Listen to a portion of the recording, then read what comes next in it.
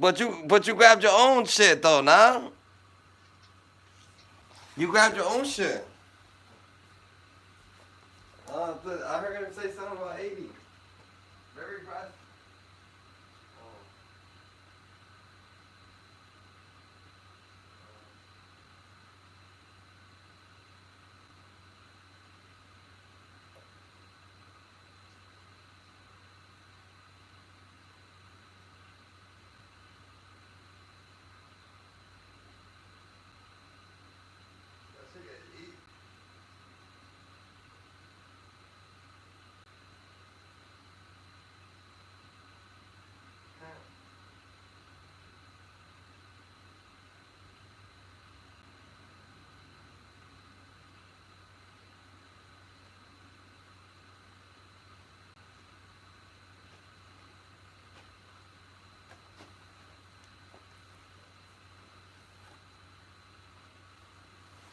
You know Kills be over there, know what I'm saying? Digging in his butt on the low.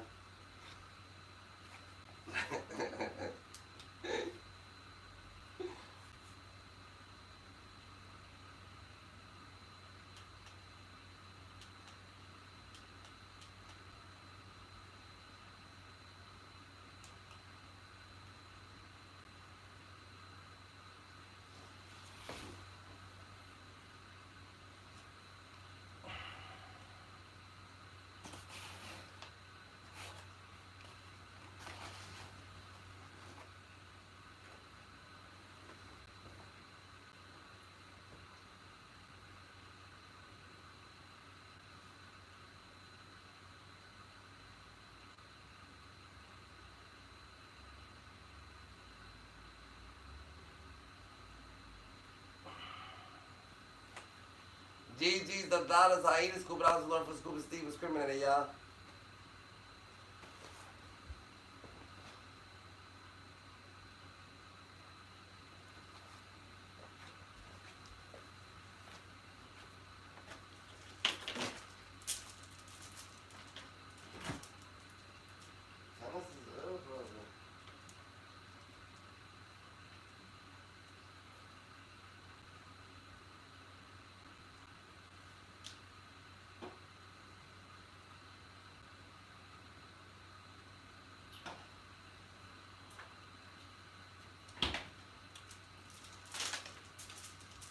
Baby, I've been, oh darling, baby, I've been making plans.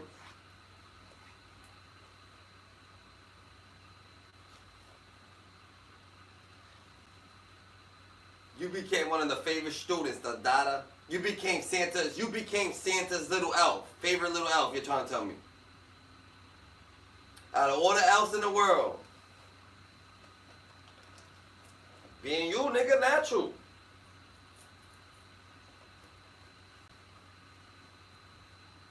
I used to play handball growing up.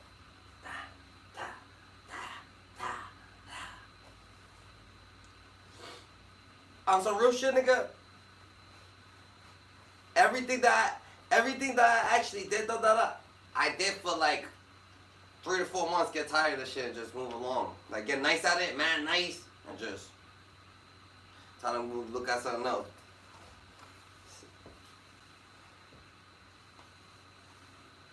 Play Skelly, all that.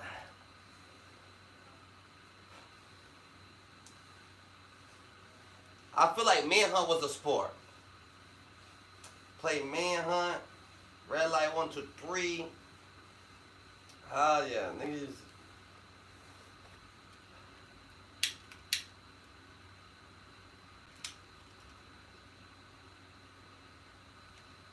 Hell no, are you crazy, nigga? What the fuck?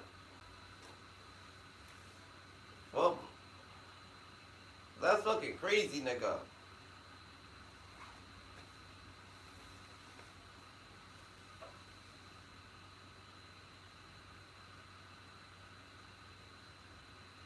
Oh.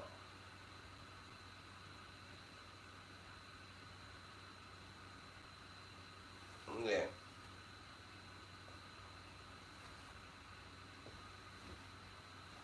We had like We had like teams of 6 probably. Teams of 6, teams of, you know what I'm saying, 7. Teams of 10 is crazy. We ain't had 20 people out there. We just had the house. Everybody that's in the house. But I mean 2 houses though. It's 2 houses though. It's 2 houses. And whoever's there though. And whoever's there, you know what I'm saying? Imagine, it's 2 houses plus everybody got a friend.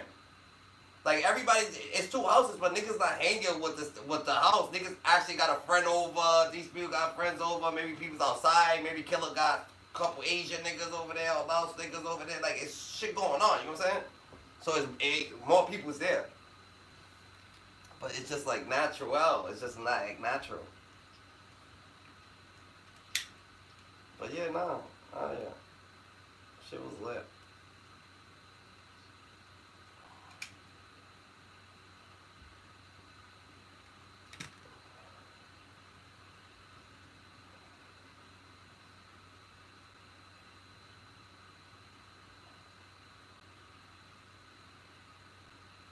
Nah, just 1 block though. 1 block, cause niggas can climb on like you like nigga, where you go, nigga? You walking by us, nigga. We on roofs.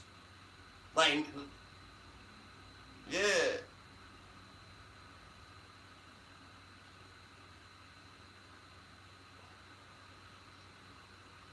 Yeah.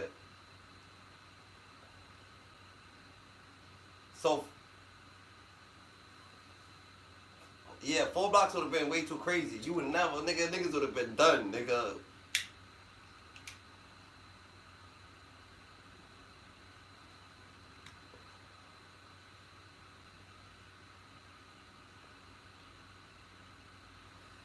Yeah. Nah, more or less it was more like, cause like it's so many people there, like Bass would keep shit like a referee. Like Bass was like referee and shit. Like the older niggas. Yeah.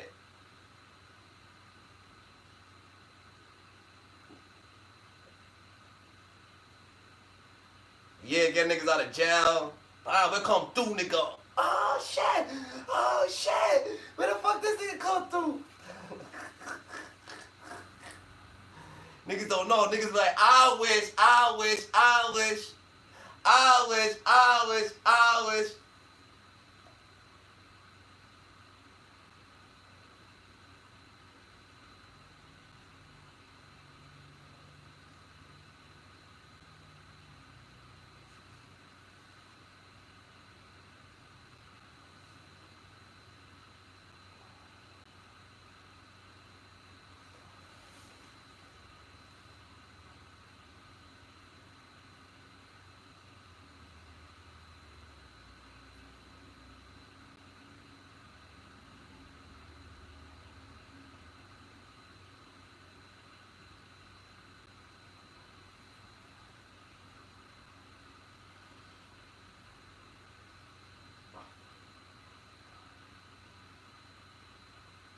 Nigga,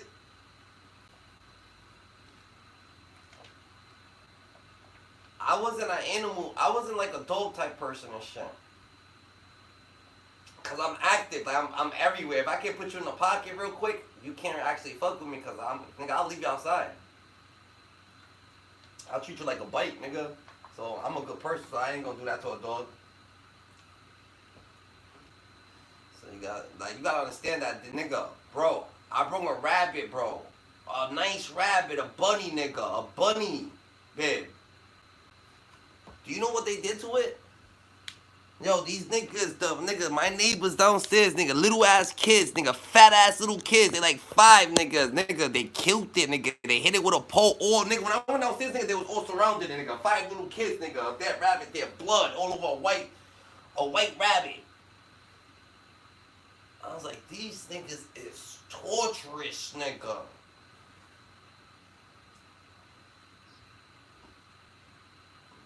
Bro, you wanna understand, bro, like, niggas would have BB guns fight, like, niggas would have BB guns fight, nigga, I'll be aiming at face, pop, pop, pop, pop, pop, pop, pop. Nigga, Lethal just ran into a fucking beehive, nigga. Real shit, like,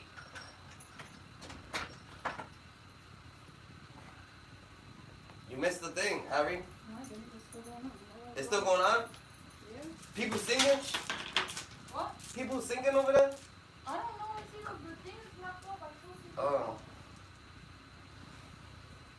Cause we was outside with it.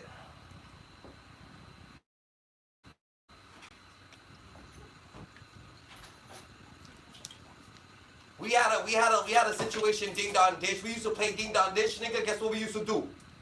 Break windows, bro.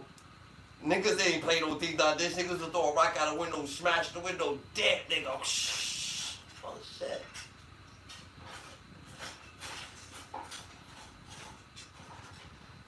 Yeah, that too. Yeah. Yeah, that's him. Yeah, that's him. The highway.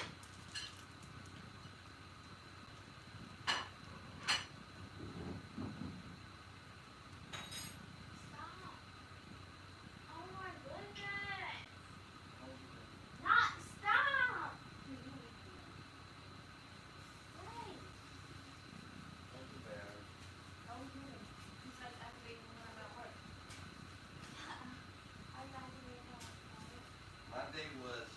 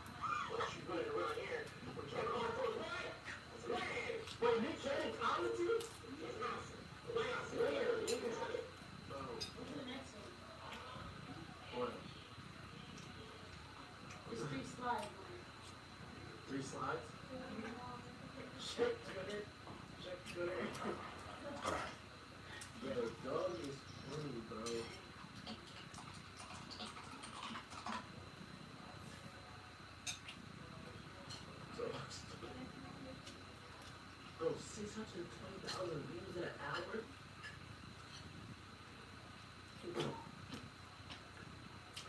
Oh my God. Bro. Yo, bro, you know viral right now, right? What happened? You see what they just did? Hollywood? Yeah.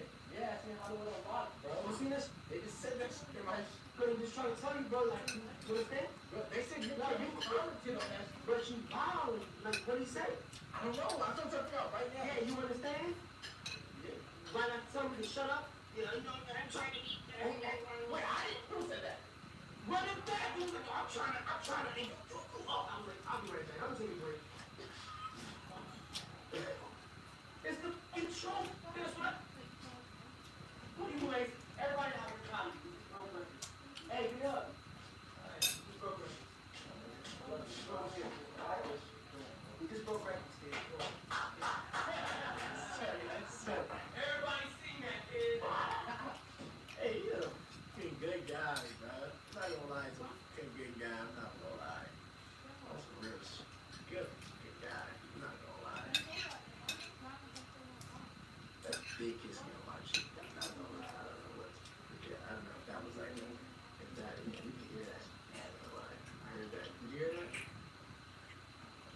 Yeah, I heard that. It was loud. But do I say something about it?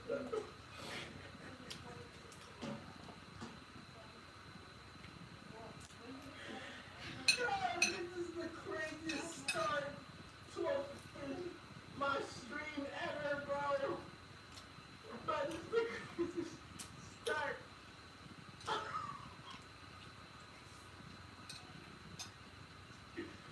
Bro. Oh my God. Oh, this. Man, I love this brother Orlando. This is, man, I love this brother. Yo, let's be very clear. I've been nice to you. I've been very respectful to you and everybody else that played me. Now, I honestly don't give a fuck about you running around here with Kevin Hart. I was just being saucy. But since you feel like you have to have PR say something, I feel like this. This is how I feel.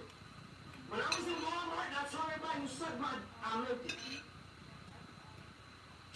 That's what I meant, bro. And you know why?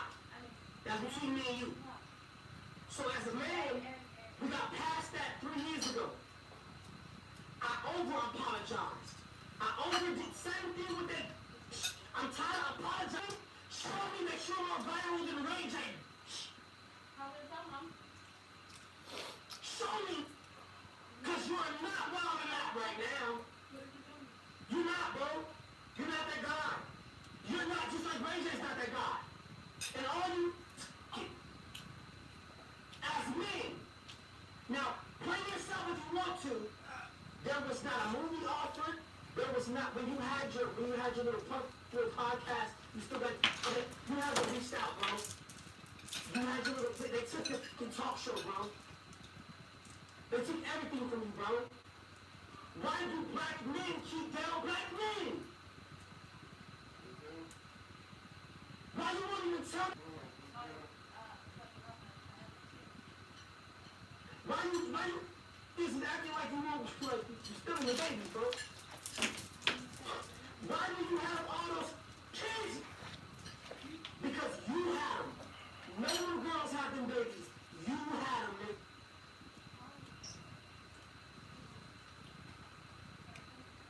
Now, tell Hollywood I like to post this shit. Because you've been having babies and paying girls to act like they have the baby. You better ask RuPaul. Ask my bestie. Ask who?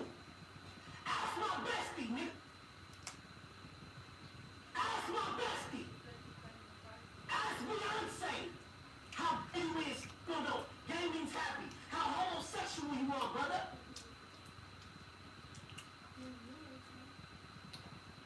You don't mean that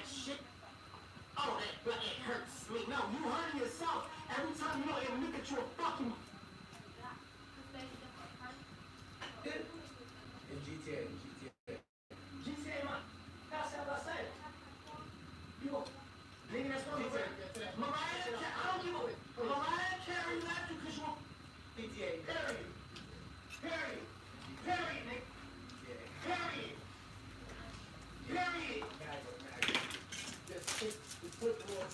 Now, I feel how you feel, but it's just split the rules. Now we get into Twitch. Maggot. Whatever. When you met Maggot, right? Just say yeah. What? Right? Move the line now. No. Last week, Twitch. I don't know. Now, let them post that. What? Go.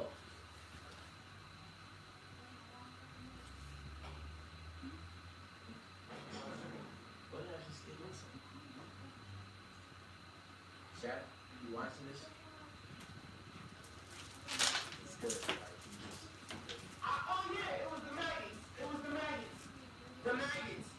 Oh, it was the maggots. Oh! Yeah.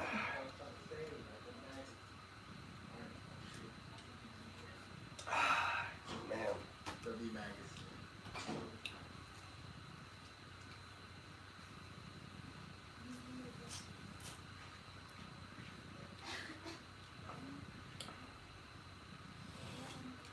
I'm about to watch something. You heard me? I'm gonna join back. Some calls. Let's do motivational speech. Let's change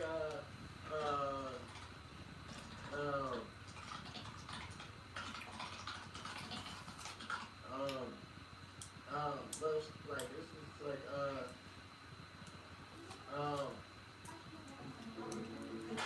guys, I just want to tell you how to believe, man.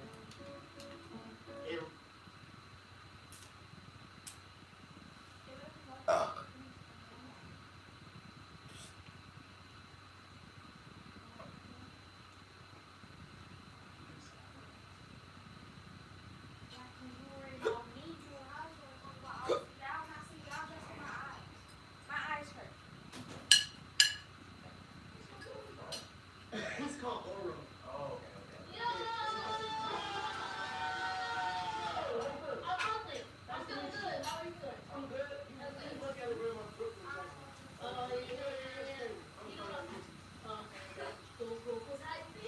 What? How's it? I didn't know.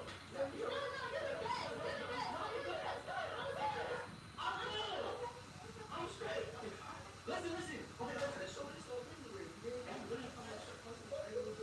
You know what's crazy? Like, really, like, when Bless is like, okay. I used to want to be on Nickelodeon. She used to record my stuff. Like, every audition, stuff takes every time. Always recording my stuff. So that's why I want to do, like, see if we live that. And I want to see if we have, like, maybe some acting tips. We could do a scene. A scene? Yay. Alright, here's your baby. Put some liquor in it. You might get something. Y'all gonna act. Yeah. No, I'm gonna do the scene.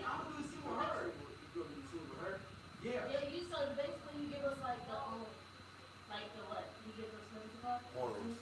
Yeah, man, I hope y'all didn't practice with that so Ravens. No, we're gonna do like a scene straight from what's her name. We'll take a shot. You wanna take a shot together? Yeah! So my sister alcoholic. Thank you! I want everybody outside this room!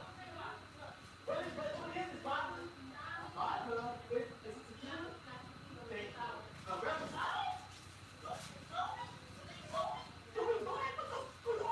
Nice, so bad. Hey, y'all know do this shit. Yeah, it's gonna be fun, but it's like, no. Okay.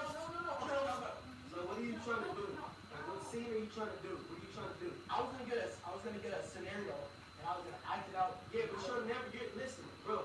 You're never gonna get me to do something like that. Like this, like no, I'm saying like that. No, it's not that. It's I want to act with you on another level. Like you can do scenes with me, but that Disney bro, no, serious shit. No, they're gonna give us You want to do Disney? You said you try to audition for Disney and you gonna recap. No, I was a kid. Yeah, so why you gonna kid? Let me give you a scenario. No, give me a scenario. And let me work with you if you wanna act. Listen. So I said, give me a shot. So Disney is. No, you looking at Mickey Mouse? This came from Mickey's house. Mickey Mouse's mouth. His name is Mortimer, bitch. What? Did you know his name was Mortimer? God. Wait, what? His name is Billy Mortimer Mouse. His wife named him Mortimer. His wife named him Mortimer because he named him Mortimer, but his wife named him. Now you don't change the name. I don't like it. It's so Mickey Mouse got Mickey Mouse. Mickey Mouse is the reason why he got because she named it was when she came up with it. The name was Mickey. She came up with Mickey and he came up with Mortimer. And it was like, okay, well, we got the money, but I don't want to be with you no more. I want to be Mickey. So, me, I'm married, bro. Yeah, I'm married, bro. We doing good, but you know what I'm saying? My girlfriend is Jen Jackson. I'm married, but my girlfriend is Jen Jackson. I'm married to be. Where are you? Get into it. Where do you get this from, bro? Where do I get what from? The truth? I don't know. Maybe for the truth. Okay, so listen. Okay. We're brothers. Right? No. We're brothers, right? And so, what happened was, Mom got into an issue. Listen, right here. Boom. You was in the shower. You chasing. So listen, we'll take two though. You chase. Nah, I'm gonna chase though. Wow. What? That's what I'm saying. So, the only thing you know inside. Sit your damn. You know what I'm saying? She's been on drugs and she came to the family reunion with this dude, and this dude that was beating her drugs. Right? You're the lawyer. Me, I'm the one that pop off. But do you want to be the one to pop off, and you want me to be the one? No. I need the best. What's it do to show my best acting skills? Pop off. So basically, and I'm trying to tell you like, yo, man, you know what I'm saying? Mom's here. Okay. Can you explain that one more time? So basically, my mom's on drugs. She showed up to the party that's giving her the drugs. That's her boyfriend. She pulled up the drug dealer. Yeah, and then me and you, we sitting there talking, and I'm telling you like, yo, man, don't tell them like that. They about to pull in here. They pulled up, right in outside. And you like, what's up with your? I got you. All right. Have a little shot. Stick your shot or something. All right, let's do it. Now right the ground. You gonna do what? I don't know.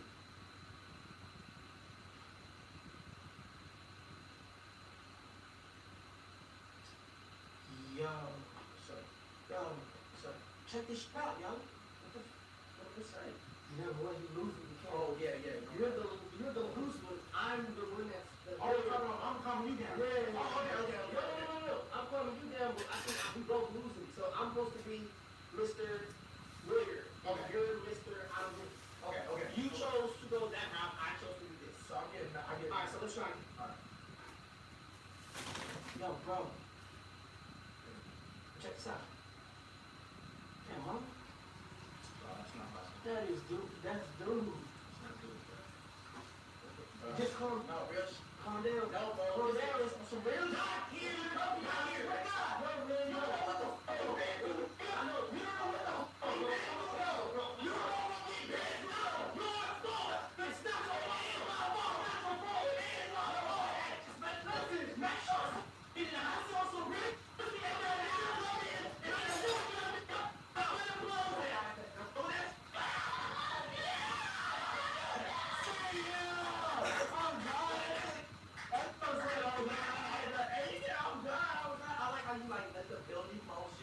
Calming it down off for the skin.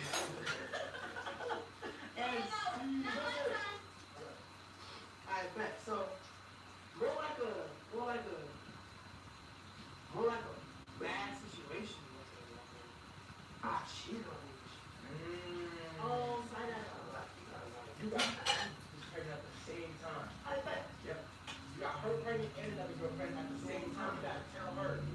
And it's her cousin. And it's her cousin.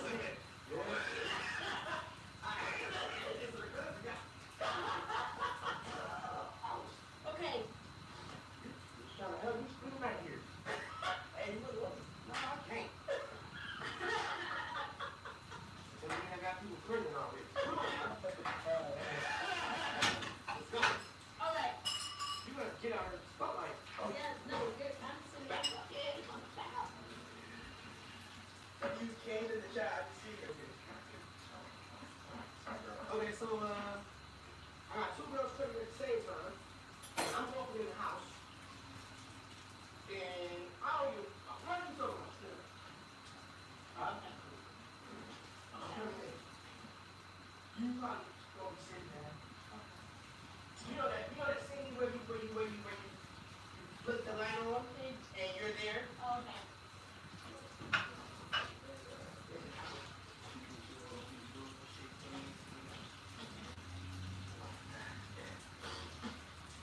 Where have you been?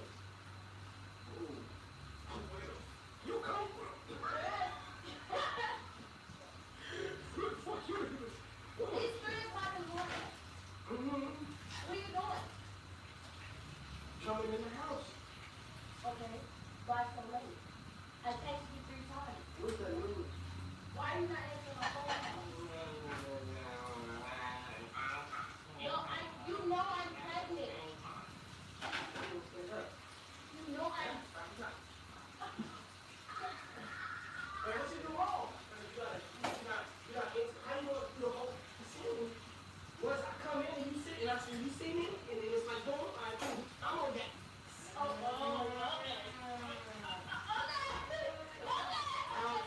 It makes it more real. I'm not gonna be very serious. Get into character, look at them.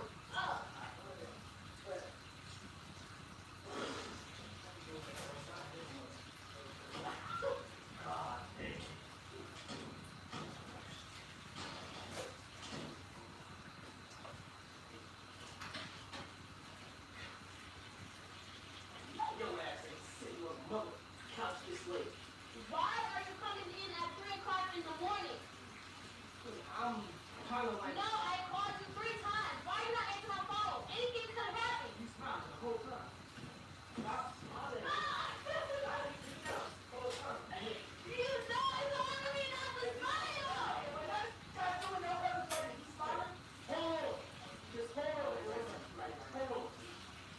You have to take it serious. Like your real name, Kimberly, you have to take it serious. It can't be like no, you know what I'm saying? Now, if you want to try to think about the scenario for like 10 minutes and think that you can, because I'm not going to do this again after this one. If we don't do it, it's not just We're going to wait. No. We're going to wait. right. Let you breathe and then we're going to go back to it. Okay. Because it can't be a situation. It has to be a situation. Oh, okay. All right. Gotcha. You still smile. She's still smiling. Hey, why are you smiling? Okay, let's go. You would give that. Like you, if I really had you pregnant, you would be smiling with it? Oh, God. We're going to try this again. If we take it right now, then we're going to do this like in 30 minutes. And make sure you be more serious. Yeah, let's be smiling. Come on, lock in, bro.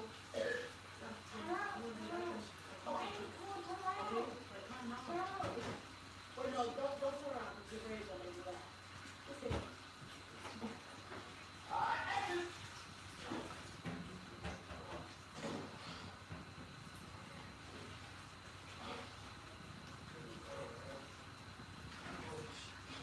What are you coming in at 3 o'clock in the morning? What are you doing? Why are you coming in at 3 o'clock in the morning?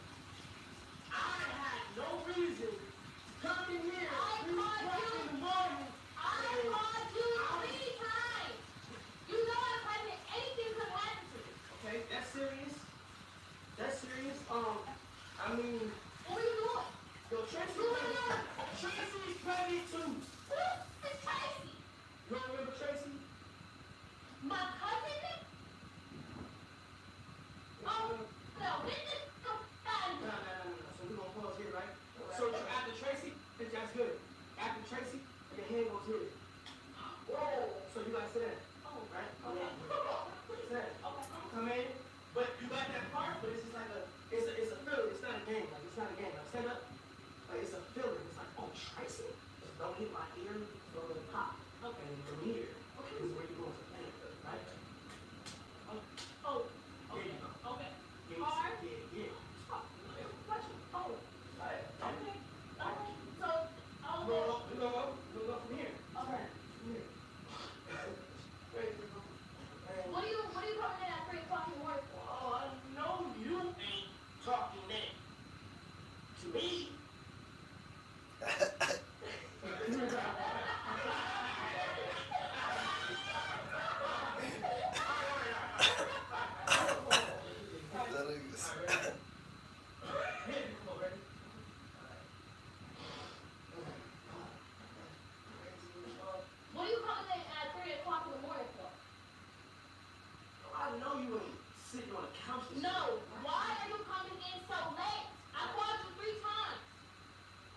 club, yo. I don't go to no club. I party every time I'm pregnant.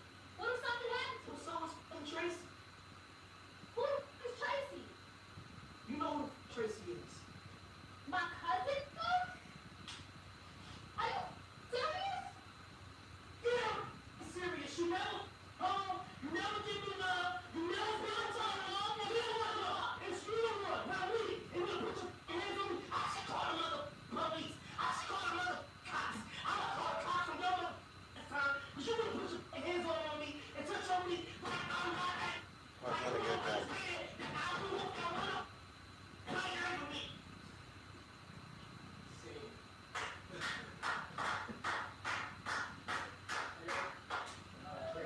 That was good. Sounds good. No, listen, girl. He really told you like certain that made you improve the first time you did. Yeah. Cause she didn't want to get I. No, y'all got it. She just. Y'all got it down. You ain't gonna be no Disney though.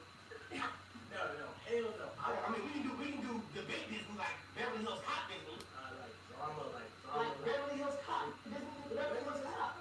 Disney is Beverly Hills Cop. I am 23 years old. I know what that is. Beverly Hills Cop. Eddie Murphy. Yes. Oh, I still don't know. Yeah. Eddie Murphy. Wow. Yeah, bro. They did that. Like, oh no. Yeah, we can do that Disney then. They didn't give us the guns and we can cuss it. Yeah. Yeah, not that like I put drama like I was on the show here at SWAT.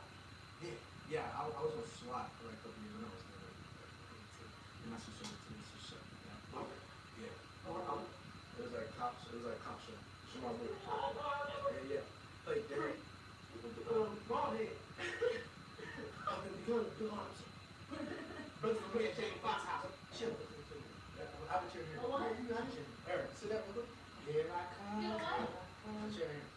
Let me listen. Are you still supposed to or not? You want me to. Oh, what the? What? Bro, you sick? What the? Bro, so you can act, you can sing, you can dance, kind of. What else can you do?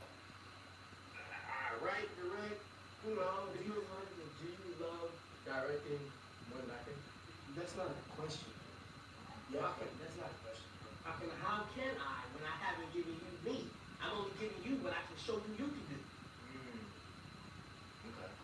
Okay. So if you sitting here with Denzel and say it. Yeah, because I'm going to say cut after we do this. Cut. I'm the director and the actor. How can I? Okay, do you like writing? Do you like writing? I like probably the writing process. Yeah. Because the directing process has you close to on edge. It ain't right for the people that put the money behind it. Yeah, it's more pressure on you because you gotta put your thoughts into like how I gave it to you, then you scenario you give. I gotta give it to you the right way. Yeah. And say that naturally, hopefully it works. Yeah. Don't you want to smile at me because every fucking time that she smiles, it's money. Yeah. You see what I'm saying? And you think I would be easy to work with? How, like, just off that little. Yeah, I think it would be easy to work with, but I also think that you would need work. And that comes from what you choose to watch in your downtime. The Taraji P. Henson's, did it, don't make me. And it's like, and it's more like, you know what I'm saying? 50 cents, Yeah. don't make me. Okay? And I'm just letting you know. Are you okay? It's more like, have respect for the craft. Know what you're doing. That's it. And I gave you what you were doing and you did it well. That's all. Just know what the fuck you're doing when you're on. That goes for y'all too. Just know what the fuck you're doing and know your lines. Yeah. Don't have anyone fucking set with you and you don't know your lines. Yeah. You might give people throw, especially if you can improvise and come up with some lines. You got 30,000 people getting ready to see it. That's just humbly speaking, right? Wow. That's just Sunday for some stupid shit. But on set, you got 500 people. If it's a good set, you got 500 people watching live. And you got somebody saying action. The inside comes from us. It don't come from everybody laughing and shit outside. Yeah. They gotta watch us. Yeah. And believe us. For the dollar. Talking about it. And I feel like, because my thing, like, I've always respected the craft of acting. I always felt like anybody, and I always said this, like, you can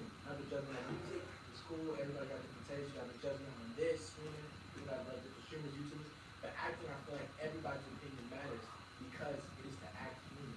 Everybody knows what a human acts like. You can't act human, somebody can point that out and be like, no, somebody won't act like that, that wasn't me. You know what I'm saying? Humane. To shoot it on camera, like, you know, dudes that are watching TV in broad daylight. No. It's inhumane, bro. That's the Oscar. See what I'm saying to you? Yeah. It's not human. We are human by nature. The inhumane is being watched. Because inhumane is being watched. Running down the street, and doing this, doing that. He gets shot. Inhumane is what they want. They don't want no human shit. Just want to go to motherfucking Mars. But nobody want to be on Earth no more unless we make it like Jesus will. You can take the shit. You can have it, but that don't go to any motherfucking way. Nobody care about this motherfucker. It's mine. You understand what I'm saying, Sam? Just keep your mind together. You know what I'm saying? Like beyond the realm of human comprehension. Stay beyond the realm of human comprehension, meaning stay beyond the realm of what people can tell you you're allowed to do. Nobody can tell me I'm allowed to do a mother thing because I've already done it. See what I'm saying? You have to do it with respect, though. Do everything with respect, even disrespect. You know how many people are disrespected because they need to be disrespected in a respectful way?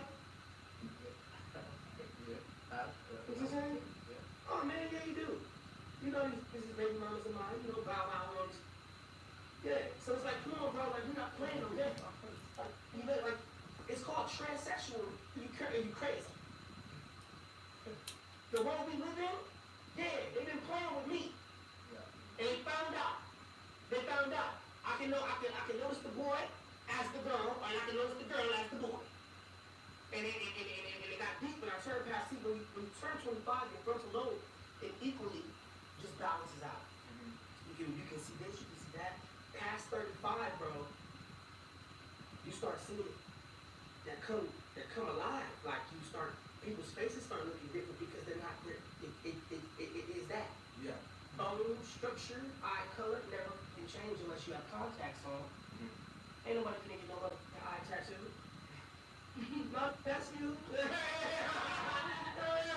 That's you. I know that's you, but it's cool. We don't give you 1,000. You know what I'm saying? You really speaking of real. I'm saying in this world we live in, it's a trans world, bro. And if you cannot understand it, to conform with it or to respect it in a respectful way, they will with us, bro. So what the did you mean, like, Rich, like Bow Wow? Like, what was the meaning behind the Bow Wow? He was good, like. He's a man, right? Yeah. That we all knew, right? Right? Okay, so this man that I was a fan of, he's sexual, is what I'm saying to you. And he had sex with me without me knowing he was a man or Bow Wow at all. And so when I wake up, because remember I was on a dog, I was sniffing coke, I was turned up, experimenting. When I sobered up, everybody started looking different. Real? For real, yeah. Like everybody started like, yeah, I binged for like a year and a half, bro, just because I wrote music, I gave albums, I had fun, I played. That's what we do when we young. Am I better? Anyways, what I'm saying to you is my whole situation came better when it was like, yo, man, this has sex with me? Wow. And I had to ask people like, yo, it was like, is this really this? And they like, and I'm like, word? And it's like the crying game scene. Oh, what? They put me through some shit. When I found out I had a baby with little Bow Wow, like, real, like, it's crazy. That's fucking wild. The man is a transsexual. You know what I'm saying? And so when I put it together, I do it through comedy. That's what I'm saying. Like, I do it through comedy the best way that I can put it out, the information out. I do it the best way I possibly can, which is through comedy, bro. This is what a lot of people have went through this, man. A lot of people, man, and it them up. A lot of men have died. The Black Dahlia started it, bro. I'm giving you game.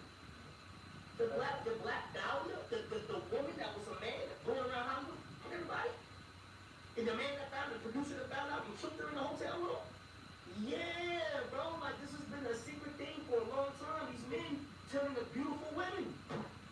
be like, yo, you don't know this, bro. And you lay down. So when you find out, you either get mad or you say that I know. Instead of getting mad and trying to go after it, I say, I've been working with you. You been through a lot of crazy shit, man. Yeah, well, I make this work. You know what I'm saying? That's the best way to say it.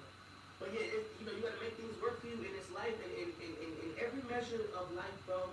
Like, little bro, check me out, like, in every measure of life, there's always gonna be somebody fucking with you. There's always gonna be somebody that wants what you have. There's always gonna be somebody that wants the light that's within you. You have the Holy Spirit in you. You have the Holy Spirit in you. You have something that is very divine in you. And so therefore, when you let people see you and look at you in your eyes, and you become close to some people, they're like, yo, I can get him from that. I can get him from, oh, he likes to do this. I feel it close to you. Okay. You speaking. No, that's Get your money first. Yeah. See what I'm saying? We Real need to be. That's the bottom line. No, real shit. Now run that second shot. It's real shit. Since I'm such a why? gem, bro. No, for real. People need to hear that. Nah. Yeah, man, cause you know, the only thing that you gotta realize, man, is, you know, nobody wants a life lesson. You know what I'm saying? And we're not here to spit life lessons, man. But I've been through a lot, and that's just, you know, experience. Just hope that show. Which one's yours, man? Which one? Oh, this one is mine. One check to more life, God. What you choosing to? So a good month, okay? A better relationship with God, okay? And happiness. I bet. Appreciate you, man. Man, you're a really cool guy, man. Real shit. Like, genuinely, like. And I feel like I'm praying, like, way more blessings and a lot of things happen, like, for you, like, in this year, more year, and everything, bro. I pray whatever you want, you pray for, you get. Genuinely. It ain't gonna be no else to go. You know what I mean? It's still better out of the work. You know what I'm saying?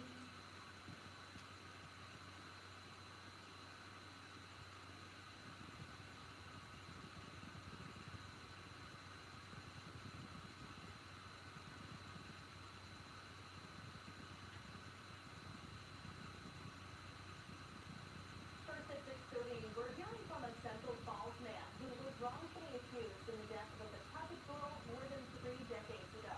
I'm Kim Kalinian. And I'm Sarah Bernelli. In his first TV interview since settling a defamation lawsuit, John Montero tells us his wrongful arrest 5 years ago destroyed his life. Anna Potter talked to him this afternoon. Even though the murder charge was dropped and a settlement has been reached, John Montero says he still doesn't feel safe. I've been praying for her every night and every morning for God for them to find somebody who killed her. John Montero was arrested in 2019 in connection with the 1988 death of 10-year-old Christine Cole. Investigators pointed to DNA evidence and the fact that he lived above a local market where Cole was last seen. The charges were dropped months later after prosecutors found the DNA evidence was not an exact match. It was also revealed that Montero did not live in that apartment until 13 years after Cole's death.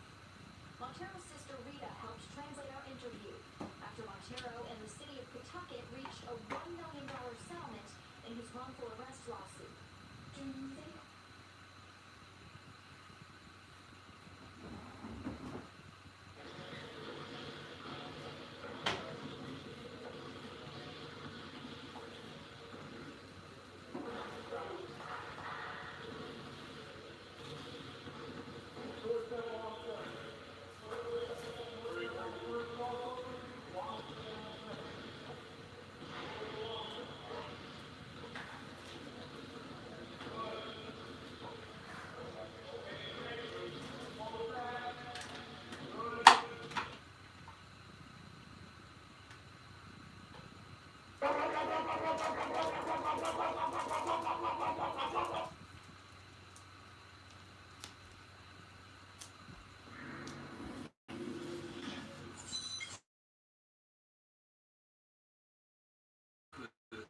What you feel when you do that?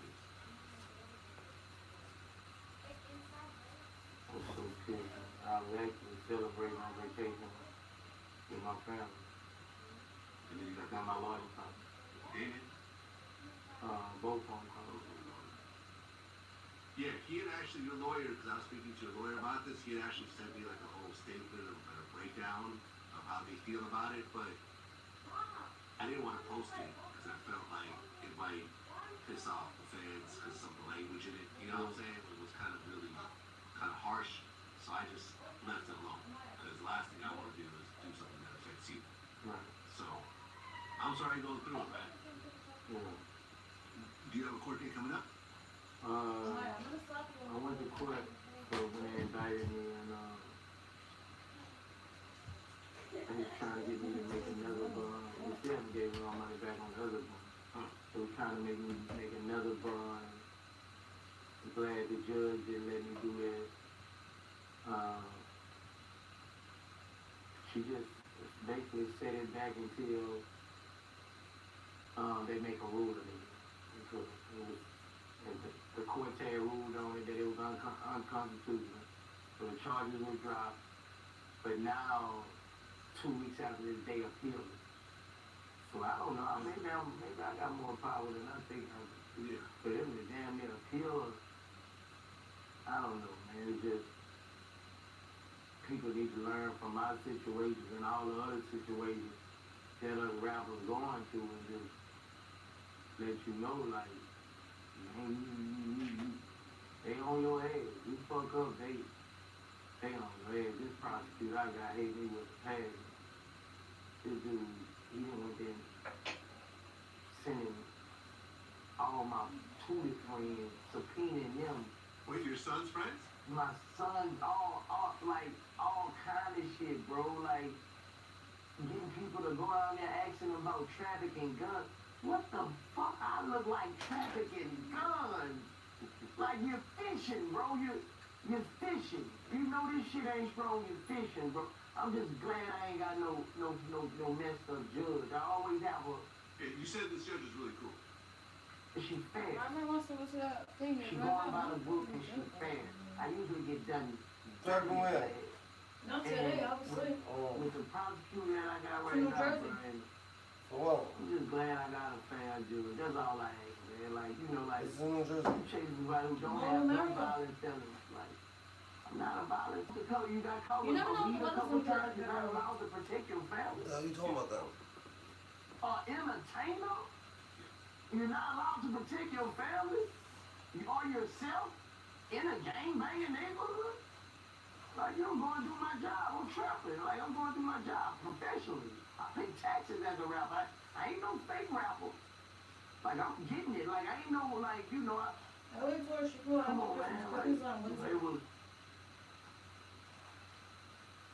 I feel it's unconstitutional, just like the courts had ruled the first time on the U.S. versus Duarte. I feel like me not being allowed to protect my family is non-constitutional.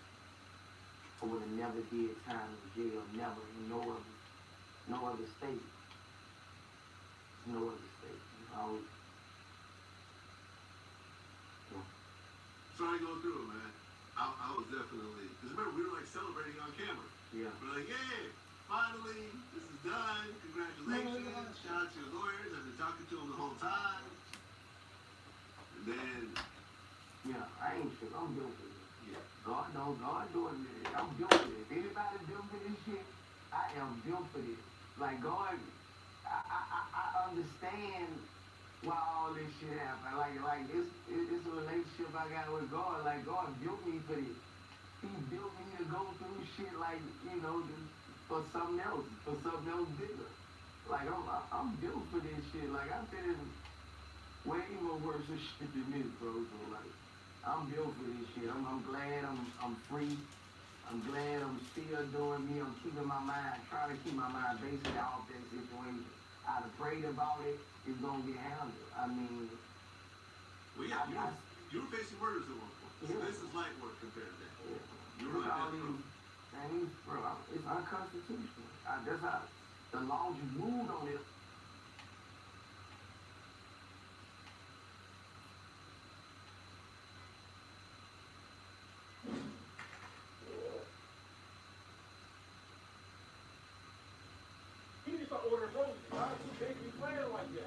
picked up the whole fucking curve. Now I got to get over and everything. I'll get it over. You order Amazon? Amazon? Yeah, we go to Dr. Bay for Amazon. You order, no, you can't. Wait, all right. Hey, hold on. We got a time first. Right, y'all ordered that. And like y'all ain't had y'all hands on about 3 months. His name James? It's not important, James. You line him up. What's up, man? How you doing? Y'all was hey, hold on.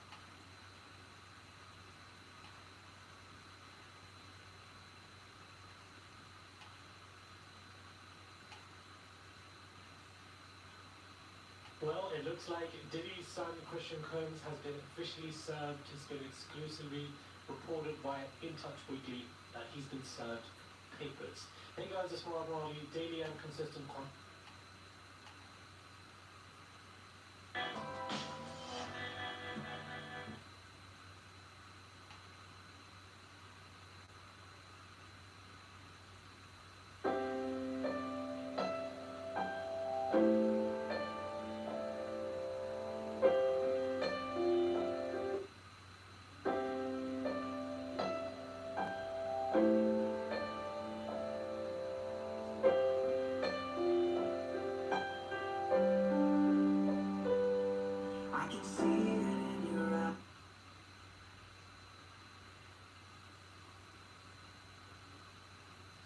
Breaking news this afternoon. 2 people are dead in a shooting that injured several others on the southwest side. Good afternoon, I'm Ben Bradley. And I'm Lourdes Duarte. WJ's Brona Tumulty is live at the scene of that shooting at 59th and St. Louis. Brona.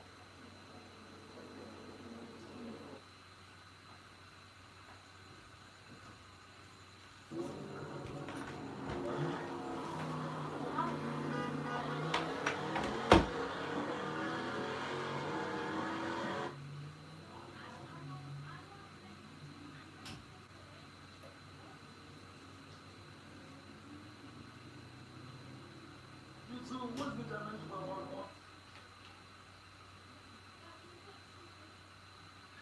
That's C kind of little traumatized. Yeah, I got some more to show. Yeah, be serious, man. Yeah. Cat, let him do his thing. I haven't done anything. I've been chilling. Okay. All jokes aside, y'all. Wait. Seriously. 10 million we need. Listen, man. Come on. Hey, yeah, hold on, chat. I knew. Kevin's gonna say, Kev.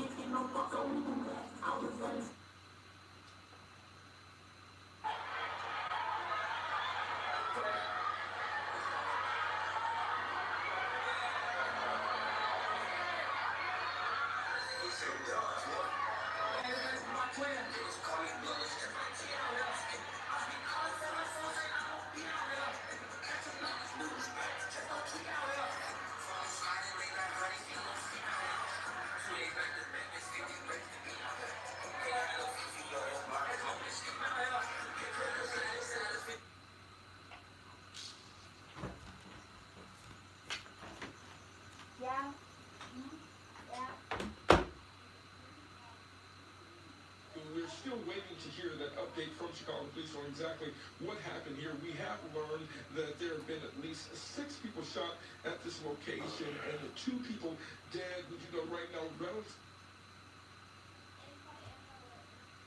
Spending $70 million on a private jet that honors the legendary Nike sneaker line, Michael Jordan is living the high life. Jordan just dropped $2 million on an exclusive Italian sports vehicle, and now he's blowing even more money on a gorgeous new plane with a special $500,000 paint job. The Gulfstream 650ER, the aircraft that the 6-time NBA champion uses, is said to be the farthest, fastest flight in business aviation history. Having invested 6 figures in his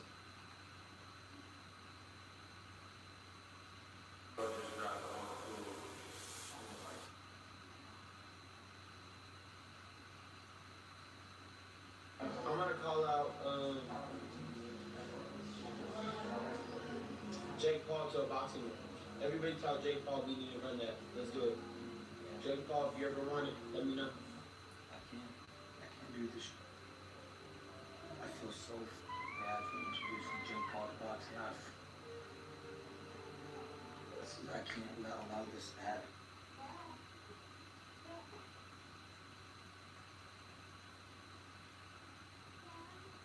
On the same day, Sean Diddy Combs was denied bail by another federal judge again to stop up another lawsuit, this one for $10 million. The plaintiff in this case is a friend of Combs' ex-girlfriend, Cassandra Ventura.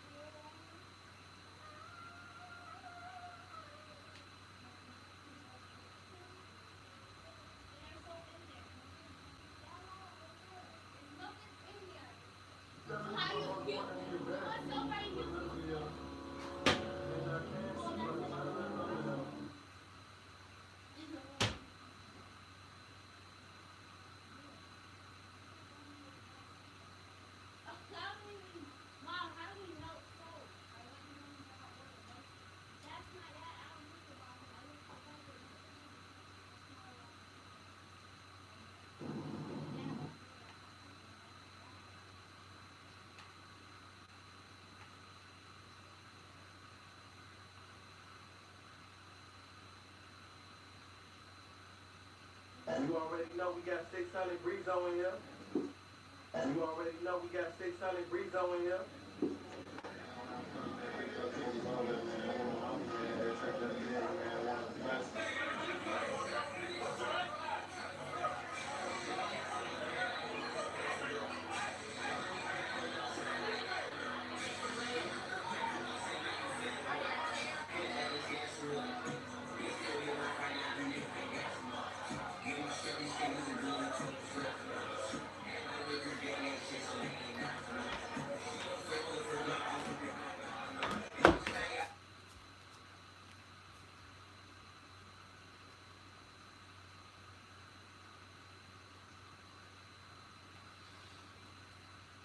Why you mention my name? Why did you mention my name? Who what?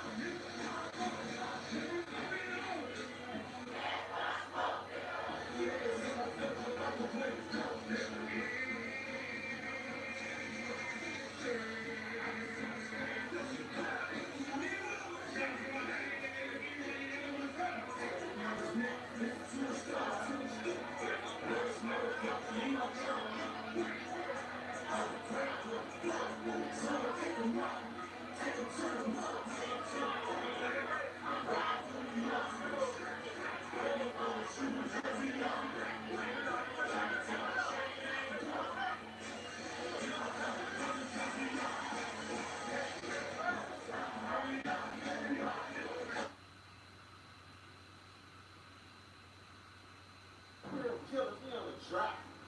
Oh, 60. No, no, no, no. Come on, man.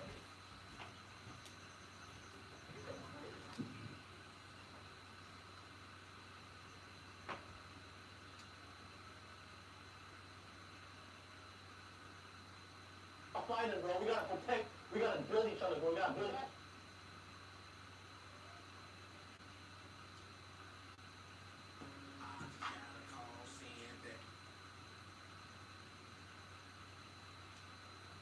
Who's that? You know?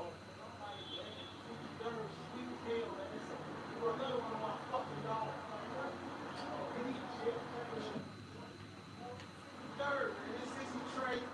This nigga that started like harder than shit. We pushing peace, bro. We pushing peace today. Shit, but this sound right here, man, this is pushing peace. This pushing peace, we pushing peace. You don't know beat.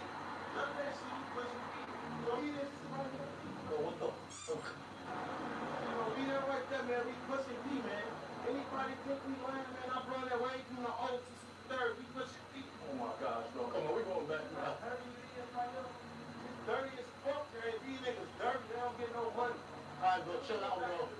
You put your point, bro. Alright, bro. We're gonna go back, bro. Going back to the rich side. Going back to the rich people side. Straight like that. Rich people side where there's money at. There's no money down there for crackheads. Hey, man. When I say in the rule book, bro. No dissing, bro. That's why I said in the rule book, bro. You gotta stop dissing it. Come on. You feel me, man? Vaughn said, show them niggas, man. We treat them niggas down there.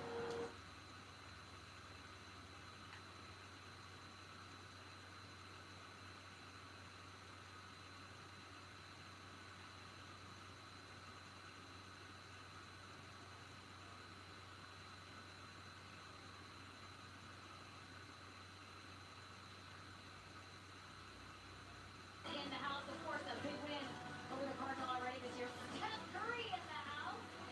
NBA All-Star break with his daughter, Riley. A very special relationship they have with Cam Brink, who's on the break and doing something special here for Steph. Steph Curry in the house. And Brink, of course, very close. Steph's parents, Sonia and Del Curry, are the godparents of Cam Brink. They all went to school together at Virginia Tech. What a neat connection. All the way across the country from Virginia Tech, and you end up here.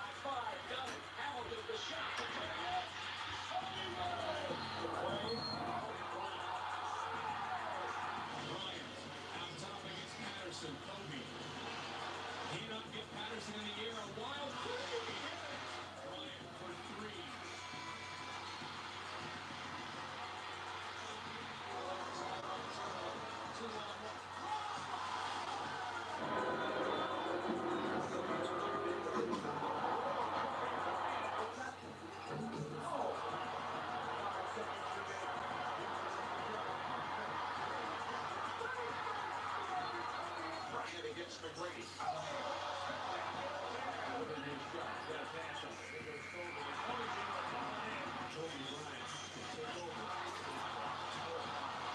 Now 3 seconds. Kobe lost the dribble. In a hurry, he has to pick it up. Jeff drives. He's free. My goodness. He's got it now. Kobe for the win. Hits it with .6. Off to Kobe Bryant.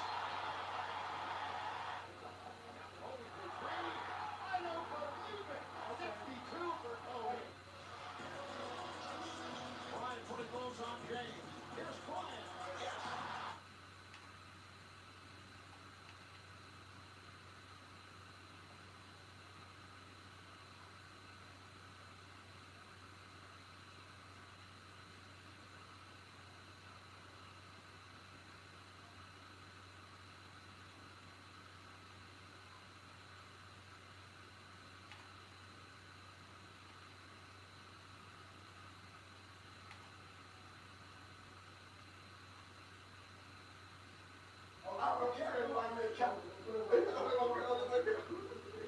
Don't ever grab my throat like that again.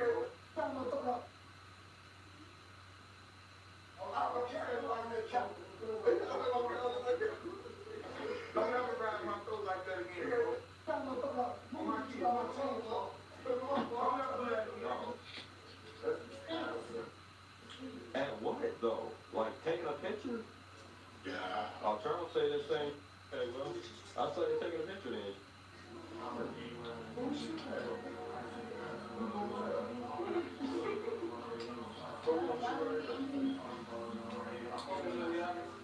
Don't feel going to eat? Oh, okay.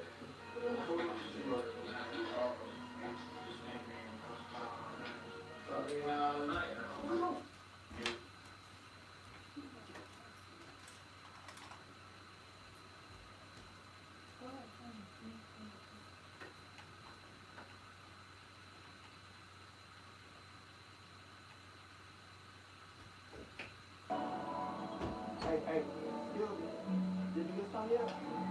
When I get none? Sorry to bug you. I know I popped unexpected like a premature baby. Did you get your CD? No. Yeah, you see these things right here? No, I got the best things to take ice cream. You know we shop, right? Yeah, you all over the web. Man, I'm a fan. Like when it's hot in the house. Shake a hand with your friend. Yeah, I ain't want to leave you out though, because I got the best things to. They're probably wide open looking for Dirty Jesse James looking for things. You see this spot right here? Because you're doing a music video. Yeah.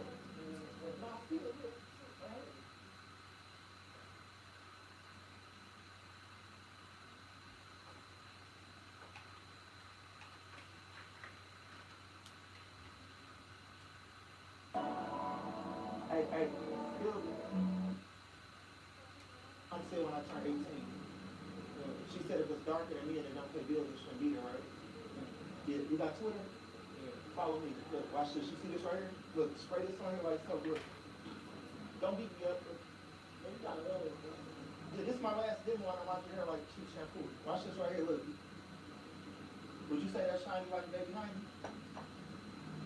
The motherfucker shiny, but you put shine over there.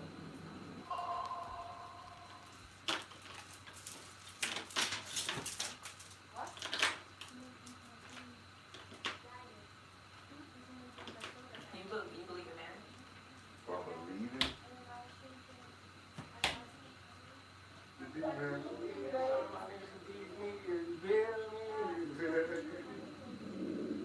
Yo, it's your boy.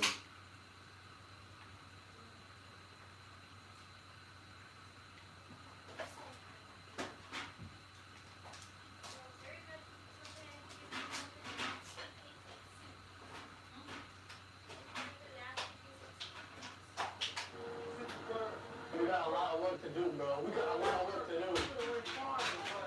I ain't want to put y'all like the baby. Y'all don't know something about how I'm cut. I'm going to get a lot of I appreciate that, bro. Hey everyone, you won't believe what just went down today. Hey everyone, you won't believe what just went down today. We're diving into the shocking news that Harlem rapper Jim Jones has been arrested after a heated altercation with Chrissy's ex-boyfriend. Trust me, this story has everything. Drama, loyalty, and a public showdown that no one saw coming. Stick around till the end because you don't want to miss the full breakdown of this wild situation. Let's jump into it. It all started during what was supposed to be a regular day for Jim Jones and Chrissy. The two were reportedly out enjoying themselves when they unexpectedly ran into Chrissy's ex-boyfriend. At first, it seemed like things might stay calm, but as eyewitnesses tell it, the atmosphere quickly shifted. Words were exchanged, and it didn't take long for the situation to escalate. Chrissy's ex allegedly made a disrespectful comment about her, which clearly struck a nerve with Jim. Known for his fierce loyalty to those he loves, Jim wasn't going to let it slide. Witnesses say his body language showed that he was upset, and things quickly went from verbal to physical. Before anyone could step in, the two men were in a full-blown fight, with punches flying in front of shocked onlookers. The videos of the altercation started flooding social media almost immediately. Clips show the chaos as the two men squared off in a crowded space. Some bystanders tried to break it up, but the situation has already spiraled out of control. The police arrived within minutes, separating the men and restoring order. Unfortunately for Jim Jones, he ended up in handcuffs. What makes this even crazier is that during the scuffle, an elderly bystander was knocked down.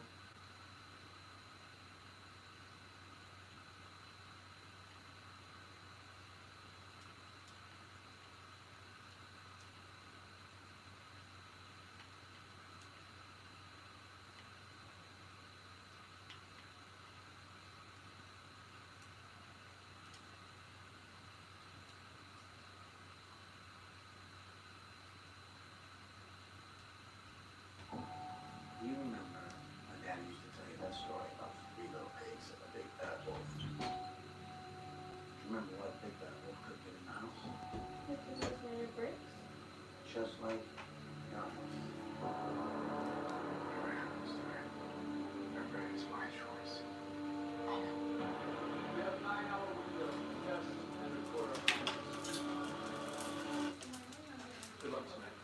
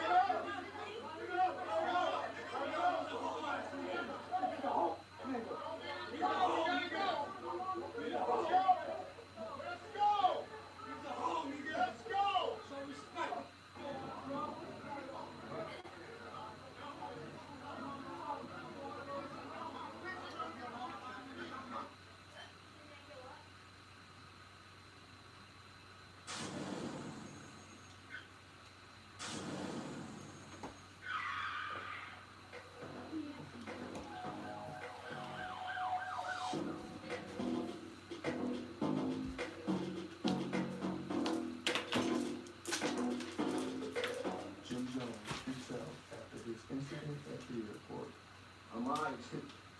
I'm mind. Give me a second. I gotta get dressed for this party, man. I'll be right with you. Promise you. Promise you. I'm on. Be sure to like, comment, and subscribe. And the show must go on. You heard? Tonight, Tapo, you know where I'm at. You dig? All that other shit. Pull up on me. You dig? I got it on. I hope you got it on. We gonna have a celebration. You heard? Life is life. Miami, Taboo. You know, I said my summer's here. We on the way. Let's enjoy ourselves. You heard? Come in peace, you heard?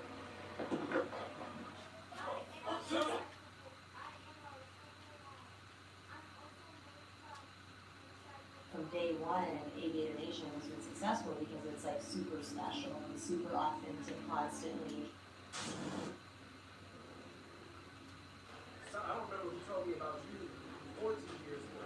That was Aaron from Aaron Brumblatt.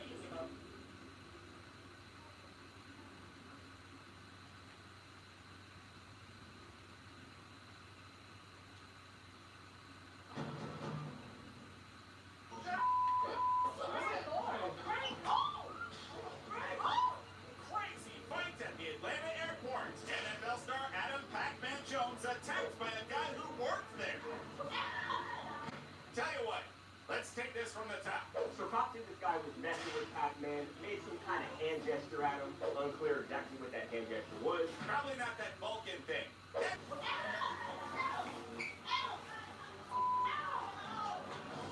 Lot of slappy. Really, the fight wasn't fought at a high level. He's fighting the backpack on his shoulders, man. He couldn't even take the backpack off the property. You can't leave your stuff unattended at the airport. Didn't matter. Pac-Man lands a right. Dude goes down.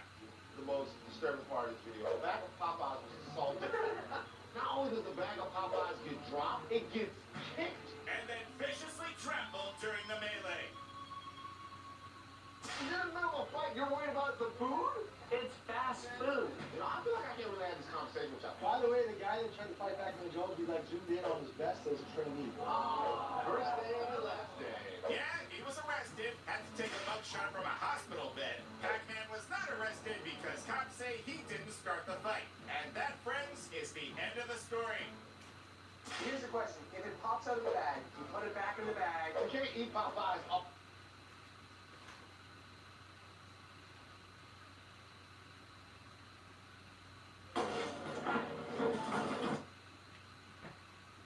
Mom.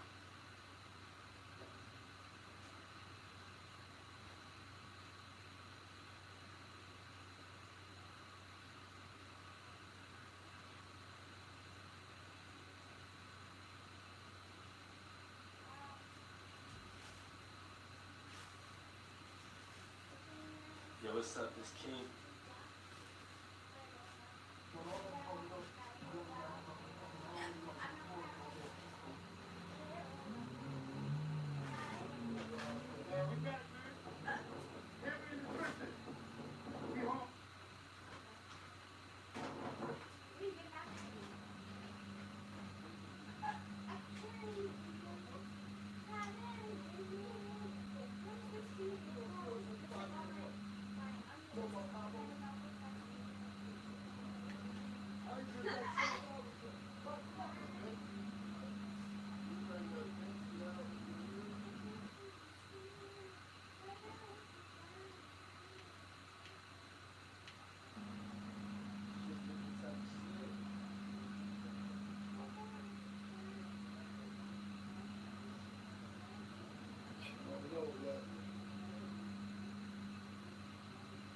They both good, but they know that they stay in the house.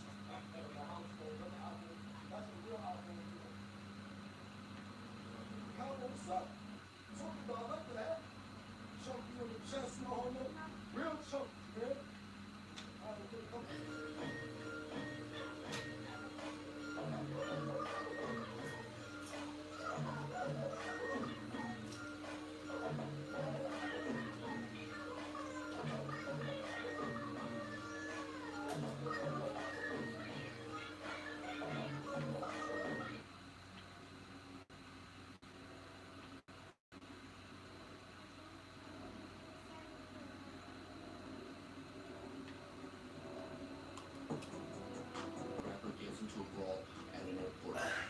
drive into the day Jim Jones found himself in a scuffle at Fort Lauderdale Hollywood International Airport.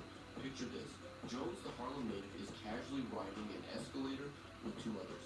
Suddenly, a random person riding the escalator becomes the epicenter of attention. Words are exchanged, tensions rise, and before you know it, Jim Jones has tossed this individual down the steps. A fight breaks out at the bottom of the escalator. The brawl intensifies. Jones and the stranger embroiled in a fierce rumble. The airport descends into chaos until a group of officers arrive on the scene. They break up the fight, but not before one man is left bleeding from the face. In the aftermath of this airport altercation, Jim Jones releases a statement to TMZ. I was minding my business and defended myself. They got what they were looking for, he declares, asserting his claim of self-defense. But the story doesn't end there. Enter 50 Cent, notorious rapper and instigator. He takes to his Instagram page and shares a video humorously riffing on the whole incident. His caption reads, "Yo, the old man from the airport said he gonna see you, Jimmy. Stop thinking sweet, playfully mocking Jim Jones." So there you have it. A day in the life of a rapper that goes from riding an escalator to getting into a brawl and ending up as the butt of 50 Cent's joke. It's a wild...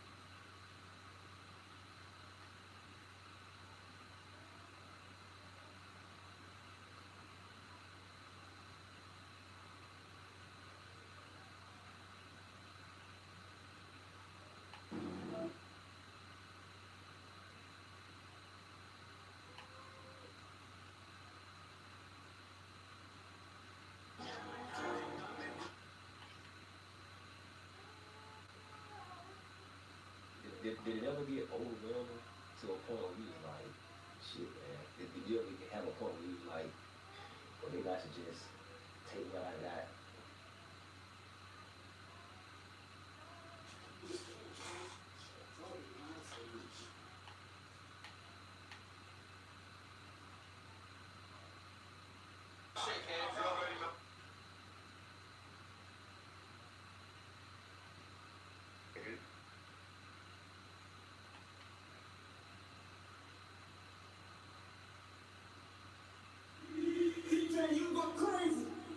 Who's been your favorite male talent to work with?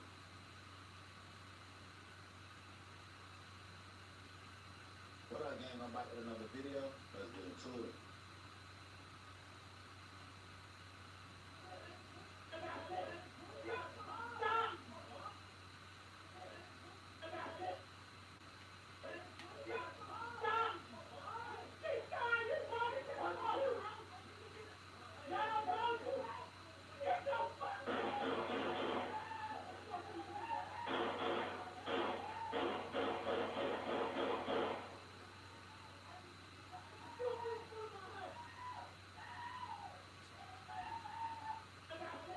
Yo, y'all know the deal, y'all know the name, and of course I can't play the footage, but I took some screenshots, and you can use your best.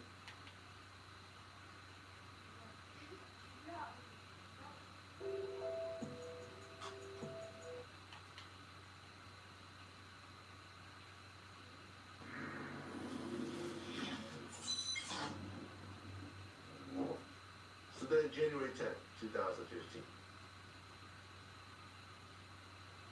According to the DA, they say the young thug put a green light on that. I'm not saying you're saying this, but this is what the DA says. This is what they gonna say. This is what they're gonna say. A car got rented. Did you ask Thug to rent this car?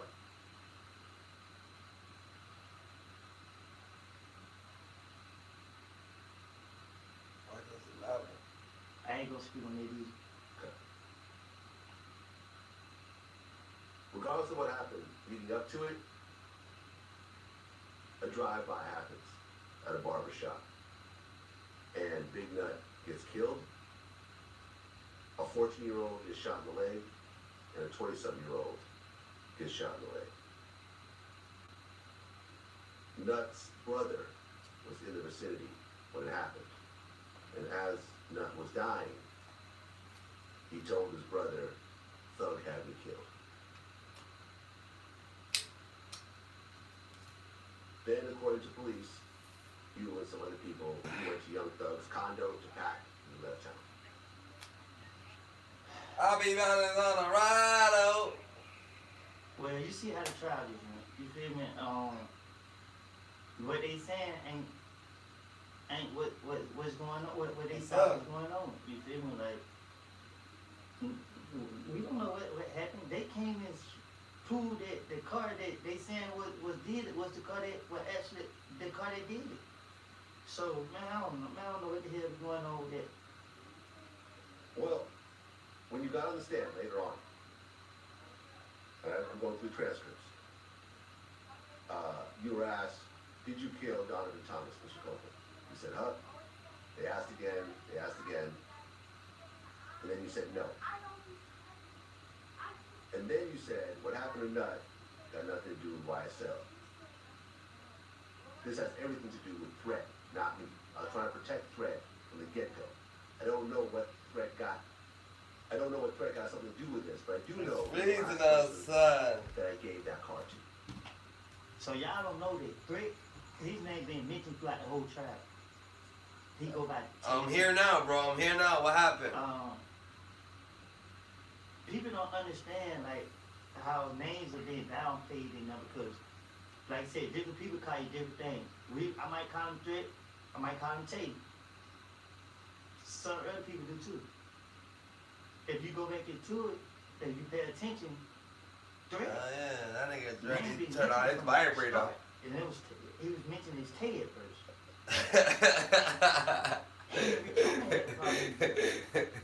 So when there was Threat going on, it was Rich on the corner. It didn't have nothing to do with it. Thug is Rich on my friend. Oh shit. So you got Threat and Thug. Them two, Threat and Thug, they not like this. So they are trying to take things and throw it together, and that's what happened when they tried it. Right, but you said on the stand that you gave that car to Threat. I said on the stand, I left it cut. You brought Cold War. Okay. So you're saying you didn't say that on the stand? I don't know what.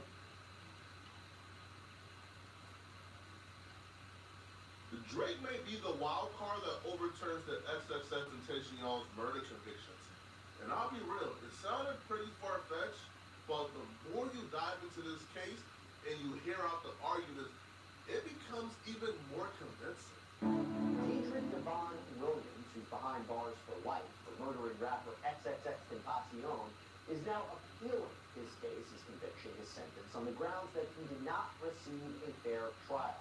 And this is in part due to what his attorneys say is the exclusion of evidence that pointed the finger, or maybe pointed the finger, at other people.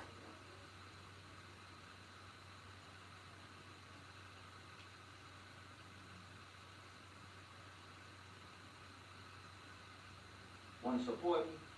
Go to Nene Marie 37 on Instagram and purchase you a signed copy of my book. You want to support me? Go to TikTok. Follow me at Trenches News 3837.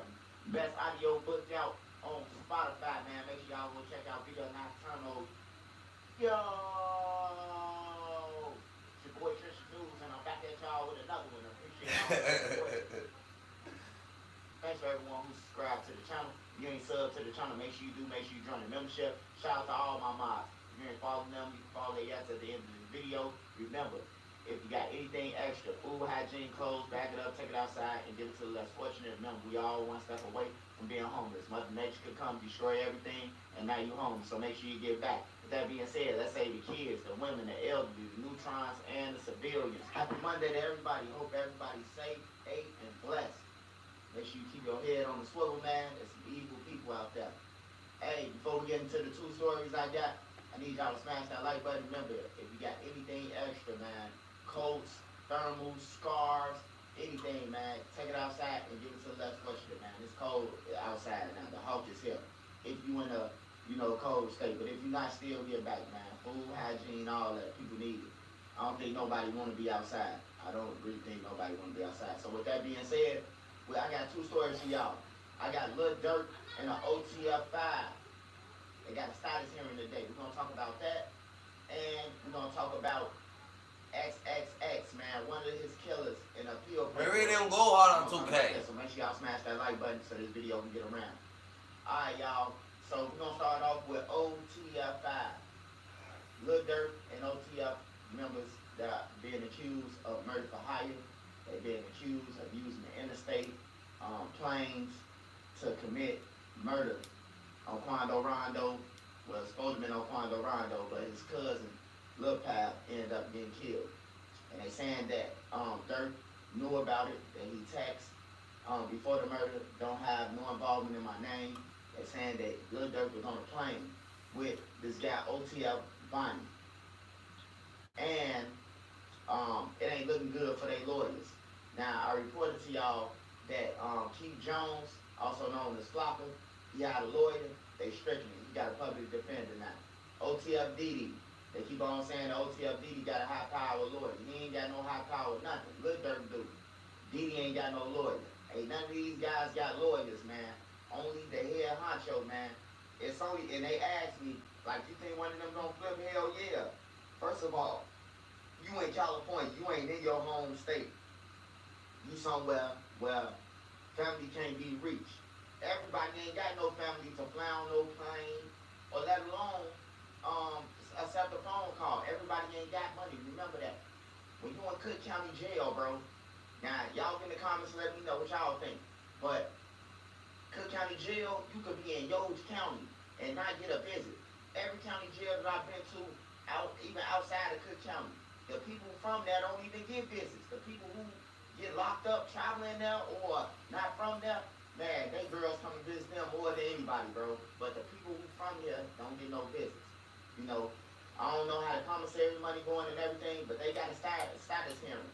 And the status hearing there, all it's gonna do is going over what they got. They not getting out. Ain't no bond. Lil Durk ain't getting no bond, man. So if anybody saying a bond or anything, bro, Lil Durk ain't getting no bond or these 5 guys, bro. Like, they got probable cause from a grand jury. So a grand jury indicted them. Them some people that Lil Durk, nobody ever see. You never see the grand jury. You know what I'm saying? And plus he got witnesses. They saying that Lil Durk them threatened witnesses before they got arrested. So that lets you know that Lil Durk them knew that the feds was on them because they threatened all the witnesses. They threatened 3-4 witnesses according to this paperwork. So ain't no bond, man. Lil Durk gonna be in here fighting this case, man. Like I said, if you was smart, bro, you would take the cop-out plea, or you would get up there and be like, hey, bro, I told you not to do that shit. Everybody laughing and, oh, you want Lil Durk to be like you? Hell no. If you got $60 million, hey, look, I'm just throwing out a number, bro. Not saying that Lil Durk got $60 million, bro. So don't come through my inbox, you're gonna get blocked. Or come through my comments talking about, Lil Durk ain't got no $60 million. Lil Durk got more money than me and you. And for Lil Durk to be involved with this, it's crazy. It's crazy as hell. So, Lil Durk got all this money. He the only one got a lawyer. He the only one, I'm talking about going to commissary. Of course, Didi, he gonna go to commissary, but I don't even think Lil Durk know these other dudes, man. Like, the people I'm talking to who know Lil Durk, man, they saying that they only know 2 or 3 of the guys who were Lil Durk. I mean, plus Jam, that's 4, but they saying that they only know a couple of these guys. They don't know the rest of the guys who they just added on. You know what I'm talking about? I think that, people who just grab anybody. Hey, bro, come on this hit, thinking that they'll get away, don't nobody know them. But, when you go to an airport, you got to give out your ID. When you go to an airport, you have to give out your ID. They scan your ID, man. So the feds knew that you came through this airport. The feds knew that you left. They know on a private jet that you flew in and flew out. They know who was on the plane with you. It's going to be hard to beat, man. But yeah, they got a status hearing today at 3 p.m. I will be back with a more update about what's going on. And Lil Durk is being sued by his ex-manager. He's being sued. Yeah, so I'll be back at y'all with more on that one. Then we got we got the XXX situation with Drake. Now I heard about this before, but I didn't think nothing of it, bro. Like Drake put a hit out, but it's actually this the second guy. The first guy said, you know, that Drake had something to do with it. Now it's another guy that's in the XXX who's responsible for killing him, saying that Drake had parts in this. You know, now the judge been through all Drake, for Drake to get on the stand, to be a witness in court and all that. For the defense, they wanted to call Drake as a witness to testify. Man, Drake paid a lawyer, bro, and got all that throughout. Now they bringing him back up again. I don't know if the beef was that serious. Drake being hired and Shorty being hired, because they saying that, you know, it was because Drake stole his song and he approached Drake about a song and then Drake got him killed. Now they bring it for 600 Breezy in his murder plot too. They said 600 Breezy. I was surprised they said that. The mama said that 600 Breezy showed up to a neighborhood of XXX and threatened him with a gun, say that he's strapped and all that. Man, it's crazy, bro. Hey, if you ain't gonna do nothing, man, just don't tell nobody, man, if you ain't gonna do it, man. Just keep it to yourself, bro. Cause it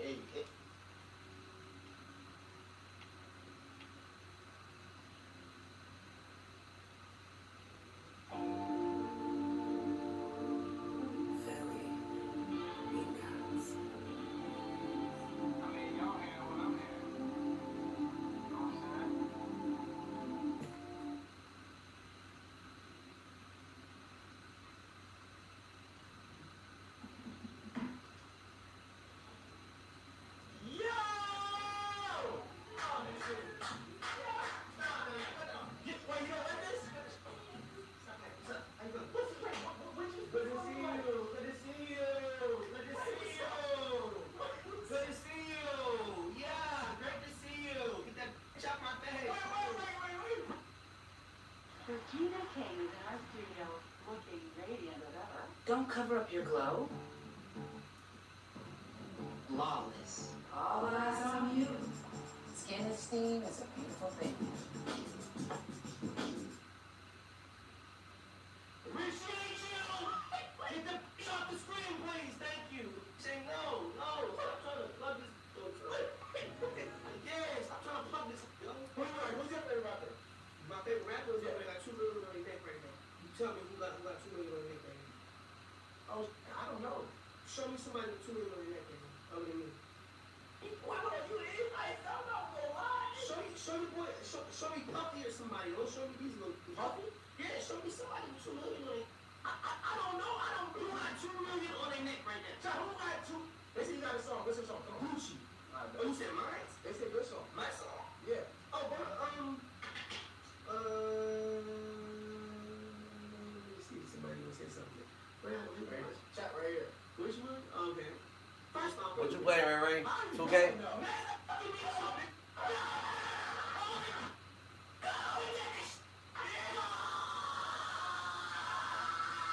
Okay, Bro, so play one night. One night? Yeah, about a rapper got 2 million. Okay.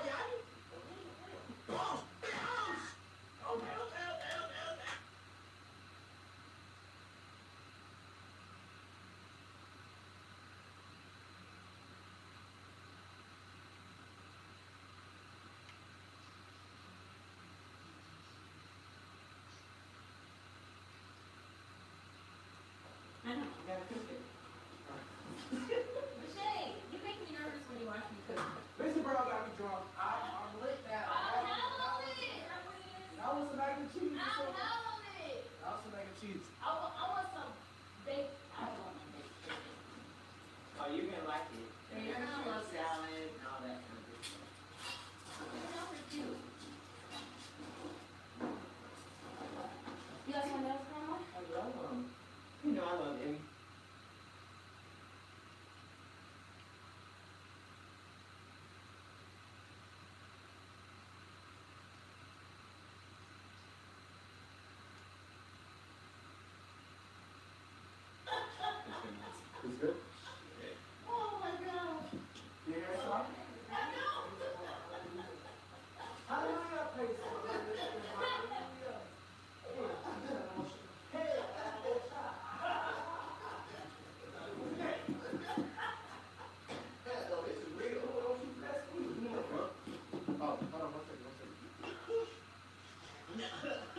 How's it now? Hello? Can I hear? Can I hear? They can hear that. They gotta hear that. There you go. Alright, it's good. It's good. It's good. It's good. Thank you, Diddy. Diddy G. No, Diddy G?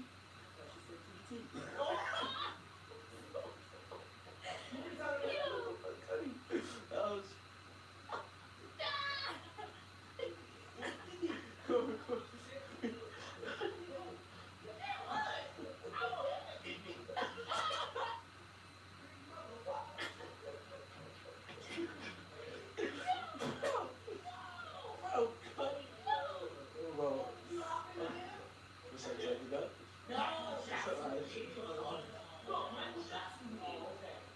This is the chef right here. What's He keep on saying all these old jokes, you keep laughing. Who's Busta Rhymes? He's a rapper. Busta Rhymes is a rapper. You don't know who Busta Rhymes is?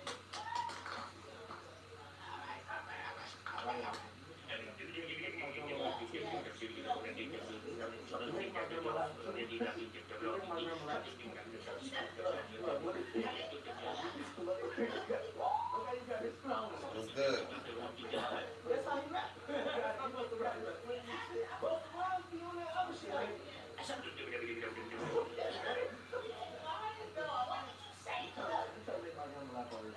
No, I'm not. Look, she over laughing at her. She done got her. She knew he was coming today. Makeup, all this news and shit. I right here long as mine, bro. I'm telling you. That's my ID and all that. Wait, see, why you want to take ID? Yeah, you want proof? I got Disrespect. Oh, wait, what you mean? Grandma, what though? This is the holidays. Don't be happy. No, grandma laughing too much, bro. I ain't never seen you laugh this much, bro. Oh, I laugh too all the time. I laugh at you laugh too, sir. Oh, see, now they busting me. Now they throwing me under the... Oh, so I'm not down. How is that? Oh, now they throwing me under the... Oh, yeah, grandma. Oh, word. I'm not grandma telling jokes. Yeah, this is my baby girl, right? Crazy. This is my baby, right? But that's wild. Yeah, that's how they do me. That's how they do me. They don't want me having fun. They don't want me to laugh. That's not... It's the truth. I just keep talking about how she's smiling to me. That ain't even a reason to fight me.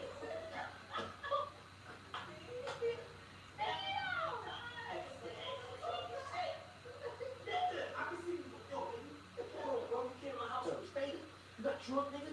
You start touching on this, doing that, doing this, doing this, doing that. Yo, man, up in, yo, man, catch my face, bro. Alright, now I see that.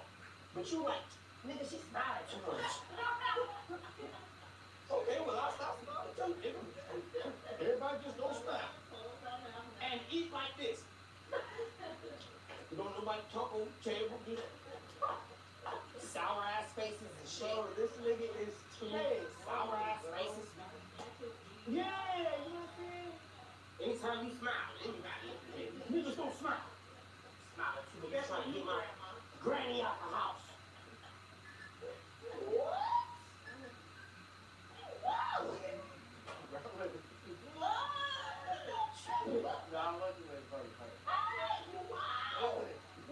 Keep on going. Don't make me the bad guy. I'll do it like this. Go ahead.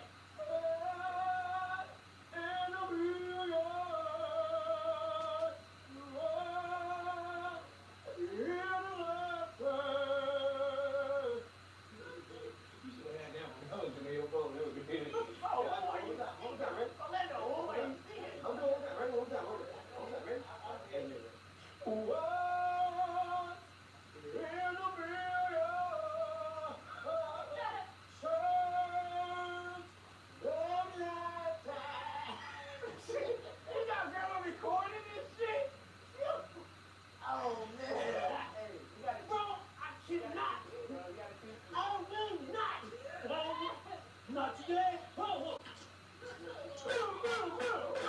they were coming in the house. They were coming in the house. They were coming. I just shot him. I just shot him. See it? I just shot him. I just shot him. Breathe, bro. I just shot him. Yo. I just shot him. Yo. My brother cannot breathe. I just shot him.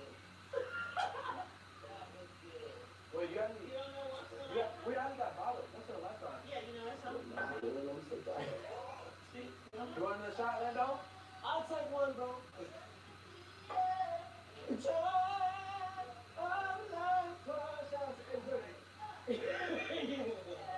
Shout out to Eddie, man. Come on out there. That's why I do what I do. You know what I'm saying? Damn, it smells good. I'm not gonna lie, chef. What the fuck going on? That shit right now. Okay, hold on.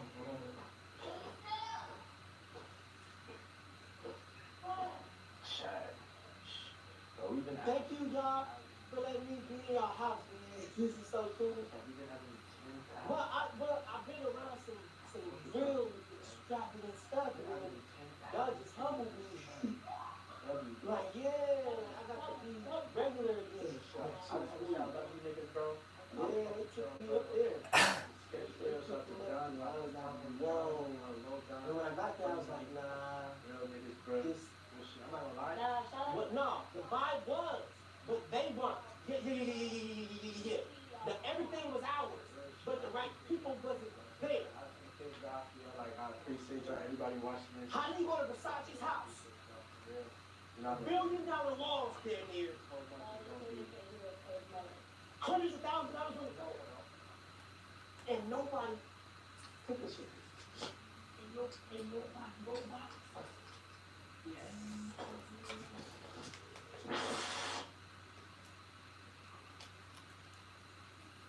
Or here's my microphone. Here's my microphone. Oh, you hit his mic. Just grab it, bro. I'm telling you.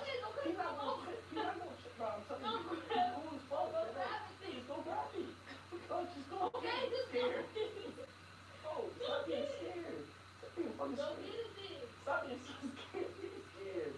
You pussy. You pussy. You know, you pussy. You pussy. You pussy. You pussy. I know the line. But I'm saying, I fuck with y'all. I love y'all. Why did you not get Because you pussy, though. No, you pussy. Yeah, Pussy. You a pussy. I'm not asking you to chat. I took it off. But now I fuck with y'all. I love y'all. Appreciate y'all, man. Real shit. Y'all exceeded my expectations on real shit. I thought we was gonna have like 5,000 here and some shit, but like we got. I thought like 7. Bro, and like we almost said, bro, we started this stream with 1,000 subs. We had 2,100, almost 2,200. So we got 1,200 subs in a day. Like that shit is crazy. Real shit. We got 24 more. Come on, nigga. Shake my hand. You did this shit, bro. You got this shit. Come on, bro. Shake my hand, bro. We got 24 more days, bro. Of this shit. 24 more days. I'm ready to just go sleep for the next place you come on. Oh, really? Yeah. After you eat the shit, you wanna see? Of course, girls always gotta flirt. Exactly, bro. Put timer and subs on the screen. Hey, can we put the timer and subs on my... Yeah, we need overlays. Where's the overlays on this new shit? Can we get the overlays? We're in the chat too, bro. Can we get the chat on my... Come get the chat on my shit, bro.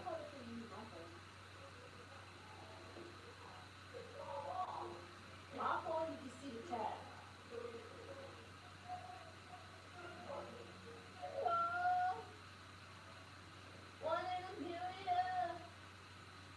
Yo, Maj, can we put the chat on the shit? Aren't you your own production? Yes, nigga, we are our own production, bro. They said it did what needs to be done. Man, we're gonna have to just... I don't know what this says. So we're gonna put the overlays on the door because you got to put the links on the phone side of it. You can only edit them, okay, good.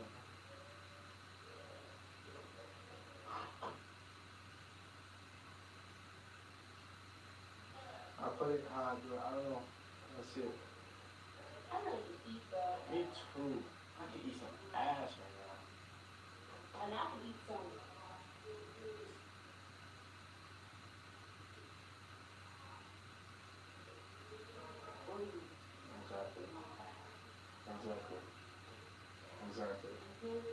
Exactly. Better watch that fucking mouth. You better watch that fucking mouth, Taylor. You better watch him off the ground. Watch that fucking mouth. Oh, bro, I'm not gonna lie, bro. One of these days we gotta box. I'm talking about Come on, bro. I'm ready to box your ugly ass. no, like I'm talking about really box. Come on, bro. No, like no. I'm gonna cut my nails off and everything for that shit. I'm talking about like really box. Like really like just one of these days, 30 seconds. Like 30 I'm gonna think you a nigga and we just box. So you can really like really box it out on some real shit. No, I'm telling you, play helmet. Well, we should play that helmet game. Oh my gosh, No. please let's play that helmet game. Okay. Play that helmet game with me, please. Please. Let's play that. Chat, should we play helmet game or not? No! Yes. Please. You're on Hollywood Unlocked? What the fuck? Stop it right there. Stop it.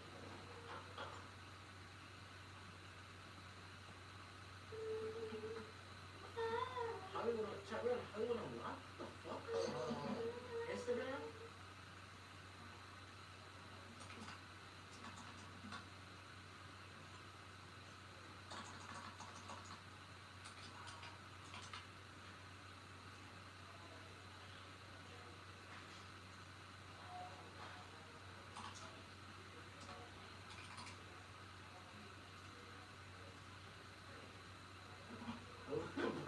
Viral. Bro, what? Orlando Brown goes viral after claiming he knows like Michael Carey indicated to everyone. Don't you ever forget it. Bro.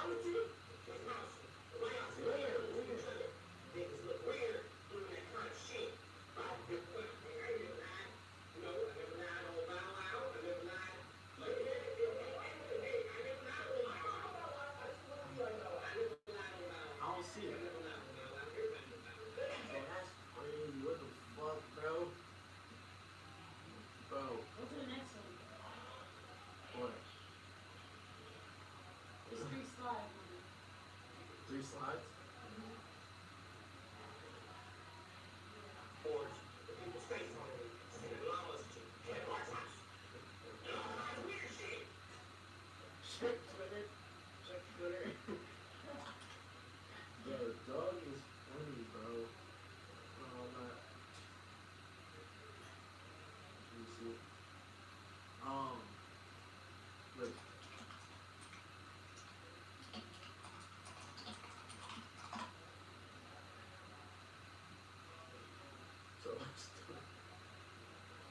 Bro, 620,000 views in an hour? Damn.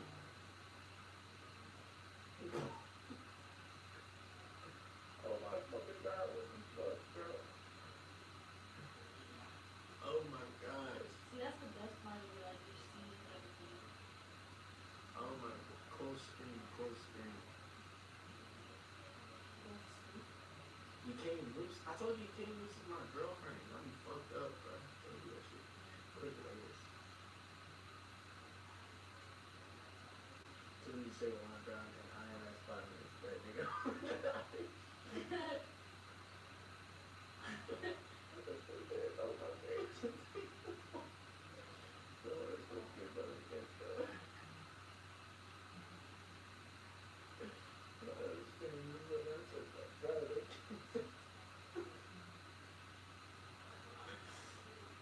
Bro, oh my god.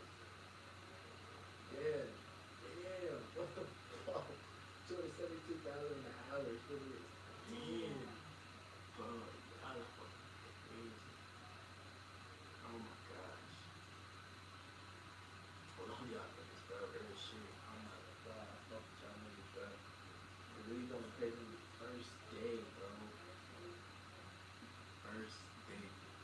can't even see the comment. Alright, bet. Do that. So you can say something.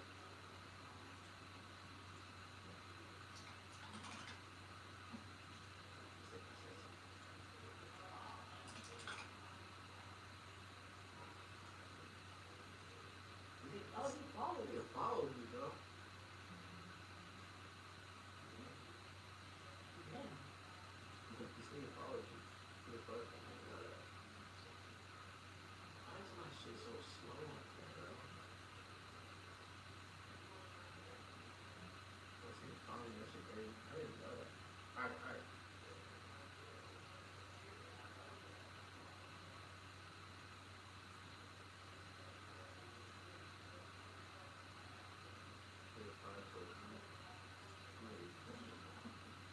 What did he say?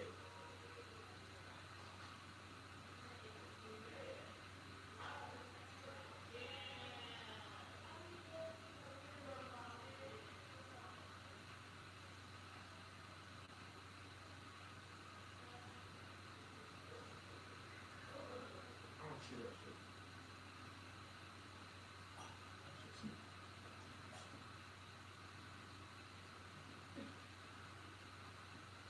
He's gonna unfollow you now. Look at it on your phone. I'm trying to figure out. I'm trying to figure out what the fuck.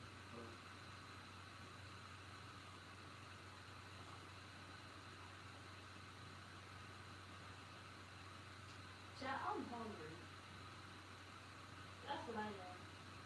Hey, hold on, Sean.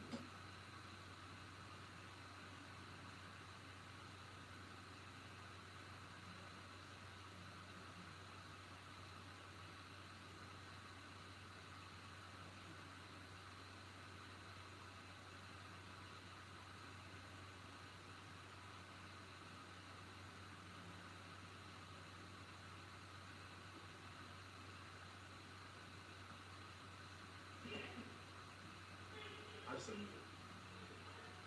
What do you mean? But ask him now. Here, I'm gonna send this to you. I'm gonna send this. I'm gonna screenshot this to you. So you can do this while we're sleeping or something. So if you're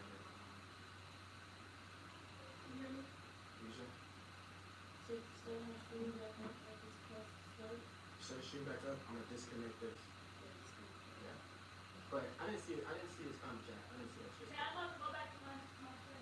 You going back to your own shit? Yeah. Okay. Sorry, I'm disconnected. Alright.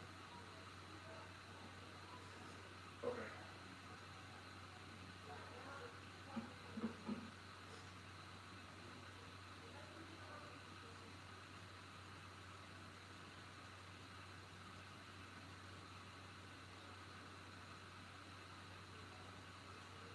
Yeah, bro.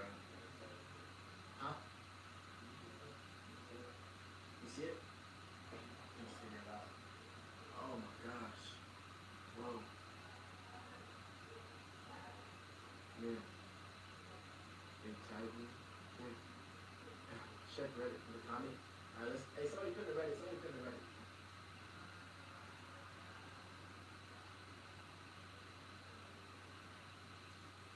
No, bro, you know viral right now, right? What happened? You see what they just did? Hollywood? Yeah. Yeah, I seen Hollywood Unlocked, bro. You seen this? They just said that shit in my Cause I'm just trying to tell you, bro, like, you understand? They said you commented on that, but you wow. Like, what do you say? I don't know. That's what I'm trying to figure out right now. Yeah, you understand? Yeah. Why not tell me to shut up? I'm trying to eat. Wait, I didn't. Who said that? Run it back. He was like, I'm trying to. Oh, I was like, I'll be right back. I'm gonna take a break. It's the intro. Guess what? What are you doing? Everybody knows how to copy. Hey, get up. Alright, just go breakfast. Just go here. Alright? Just go breakfast, kid. Sorry. Everybody see that, kid. Hey, you're a fucking good guy, bro. I'm not gonna lie, it's a fucking good guy. I'm not gonna lie. That's some real shit. Good guy. I'm not gonna lie. That big kissing on my cheek, I'm not gonna lie. I don't know what to do. I don't know if that was like that. If that, you could hear that shit. I'm not gonna lie. I heard that. Did you hear that? Yeah. I heard that shit. Come on.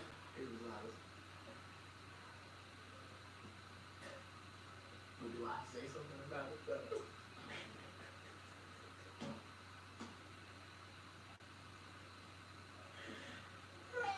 is the craziest start to my stream ever, bro. But this is the craziest start.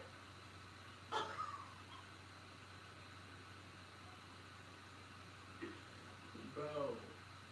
Oh my god. Oh, this. Man, I love this brother Orlando. Man, I love this brother Orlando. Sincerely, I believe this young man is brilliant beyond talented. It hurts me to see him passion like this and truly explain all these media outlets to continue to exploit. Damn.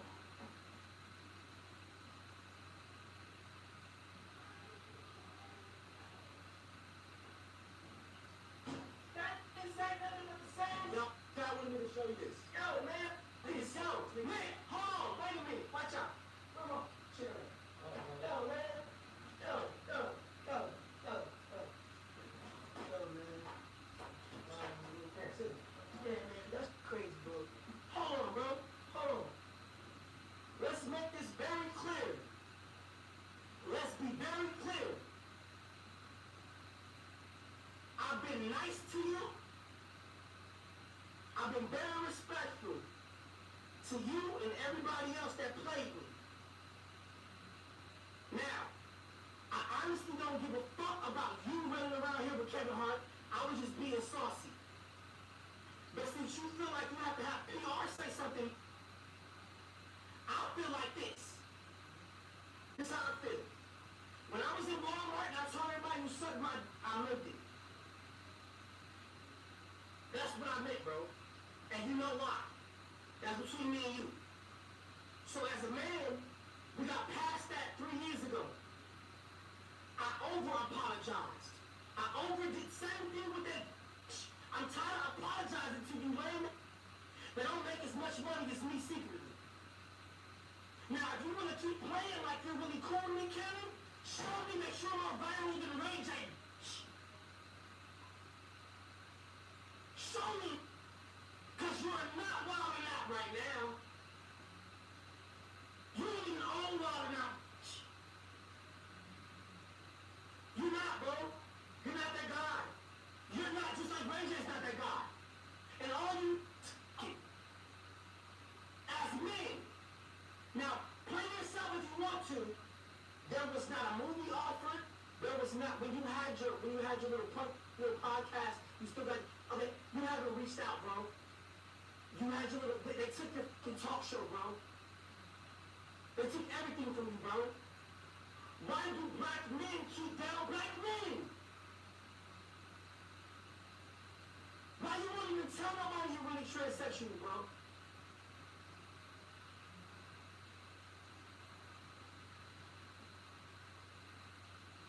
Why you isn't acting like you won't, like you're still in the babies, bro? Why do you have all those kids? Because you had them. None of them girls have them babies. You had them, nigga.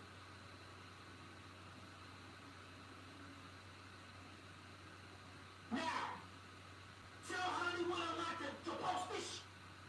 You've been having babies and paying girls to act like they have the baby. You better ask RuPaul. Ask my bestie. Ask who? Ask my bestie, nigga. Ask my bestie. Ask Beyonce. How anyways, no, gaming's happy. How homosexual you are, brother.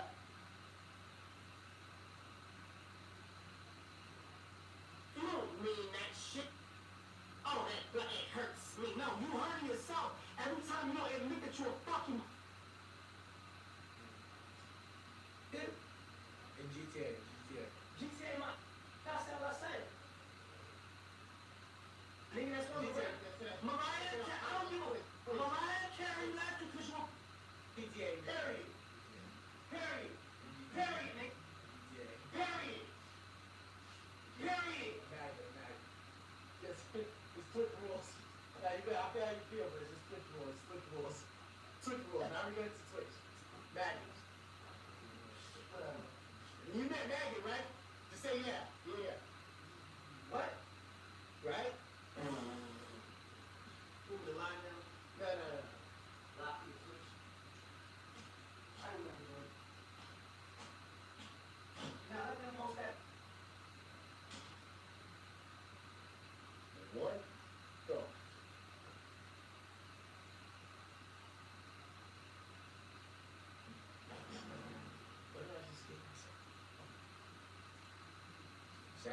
You watching this? It's good. Like, you just... Oh yeah, it was the maggots. It was the maggots. The maggots. Oh, it was the maggots. Yeah. Oh. Yeah. That's what I was trying to say. Like, the maggots. Alright. They'll be maggots.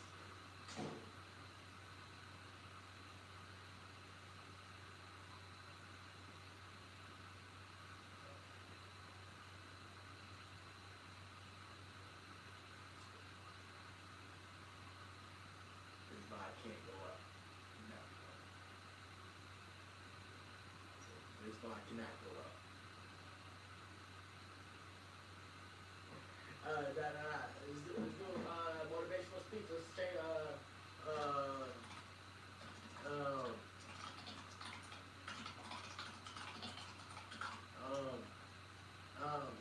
like, this is like,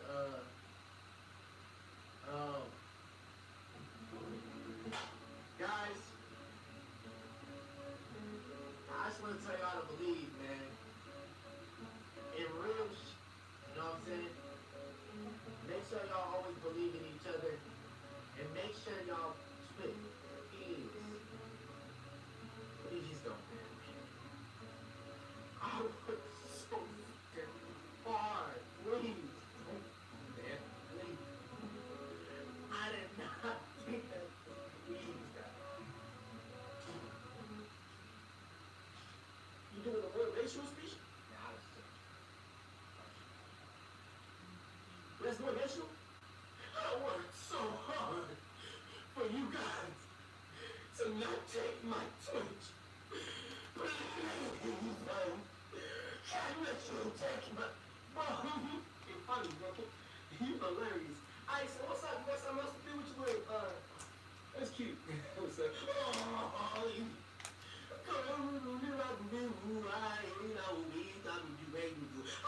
Please don't mind why we got to do you. That's his music, and I'm a crying boy for you.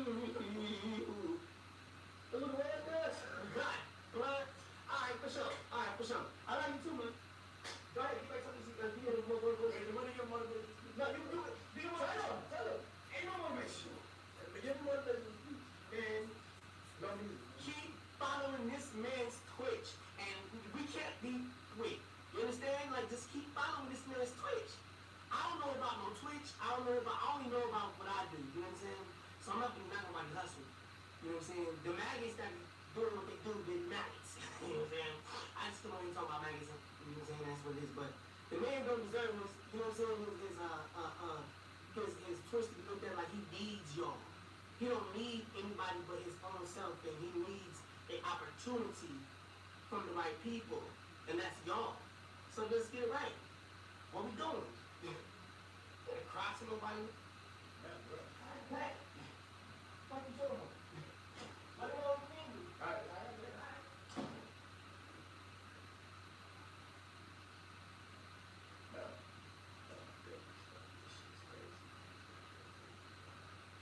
Y'all got crazy, bro. Make sure y'all follow up, man. Make sure y'all sub up, man. Real shit. The time is right here. We got shit. This shit don't go down like shit. We got 2 days, 48 hours. So this shit.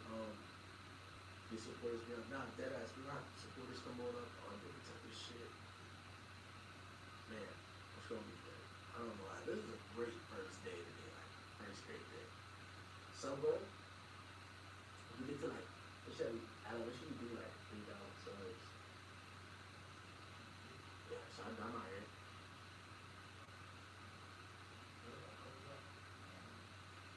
Brown, dye my hair.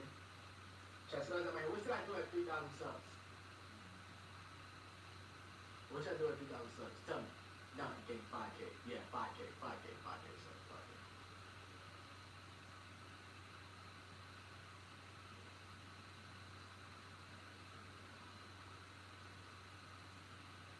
Tattoo? Blonde? Who the hell is Brian? Fuck that nigga. Why my hair? Okay, 5K subs. 5K subs, I'll dye my hair. I promise you. I dye it red or blonde. Blonde? 5K subs, I'll dye my hair. Put that on there. 5K subs, I'll dye my hair.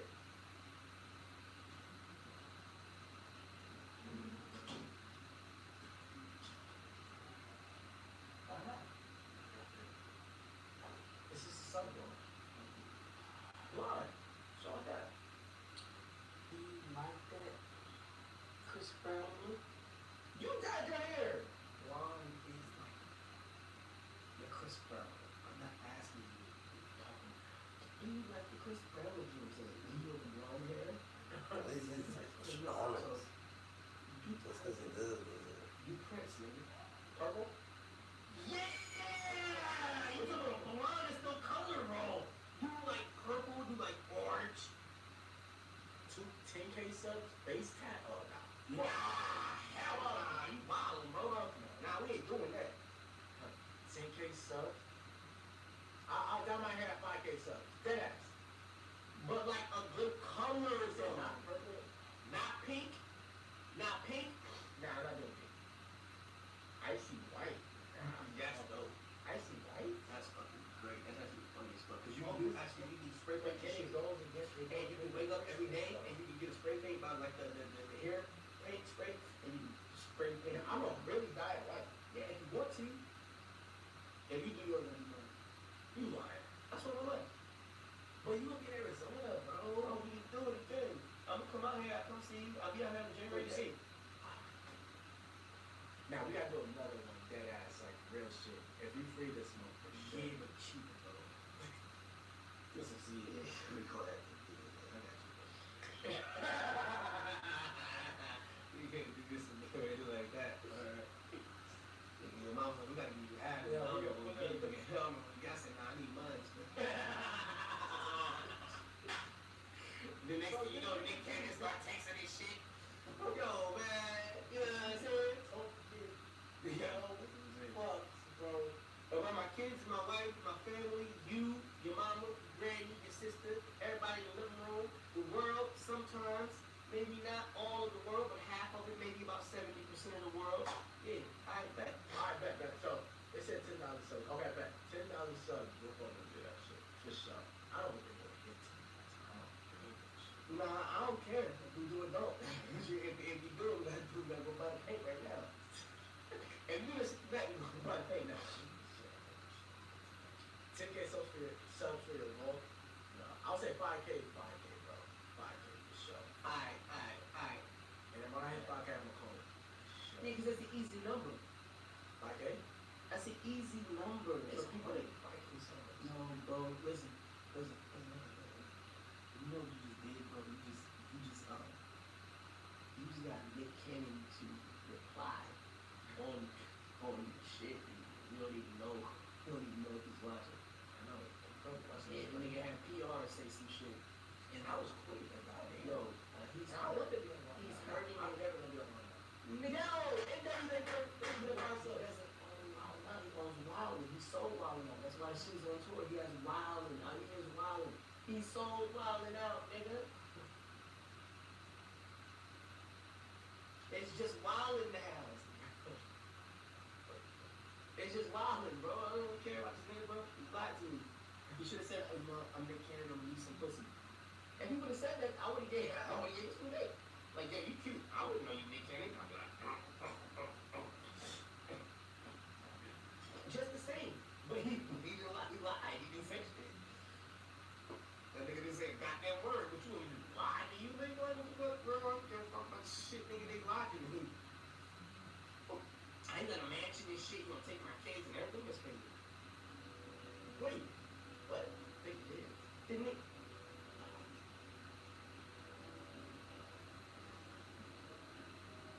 Just be quiet. Alright. So yeah, if we hit the 5 subs is the subs. 5,000 subs, okay? 5K subs, we're gonna buy our hair white. I'll dye my hair white at 5,000 subs. I bet. Good shit. I'm gonna call you on your birthday since you know you lost. You were happy and lost at the same time. You like, yo, how the fuck did this? But I really didn't. He's watching your growth. You see, he's watching your growth. Yo, he's watching your growth, man. You gotta be careful.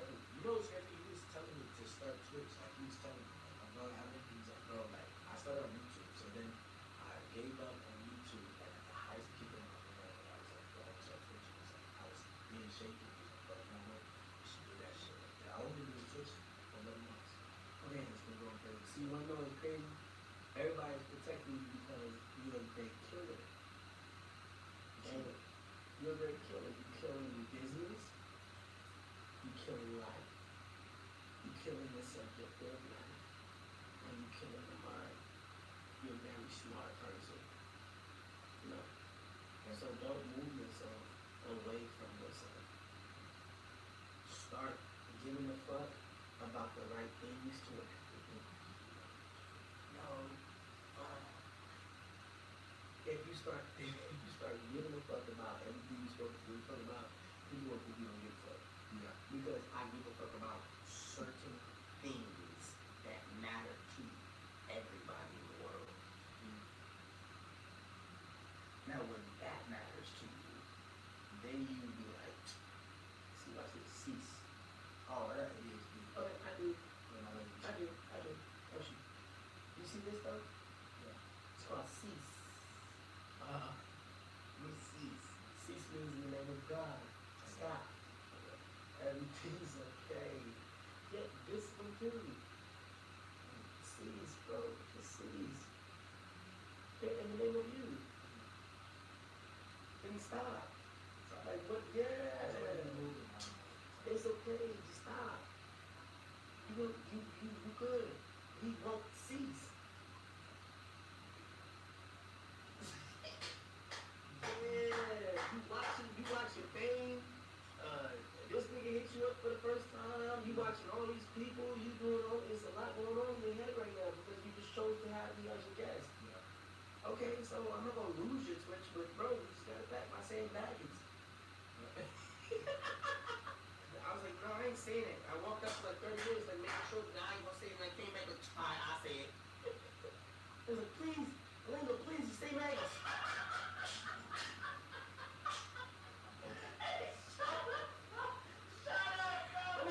Go back in there, please say that. Shut it, B. All right, fine. I'll say magic. Go back in there. It was magic. Brother Jock? No. If you want another shot, it's out there. I'm not gonna get you one. You want one? Let's do it. I got you. You have a seat because they're watching you, and we're watching you out there too. And so you gotta be careful with your emotions. Now you're dealing with camera now on the big screen, sir. I'm new to this, bro. Okay. On the big screen, sir. Your eye is 20 inches. That's this long, your eye.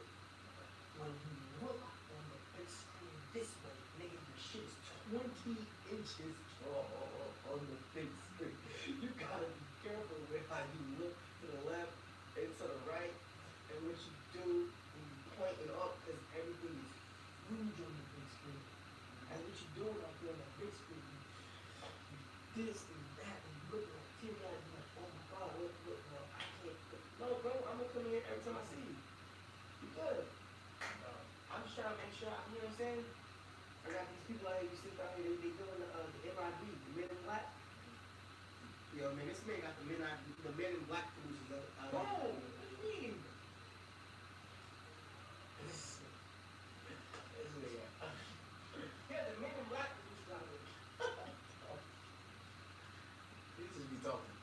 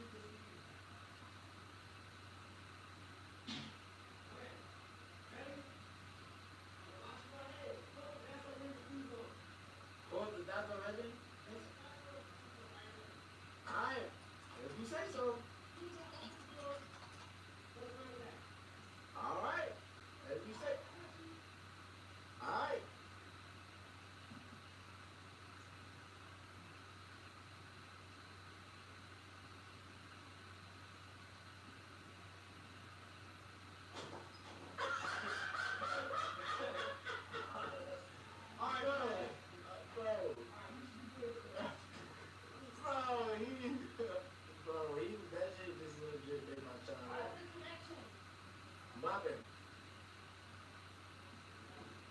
What do you mean?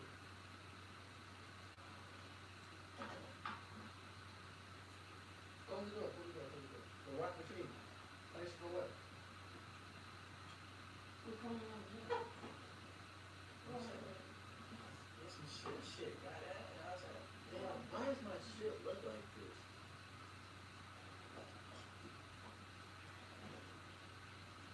Why is my control? Yo, why is my... Why is my... What's my word? Why am I... My what's name this shit is fucked. My so go. It looks weird. Can we fix that chat? No, it's... Thank you.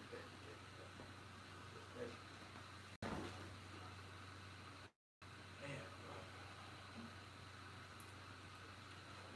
Where's my email? Huh? Where the fuck is email?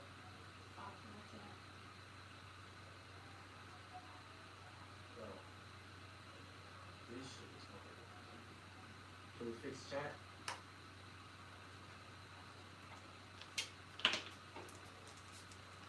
Get this girl. You can't hear me? Yeah, let me put the chat down here. It's good. But chat, just chill. It's the first thing, though. What happened? Well, tell me what to do. I don't know what you're telling me to do. That shit, like, you gotta realize, bro. Shut up!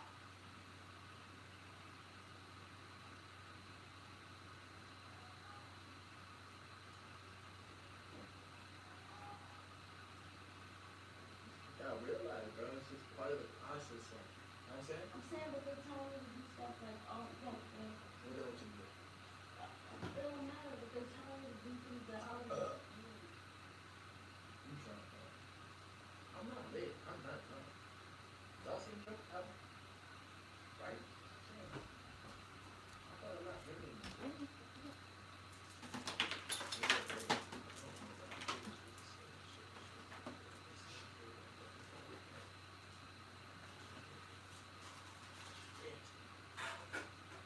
Wait, Mafia, we're gonna play Mafia, not today.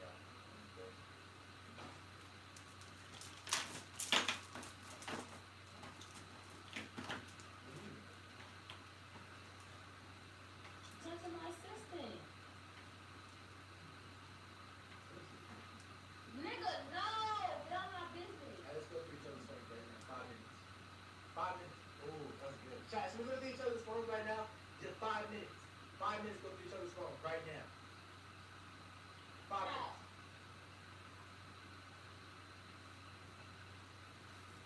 Pontiac DBG said, take my son's braids out your head. I agree with him. He must have had This ain't. You did. He did? Come out here. For real? But like just a little bit. Not that much though. Yeah, where's the run in? Where is it? No, it's so bad. Let me see. Let's go through each No, other. it don't look bad. Alright, let's go through each other's phones, bro. Fuck all that. Okay? But are you gonna like show me? No. You go through whatever you want to go through. 5 minutes. 43, 48, 47, 46, 45, 44, 48. Alright, ready? At 43? Okay. No. Ready? Okay. 1, 2, 3, go.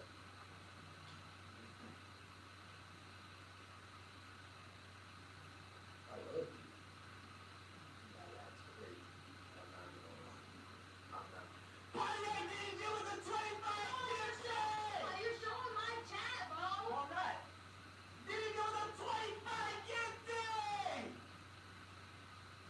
My dog, I love you, my dog, I love you. You know what I'm saying? Yes, sir! Bro, sit down. You're showing. I don't want you to show my chat.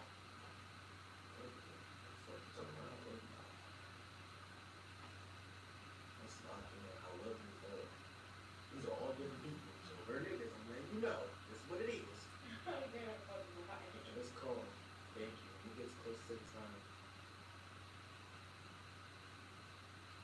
You look at Instagram DMs. Yeah. Yeah, look at the Instagram DMs. And I'm taking ooh. Okay. What? Ooh, hurting. Oh? Oh, no. Thank you. Very fun stuff. What? What? What are you talking about? Your sweat spot. Thank you. Very fun stuff. My privilege ain't doing your jacket. You talking to my homie? That's crazy. Yes, sir. Mine? What my big dude? That's crazy. Mine. That's crazy. This nigga's too old. He's tweaking. Oh my gosh, you're tweaking.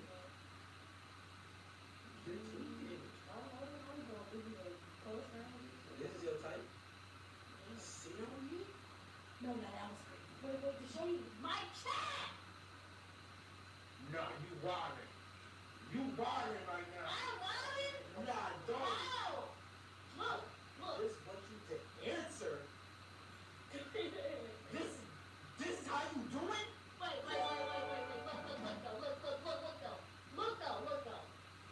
Look though. Because of all that.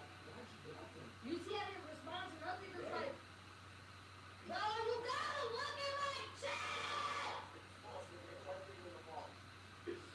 Nah, that's crazy. Nah, you wildin'. I'm not. I didn't say sit on me like a dog. No, that's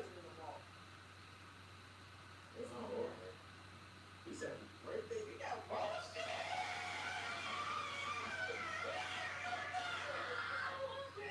Come on, stream right now. Oh God. Okay. Hold on, you got motion. Yeah, tell me that. False nigga, white people in the ball. Damn.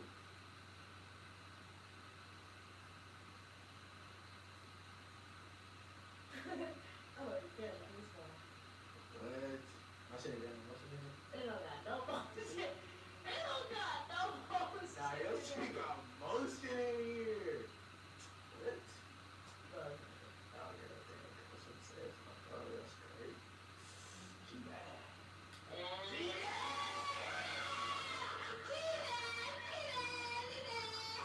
mad. I'm not gonna lie, she mad.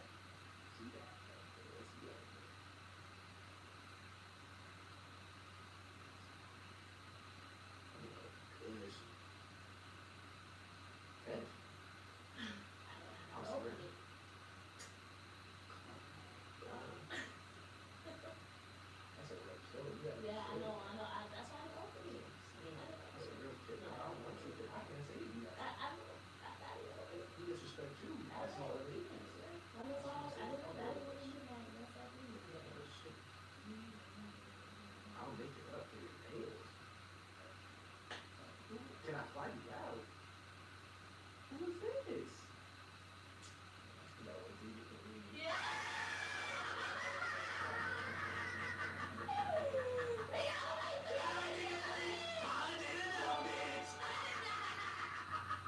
Oh shit! Hold on. Let's keep going.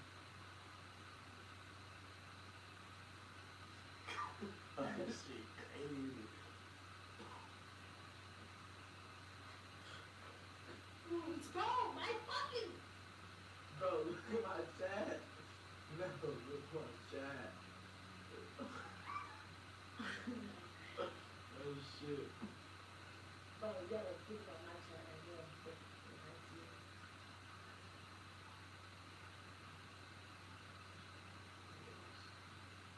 Whoa! Whoa! Say, He liked it though.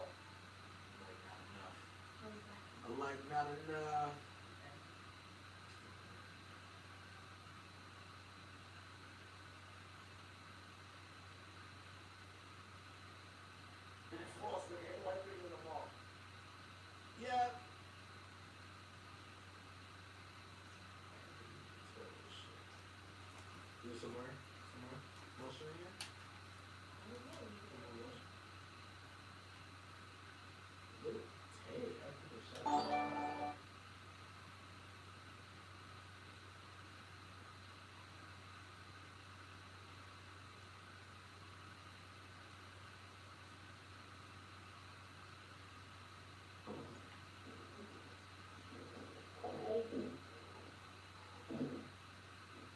Thank you.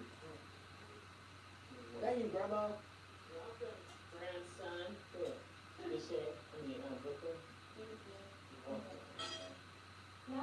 Thank you.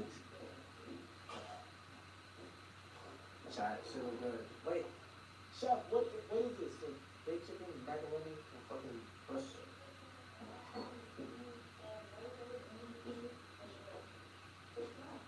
Oh, that.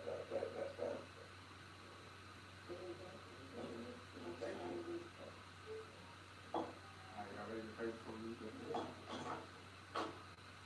Thank God for our food today. I appreciate you. Thank you so much. I pray that Lord that we bless the food, people who made the food, and bless the digestion and nurture our body. In Jesus' name, amen. Amen. Amen.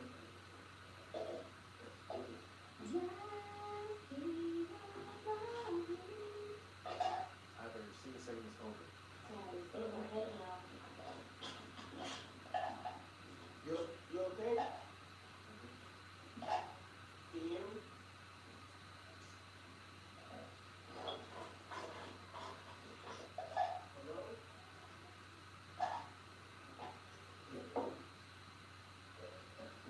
You good?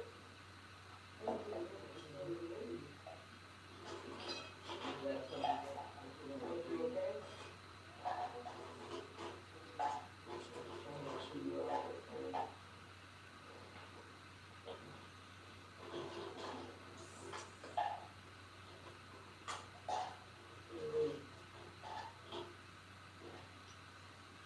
I get some water. Please.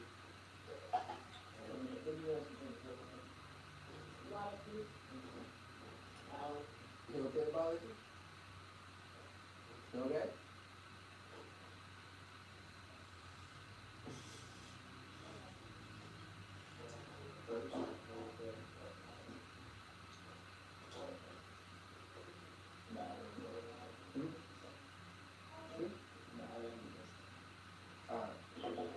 What do you mean? I don't know what's up.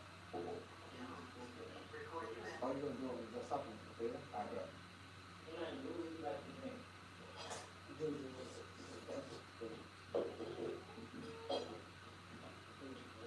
Right.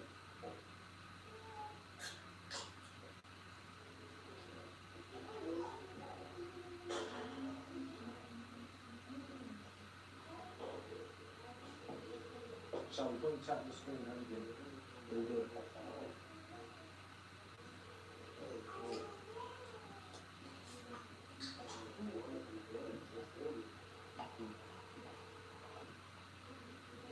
Drop.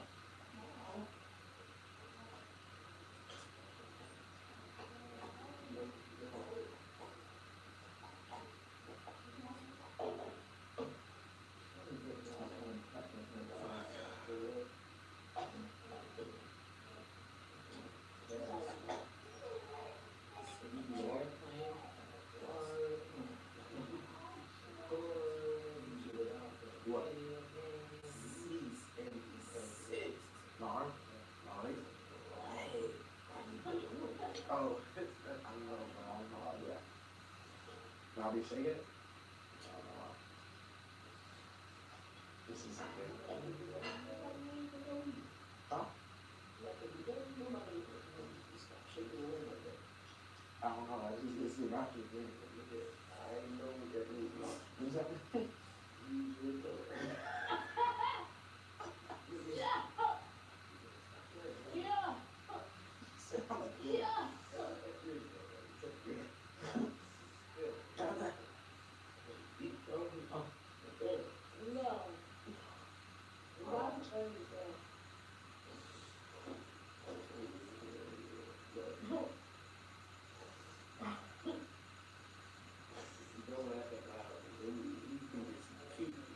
The same person.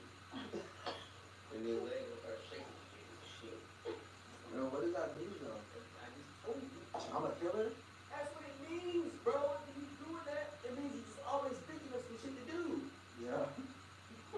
Slow down your mind and just chill. That's how people have strokes. Yeah. You chill yourself and shake your leg and shake like you.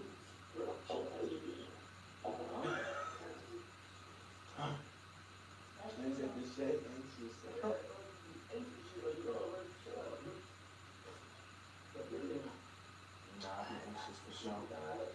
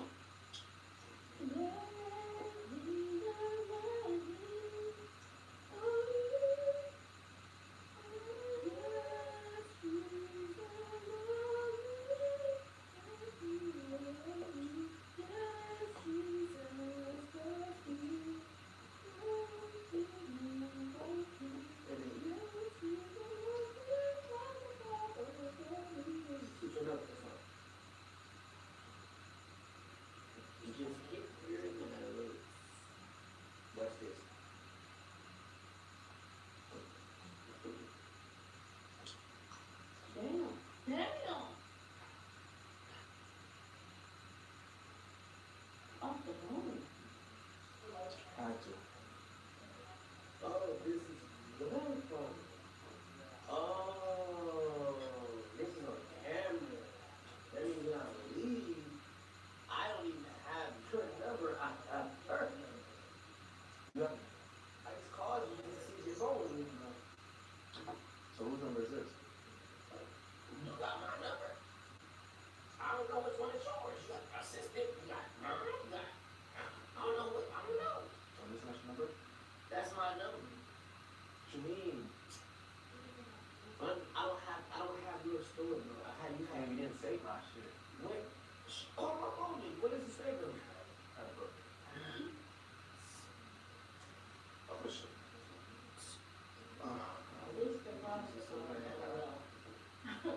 Alright. Dad.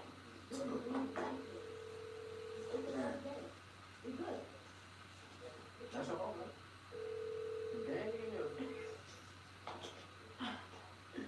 This nigga gave me a fake number. What's the number? How can I give you a number when she got my number? When your mom has my number, how can you have a fake number?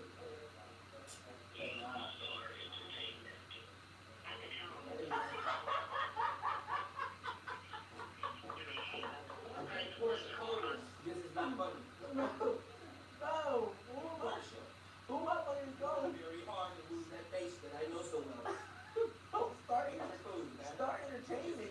Portia, call me. You. I can't even call you. I gotta call her. Wait, Mom, give me a big number. You whoa! Bro, you can't talk to me. Who was texting me this shit? Who texted you? Thanksgiving. Bro, what number did you call? You took it to me. Say, hey, just give me a number. Nah, I'm saying like this. Just give me a number. Just give me a number. Somebody text me Thanksgiving. Yeah. Oh, you got me under frost. That's there you go. Boom. Got it there. Alright, good. And every time I call you, that's all you do is pull the number. That's Cab. You didn't call me on there. What you mean? I can't talk to you. Oh, my phone number got moved down. Cause look. I gave my number to TikTok. That's that. Oh, why? Because I felt like it. Being stop promotion to clear it. Who else can do the wrong on the road? Orlando did the number. Everybody's talking. I mean, what are we doing?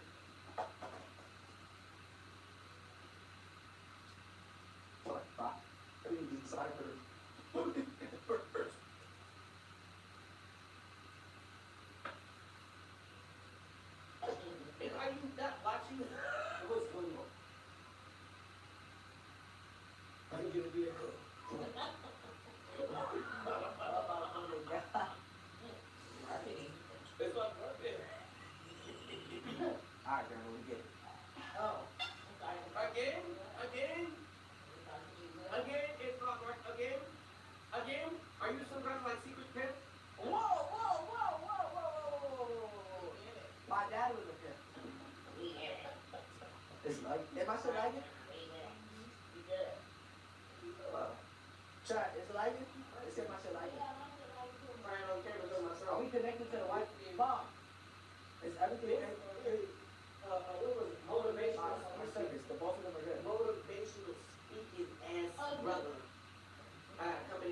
crying. You gonna tell her she can't fucking laugh. That's funny. But it should allow her to laugh. They gonna pimp again? Now my grandma, I don't know, she probably don't want to tell me. If you allow her to, nigga, you gonna let her do, you gonna let her smile. Go ahead. Don't you let her smile? My grandma had an interesting past. Okay, so what does that have to do with now? It made me who the man I am. Okay, so why? Because she wrote a whole book about it. So what we family, we had. Why are you being a boss like that? Like, Am I not supposed to be? and we outside, and anybody else talk to our grandma, nigga, you got it. Yeah. I know your house. Exactly. Wow, man, you can't do How? that. What you mean it's my family? Tell her that not to fucking laugh and But shit. she knows it's playing. No, See, that's how we fucking joke. I'll leave, bro. But she knows. I'll leave, bro. You out. Bro, she knows she can laugh. Go ahead, grandma, laugh. Go ahead, grandma, laugh. You try her, Alan. You try her like she can't eat, she can't she laugh. Why did it, No, I fucking did it. I did not say it. Alan. Alan out. The camera's right there, It's nigga. Alan out. Grab the camera. Bro, you Grandma, did I say you fucking hell out? why you laughing so much? Did I say? Yeah, that's number one. And number two is this. Okay. And I said, whoa. Why you doing that? Now, here we go again. All right, grandma, am I? Wait, We all have dinner talking about what we doing. wait, grandma, am I with me? Yeah. I'm nice. Grandma, no. Grandma, no. Yeah, all right, be nice to me, nigga. I took my grandma. Why grandma, no? You know what? I'm taking you out that retirement home tomorrow. You ain't got to stay there no more. I promise you. I got back to see how. You know what? How much is the motherfucking flight? $379. When I get my flight back to the hour, It's $379? $379. Not. Back to the hour. Hey, London, you better stop. No, no. Are you alright? She's staying her ass here. Orlando!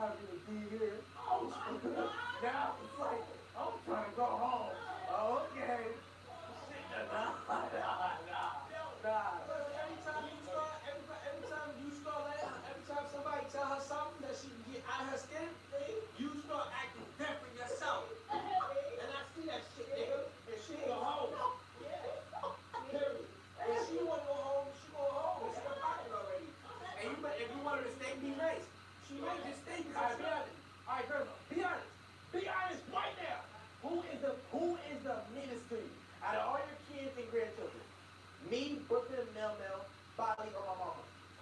My mom, I told you. Mom, come here. Told you, she said, my mama the meanest, bro. I'm not even the meanest. What my mom used to do? Well, look, now nobody's business on that now. What is you talking about? Why is it all? Oh shit, that we is not getting our deposit back. When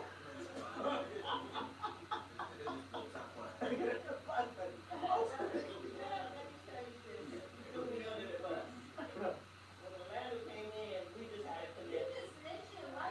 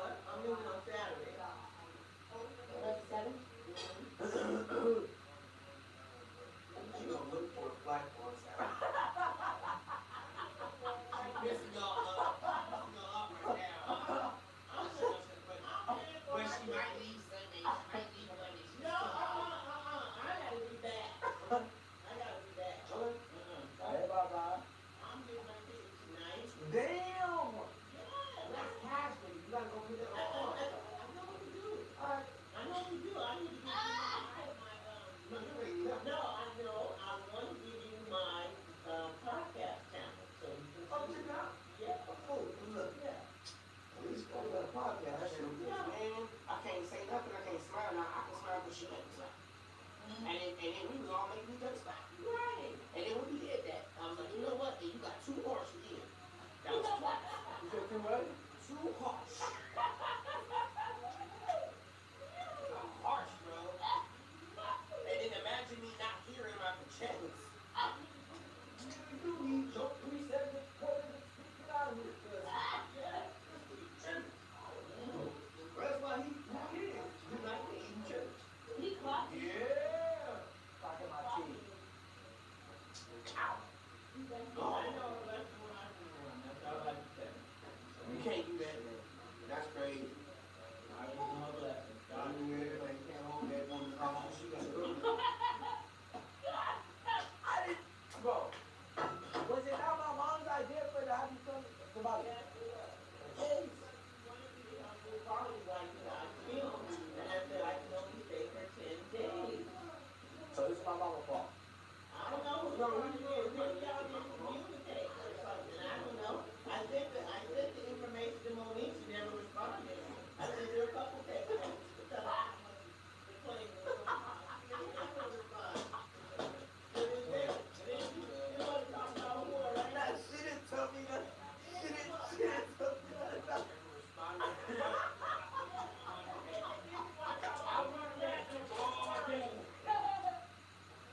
I went to that shit all day. So I asked him why I couldn't open it. I'm so sorry. Oh, okay, now we're at the table. Now in a phone call, I was just forwarded on.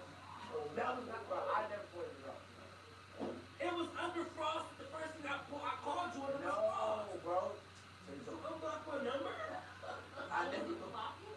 He's blocked my shit. I Oh, was no, no, calling no. him. You told me 853. Alright, why didn't you answer the motherfucking phone? Because look. I didn't say, you called me one fucking time. Fucking answer.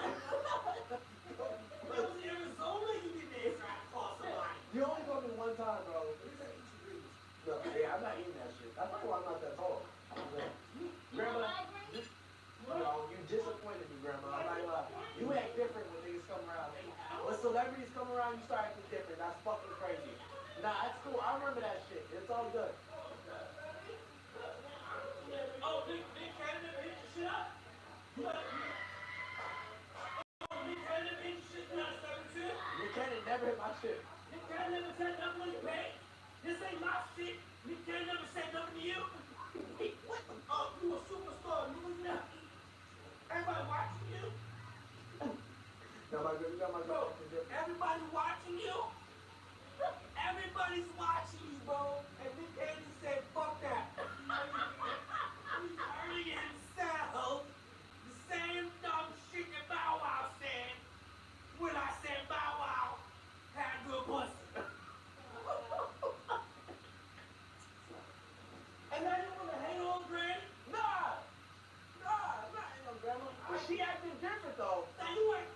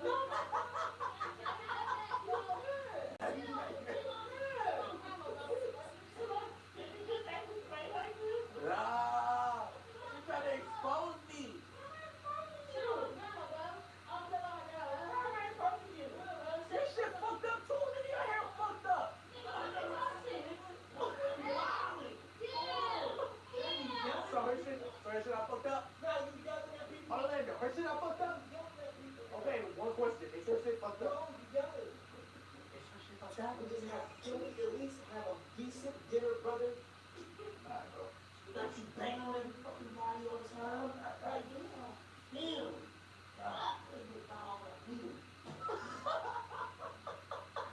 Yo, man, you see me?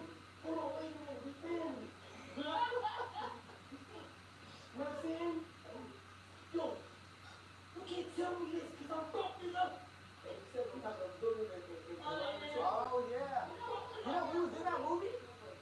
Lottery ticket. Well, we was like 8. We was extras. It was our first thing. I took Mama. Mom! Come here! Yeah, we got like, yeah, that is. We got to pay like $300 and my mom took it off. And then the Shay got in trouble because he ate the pot food. Oh my God. My day. Hold on. There's new shit. So who told you you was in trouble when you were little thing? Who told? Wait, what? Who told you was in trouble for eating pot food? No, I don't think that's real. Yeah, you did. I was in. So what happened? Yeah, what happened? I was like 7 years old. So our first movie was Lottery Ticket in Atlanta. Yeah. Okay, that's what I remember. Okay, so what happened? He ate the pot food. And so who told you? You remember his name? Who told me I was in You trouble? remember his name? The guy that came to. I don't remember nobody. I don't remember that. Okay, so do that. So number one is continuity. Continuity is if I'm in a scene, so y'all know, if I'm in a scene with you, and that scene, if that's in your hand and you standing just like that, when we go to lunch, and I come back, you understand just like that. But where's your phone? Did you eat something that was supposed to be there? Did you eat that? I don't know what I ate. Eat something that was supposed to be there, and then I missed it because it was there. They had to go get it. No, I don't know what the fuck. I don't remember. Ate pop food. They had to go get the shit. Put it back. Oh yeah, put the continuity. Okay, I bet. That's good. You can't eat that. And then they grabbed you and shit. But yeah, I don't remember that shit. I just remember Lil Bow Wow. I swear to God, everything I love. Yo, shout out Kai, bro. Thank you, bro. No, listen. No, this is all I remember. I swear, this is the only room I have. Is I came up there, like, don't talk to the actress. I was like that. And I seen Lil Bow Wow. You seen his name? His name was Shad. Shot. I seen Bow Wow. You seen Shad, bro? I seen Shot. And he was like, I said, yo, what's up? He said, are you having fun? I said, yeah. He said, that's all that matters. And I be saying that to people. I swear to God, that's the only thing. He shook my hand. I've never watched this Alright, now you dick sucking. Why you be saying you call me pussy? You tell your mother she's dick sucking? Yo, you crazy, bro. Nah, it's dick sucking. Being wild because actors is in the house. Shut wait, hear what Kai said. What he said? I don't know what he said. No! I did! Don't praise your mommy and grandma. I love my mama, nigga, and I love my grandma, nigga, even though she be wildin'. I'm not wildin'. No, you wildin'. You know what, Orlando?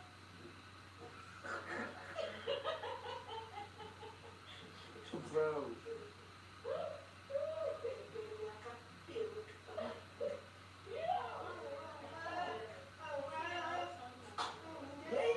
They like having a fucking emotional connection and shit.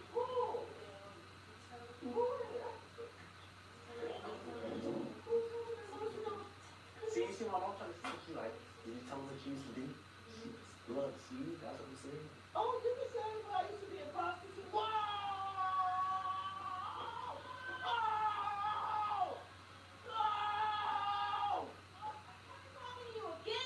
Bro, my mama, see my mama crazy. What the? See? What more too? So is there gonna be the same home? I fucked all in Hollywood. Does that mean that I didn't grandma? You asshole. That was not. Is that what you want her to do? How the fuck? My mama just said that. How the fuck that was me? No, my mama just said that. That's when she ran off. That's when she ran off. One woman with 4 other kids. I got 4 kids and 4 daddies. Whoa! What the fuck is going on right now? No! What is going on? No, I did not expect this, bro. I did not expect this, bro. My grandma in Orlando, bro. Hey, bro. You're not the first star that I have met. No. My mom had me in front of Kim Fields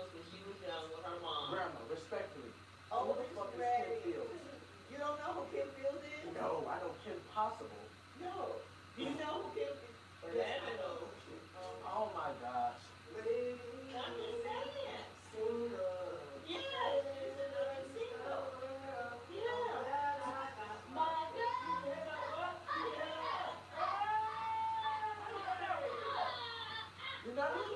No! Why how do you know that? Bro, like, listen to me. You don't know that song? No. Every name we say, bro, listen to me. Respectfully. Every name we say, bro, you've been watching after this, bro. You tripping. Wait, what do you mean? They're making your life come true, nigga. They telling you the truth. My mom never put me on to none of that shit. There was no, you gotta realize, where I come from her. There was no music putting on when I was. What do you want to hear? Not, what was I doing? My mom never told me. Listen. What do you want to hear? I'll show you and we'll take you in the room right now. What do you want to hear for you to calm down so I can show you something? Mom, what's up? Show him something. He's working. All he did is watch Scooby-Doo. Alright. So, I don't know what Scooby-Doo. Watch Scooby-Doo every day. And like Mike, every day. Okay, so what do you want to know about them? That's all you wanted to hear about. Nah, I didn't know. You She know never. movies. She was writing movies as a kid. So you want a movie? She didn't put me on to all the music y'all know. Okay, come on, let's go right movie. Come on. Alright, we're gonna write. Well, anybody got a pad? Okay? Anybody got a pad and pen? Come on, right movie. Yeah, I'll learn something.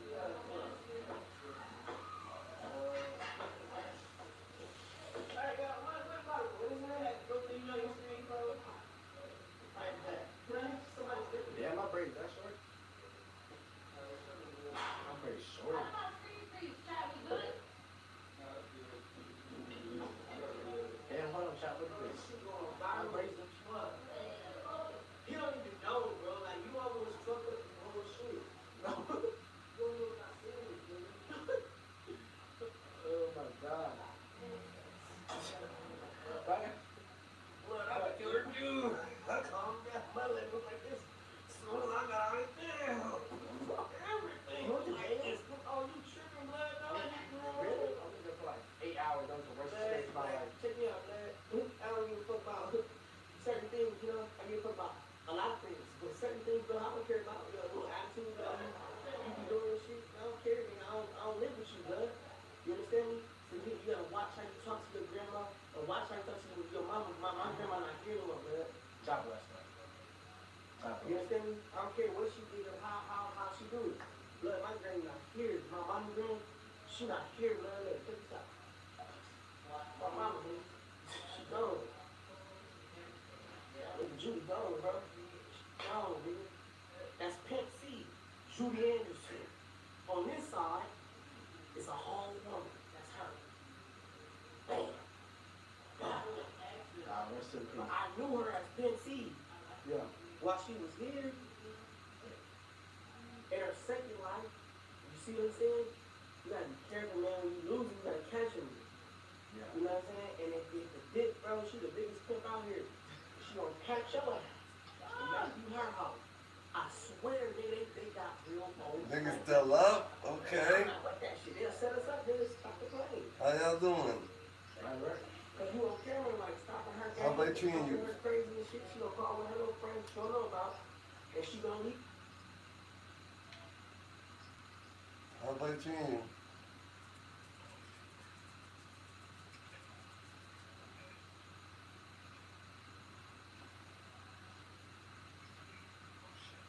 So, Ray?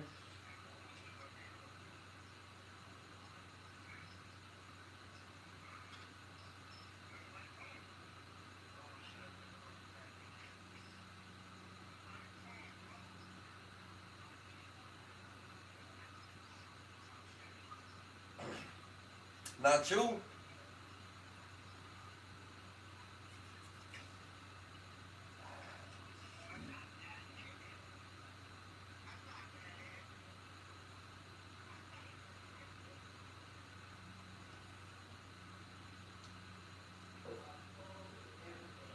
Look at Judy gone, bro. Gone, nigga. That's Pimp C, Judy Anderson. On this side, it's a whole woman. That's her. Bam. Nah, rest in peace. I knew her as Pimp C. Yeah. While she was here, in her see what I'm saying? You gotta be careful, man. When you lose, you gotta catch them. Yeah. You know what I'm saying? And if the bitch, bro, she the biggest pimp out here. She gonna catch your ass. You gotta do her hoe. I swear, they got real old time pepper. And I'm not with that shit. They'll set us up, they'll stop the plane. Alright. Cause you on camera, like, stopping her game and talking her crazy and shit. She gonna call one of her little friends she don't know about, and she gonna leave anyway. So that was wild for you to do that in front of, you know what I'm saying? So be cool, bro. Power, be cool, okay? Be cool, my nigga. Yeah, be cool. That's your thing, I get it. Be cool, my nigga. Like, she trying to live too. We all young. Nah, she live. She live. We young, my nigga. We all young here. Yes, we good. All right, then. Be good. All right, cool, my nigga. Come on, let's get in here. Let's go. Oh my God. Nah, you gonna be just pricing me right now, bro. What the fuck? You just gonna be pricing me? What the fuck? Oh, yeah, this one right here, that's one with the ball and shit. You wanna start with the ball before you go to right? Wait. I'll take this. Okay.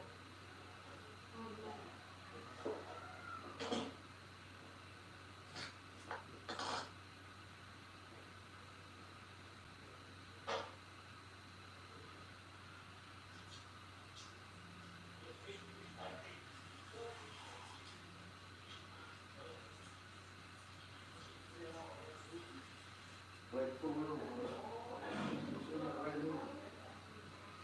Top ones!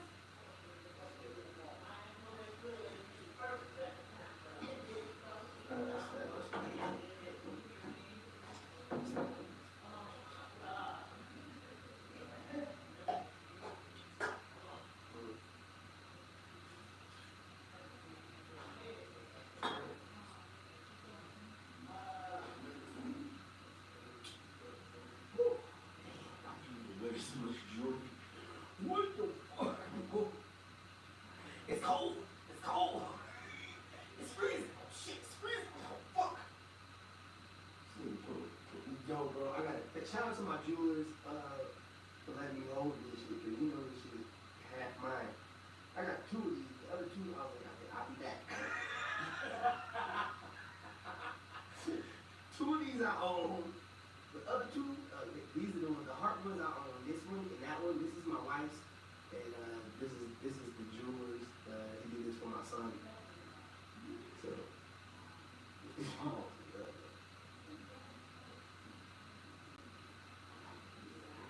I was wearing their Christmas sticks on my neck, you know. That's like in the land, you know, outside, inside.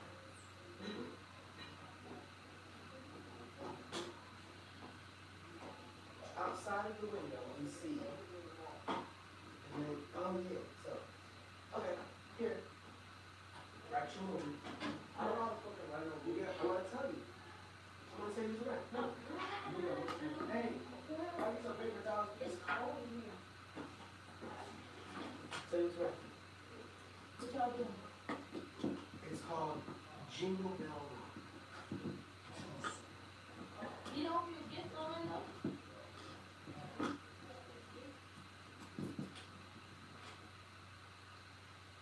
And get it. Jingle Bell Rock.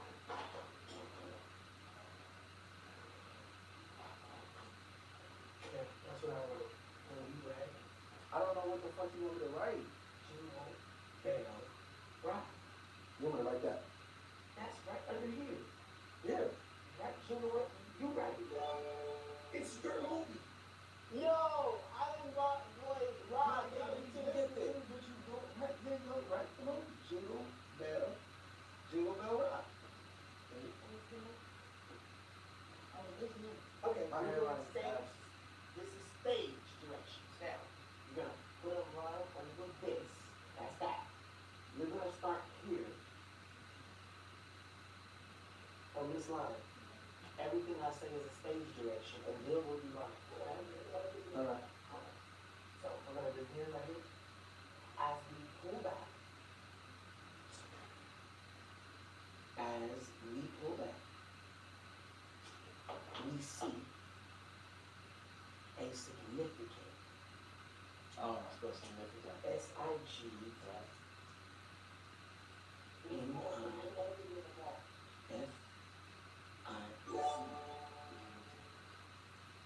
significant. Come on for the 5 subs, thank you. Put together on a Christmas house. Clothed, CLOTHED,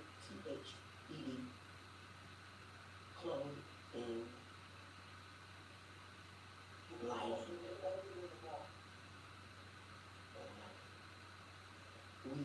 Period. We see a kid pick up a snowball and throw it at his brother.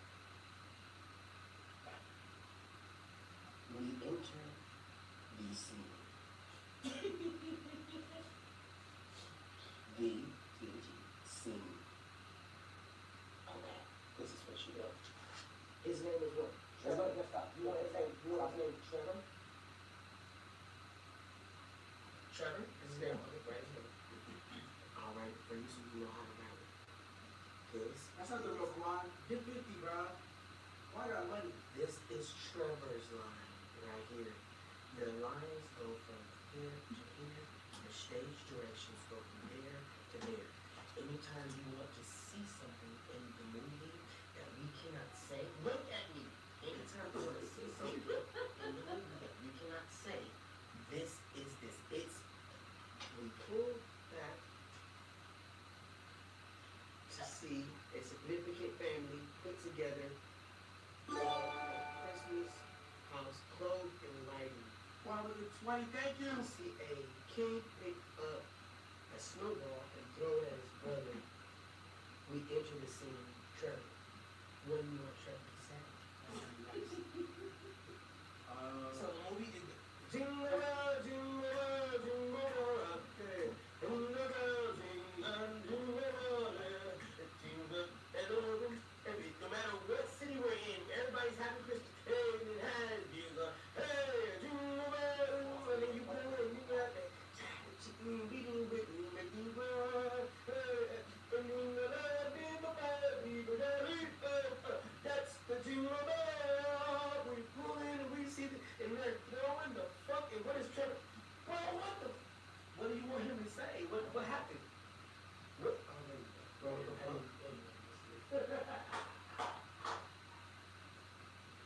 yeah, and then the guy that throws it, throws a record ball. Cannot write longer than, don't write longer than this, just throw what? I thought this was like, what? Yo, man, what the fuck? You just hit me in my eye or some shit, like, you know what I'm saying? And then what is Brandon say? What the fuck is going on? What the fuck is going on? And Brandon's like, yeah, nigga, I got you. Last shit, it was wild. Yeah, some shit, and we, you know what I'm saying? You, right? Yeah, come on. What the fuck? I don't know. Brandon says, and then with the line under it. I got your ass. Last year, you was wild. Stage durations.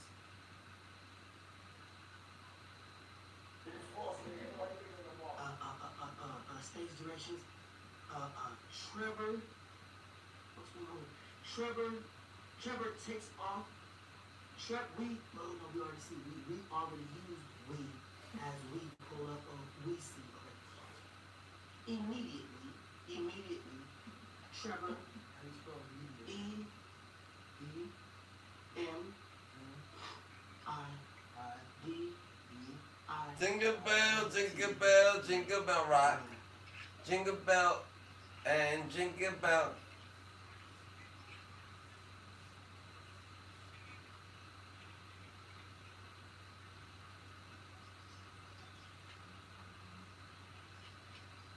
Jingle bell, jingle bell, jingle bell rock. What's up, Killer?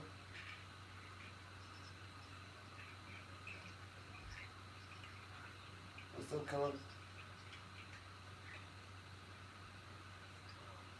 What's up, Killer? This is baby girl. Really? I don't know. This is baby girl, nigga.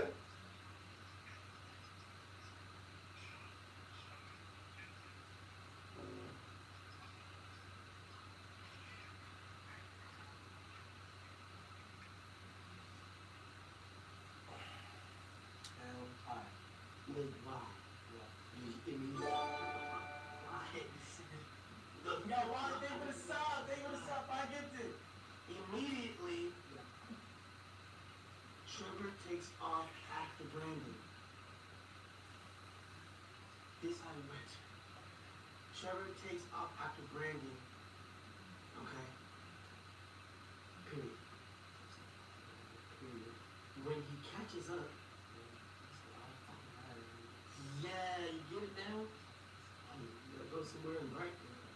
And when he catches up, he grabs Brandon by his jacket. By his jacket. And says, I did put Brandon.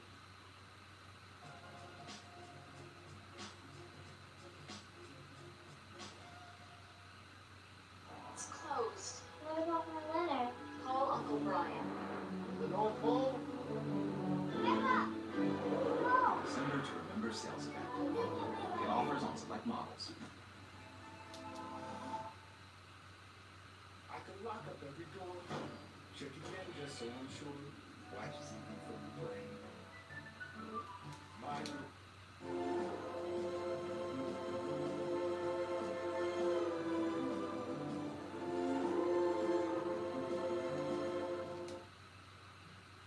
Brandon down here, right there. Alright. No. These are stage direction. These are Brandon says, fuck you, nigga.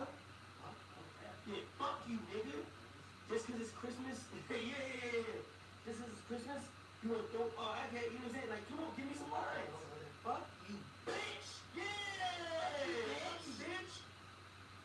Fuck you, bitch. Bitch, this gonna be your worst Christmas. There you go. This gonna be your worst Christmas.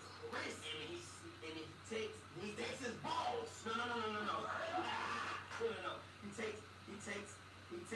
takes his jacket, grabs my jacket. It's a worst Christmas. And he pushes him down. He pushes him. He already grabbed the rug. Oh. He just put the gun here. He pushes him down. Down in the snow. And he grabs some snow. To put it in his face. Shove it in his face. You know what I'm saying? Yo, ball in the fight. Get this nigga to a five. There's a five. Alright, this is good. Ready? Look, let's act this up. Ready? Where's John? Twitch Clips donated $1. GC likes his pull, that's why he got praise. Alright, ready? As we pull back, we see the significant family put together at the Christmas house closing night, and we see our kid pick up and they're off his brother. We enter the scene. Bro, what the fuck is going on?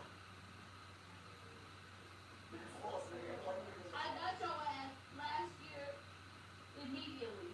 There.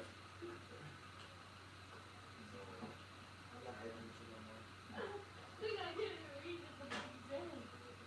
Connect. I'm tired. You tired? Guess what time it is? It's only 9 o'clock. You can't be tired, bro. This is just the beginning, bro. Tonight, it's like playoff. So many beauty building songs where they ask about the.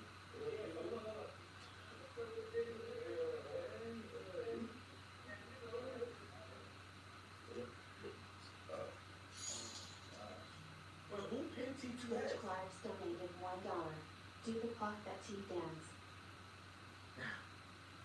Like that T, we should do. Oh God. We should do this.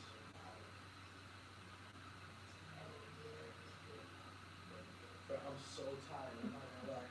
I'm so tired. That's my phone.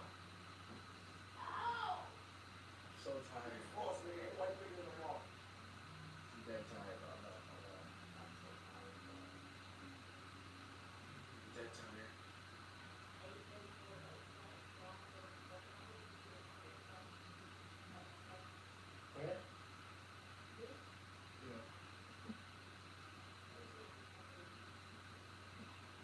what you need.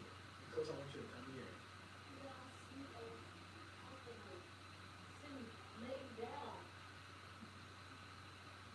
Shut the fuck up. You shut the fuck up.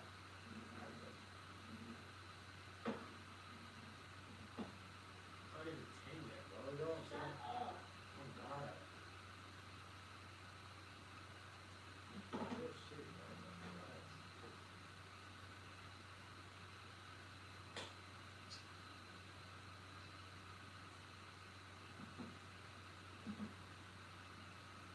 Stop doing that shit. Oh, God. Don't stop that shit. That shit. That has been a fight.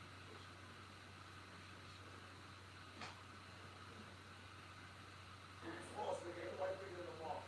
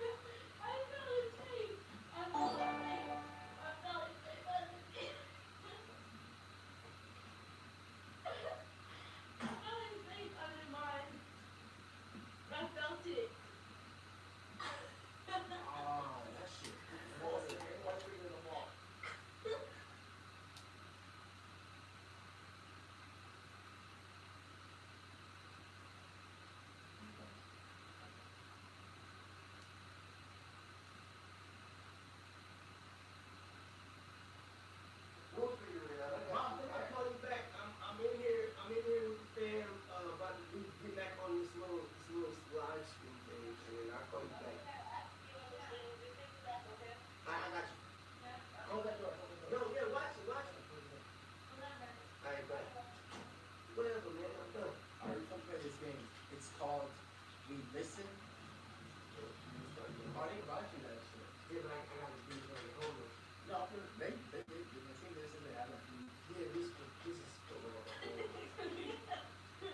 You're right on line. Oh, no, it's just, I was going to Nah, open because I want to see what the fuck they got you.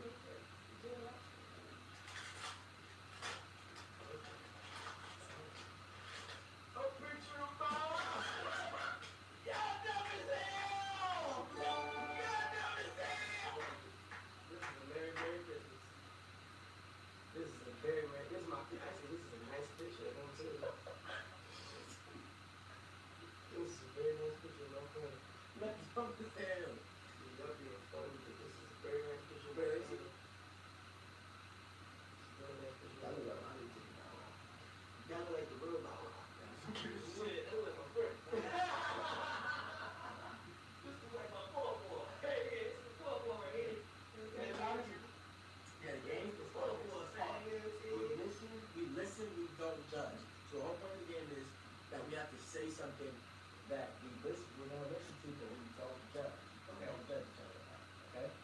Alright. We listen, we don't judge. Mom, when I was younger, I knew you used to work nights from 9 p.m. to 8 a.m. And my bed was on the floor. So I used to bring girls over when I was in high school. It was gone. And I used to have sex in the bed. Because you're the only person that had a bed that had a standard. Jay Cinco donated $1. I'm trying to hit that little shit Brooklyn. Alright, what do you have? Hey, before I came here, You guys say we listen, we don't judge. We listen and we don't judge. before I came here, I jumped in the Miami River. Ocean. And it was off of some jet skis, and I had some money pads on. And it cost $1,500, and I shot all of them. Listen, we Don't listen and we judge. don't judge.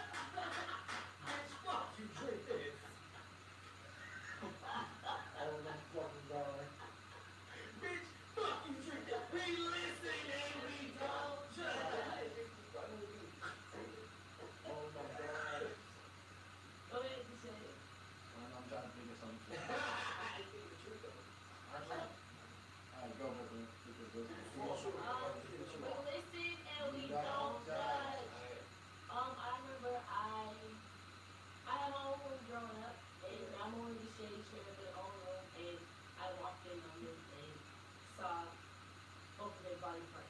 We listen and we don't judge. Airport Dad reserved his Uber ride months in advance. Now they're just in time to be 5 hours early.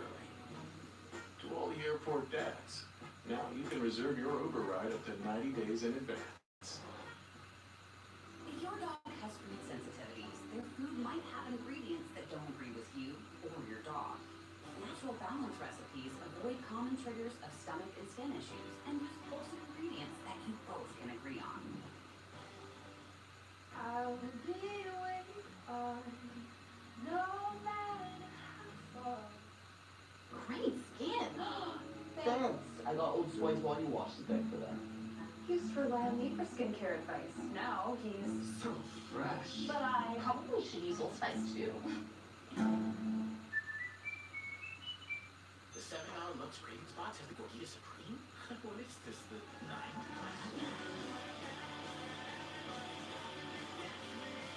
$7 Lux Cravings Box. Only at Taco Bell. Ooh, yeah.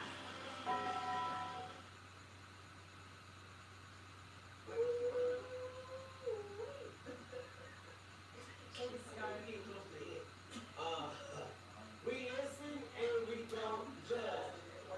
I had 6 with my mom and my dad. We listen and we don't judge.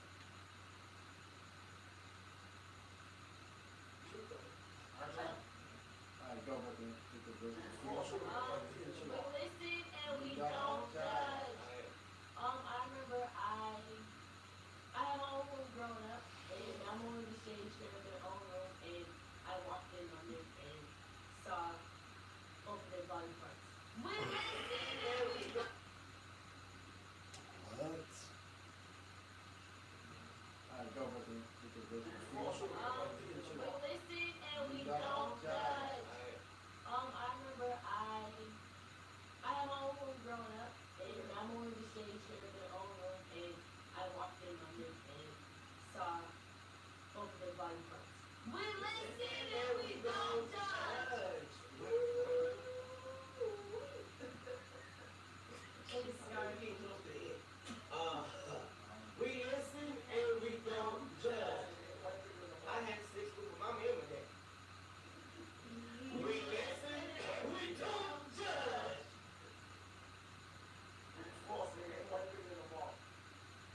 I got a baby with my mom and my dad. We listen and we don't judge. Tell you the motherfucking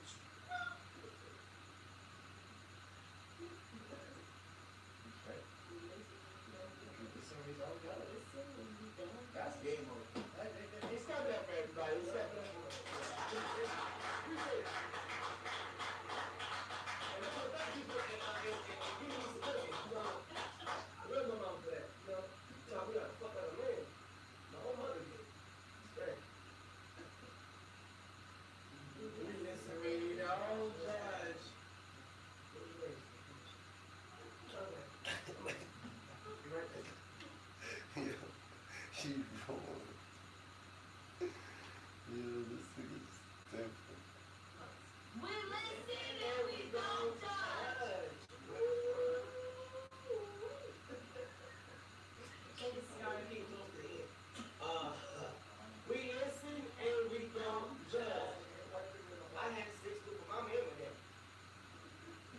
We listen and we don't judge.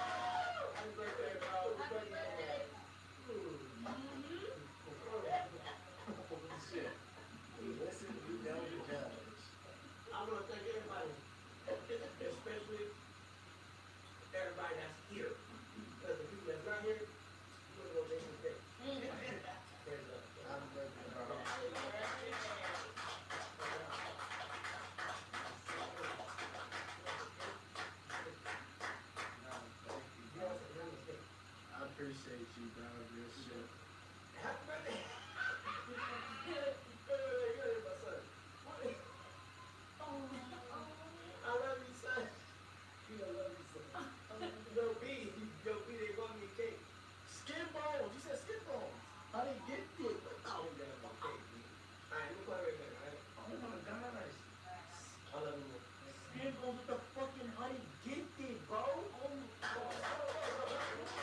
What you talking about? No, skin bones, CC, my brother. That's your dog? Skin bone, I just look shit right. Yeah, he's good. What's up? Yeah, he just gifted a honey. Oh, yeah, he's supposed to. That's my brother. Yeah. I don't know where you at, but we can give you the address if you call my phone right now, Skin Bone. I love you. Skin Bone. If you want to pull up, get on this and get on the stream, it's crazy right now. Yo, it's crazy right now. Very independently crazy right now. Please, if Skin Bone, if you're watching and you anywhere in ATL right now, big bro, pull up, fuck with us, man. Get out here doing this, come here. Sorry, yes, sir. It'd be a blessing for you to pull up for us, man. Come here. Sir, yes, sir, for sure. I used to make jokes, man. Let me spend on the fucking chat, man. Real shit, bro. We said 390, bro. Real shit, nah. Appreciate, bro. Real shit, bro. This shit is crazy as fuck. This shit a blessing, bro. Hope you had a great fucking birthday. On the 4th and shit, man. Real shit. We had a great fucking time, bro. I'm so thankful for you to come in, bro. Real shit. Man, I love you too, man. You know, man, you know, we just all watching how you react to everything. You know what I'm saying? Because it's all about your platform, man. We just want to see you stand up like you've been standing up, and this is what we doing for you. You know what I'm saying? You my birthday, man. You know, Christmas and all this shit. And my Christmas present is to you. It's to be here for you, man. You know what I'm saying? And to be here for you, like, without all this shit. Just be here for you, bro. Like, without none of this shit. You call me, nigga, I'm coming, brother. Nah, thank you, bro. I appreciate Yo, you. literally, you call me, I'm coming. Nah, thank you, bro. It's a problem, brother. Anytime you call me, I'm coming. Nah, thank you, bro. Yeah, what you fucking mean? The fuck you mean? I'm telling you too. Like that. Yeah, the same shit like that. Yeah, I know. Yeah. Nah, thank you, man. I really appreciate you. Same outfit, not the same game.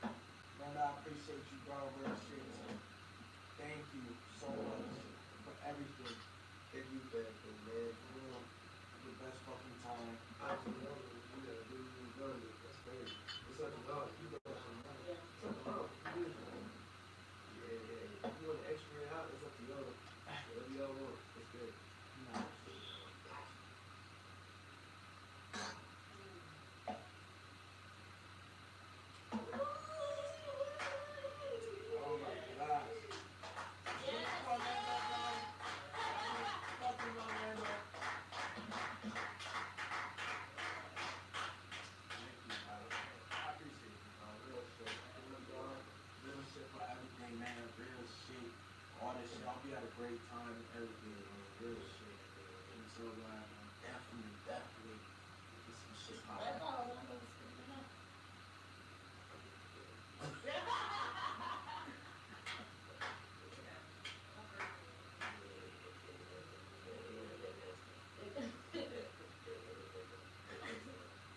I think that's part two. Yeah, we gotta Part say two. that's part two.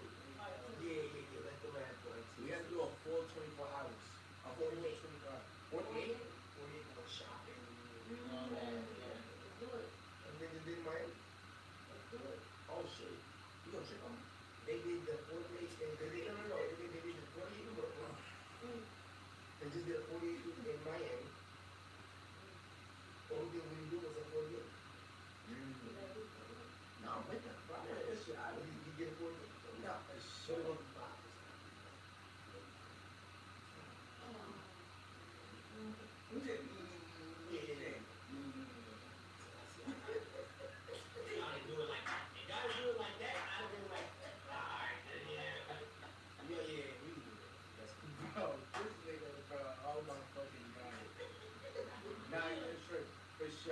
I love you too, bestie. No problem. Oh my fucking gosh, Chad. Dog. Shit. Shit.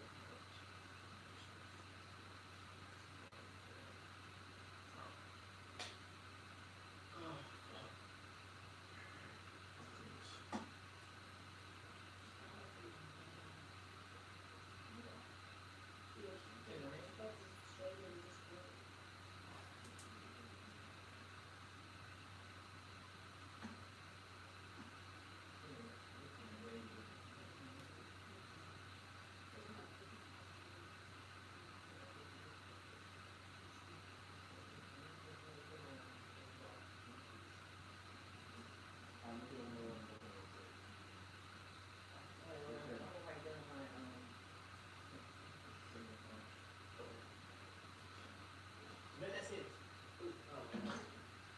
Don't leave your fucking cake too, bro. I'm not leaving my cake. My cake is better out of it.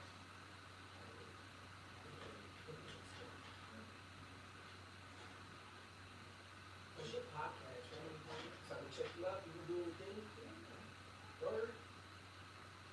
Let's see you film that. Okay. I come on your podcast for free. Oh my gosh. All right, let me do the number. Thank you, Deshae. I'm sure it wasn't, but thank you, Deshae. She wasn't even going to I do it. wasn't. I said I wasn't. You tripping. She wasn't even gonna work. I love my grandson so much. Oh.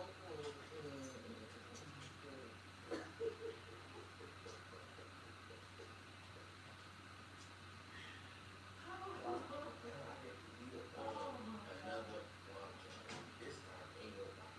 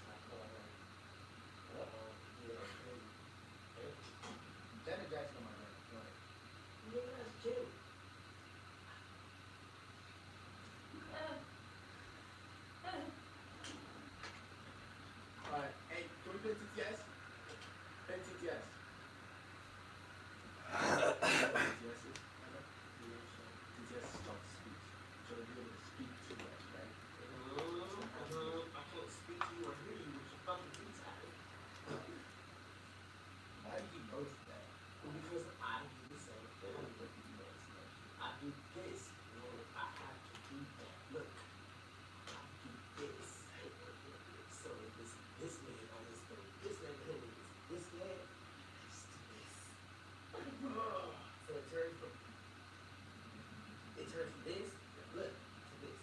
I be doing that. Yeah, I check my way. Yeah, but you did say you want to fuck up your speech, so yeah. Alright. So listen, we can that. Wait, did you see test work? It's great and this next job.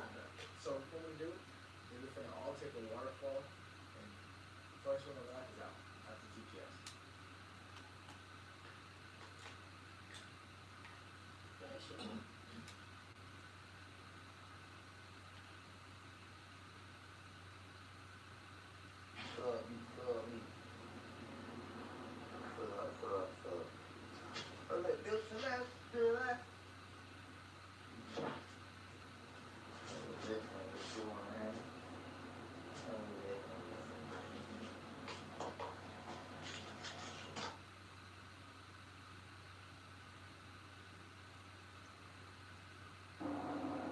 Happy holidays! Happy holidays, everyone.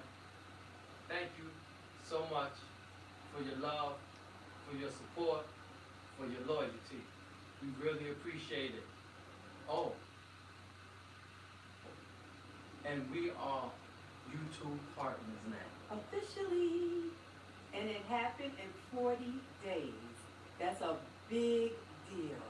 And it's because of you guys.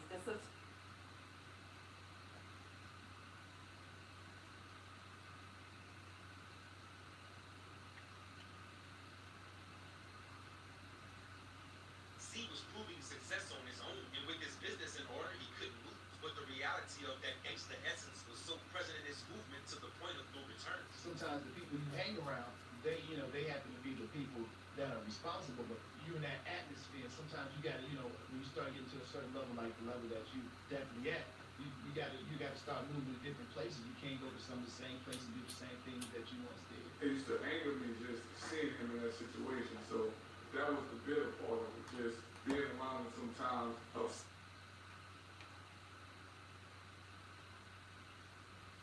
What's up, fam? It's your boy, Cut to the Chase TV. Be sure to hit that like and subscribe button, and be sure to share this video. I got some news with Negroes today.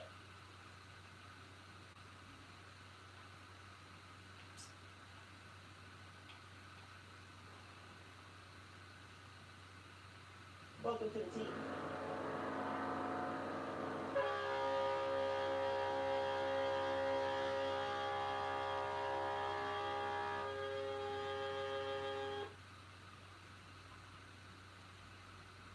Isn't it looking fine? Can I get the speaker, please? Is this healthy? Alan's got, oh my god, Alan's. So I was in the video. Oh, Alan's leaving? Thanks, we done.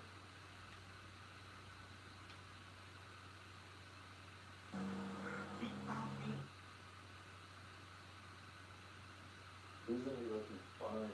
Can I get the speaker, please? Is this healthy?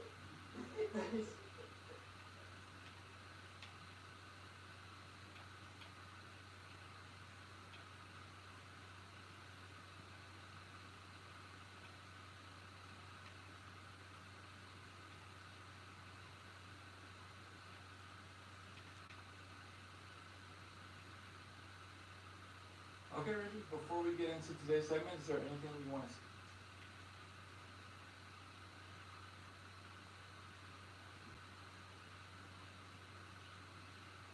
What up, gang? I'm back with another video. Let's get into it. Journey, one of the girls that was accused of setting the school up, finally speaks out. For the people that don't know what's going on,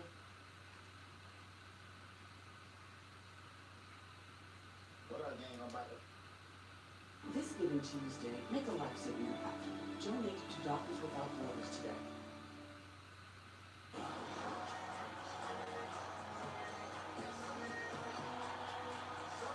What up, gang? I'm back with another video. Let's get into it. Journey, one of the girls that was accused of setting the school up, finally speaks out.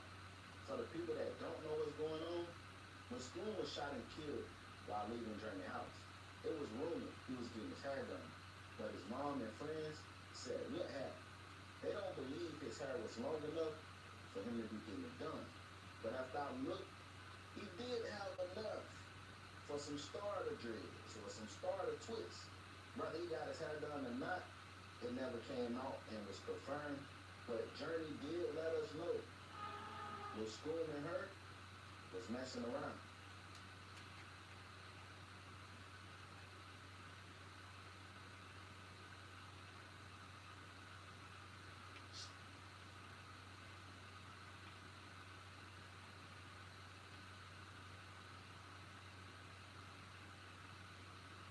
For this one, we cover a man who the internet seems to take as a joke. Somebody who talks that talk, but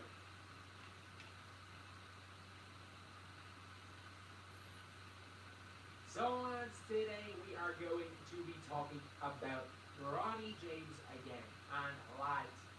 It's getting ridiculous. The entire situation around Brownlow is getting absolutely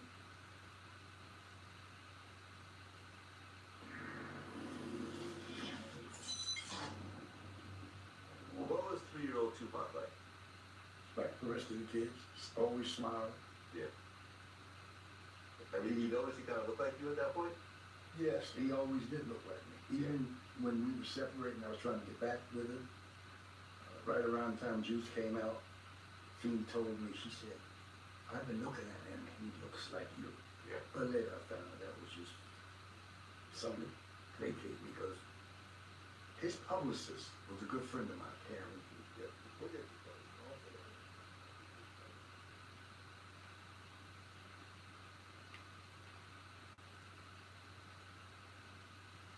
Some players in the NBA are simply there for a paycheck. Others are locked in, chasing the glory of the championship ring. And then there are those rare players who play for the pure love of the game, because basketball runs through the veins. Easy just for a moment. Blows past him. Below. If you haven't noticed yet, LaMelo Ball of the Charlotte Hornets isn't just playing basketball. He's rewriting the script, redefining what it means to be a true leader in today's That was Ray Ray. Let's pick up the foul. Let's do. Huh? After you work out, You alright? you feel worn out. Reach for core power and rise to a whole new level of And it might be a bit premature Look like to you say need some water, Donata. feeling that Melo could be the NBA's modern day Allen Iverson, a player who brought the raw essence of street ball into the heart of the association. Stirring up the wall, nigga. What? Ladies and gentlemen, as we all know by now, the NBA is facing a leadership crisis, and while LaMelo Ball wasn't the name many expected to go viral in a time like this, by the end of this video, Take a nice shower, nigga. the most pivotal figure Taste the water. we've seen in years. Breathe the water. Are you in there?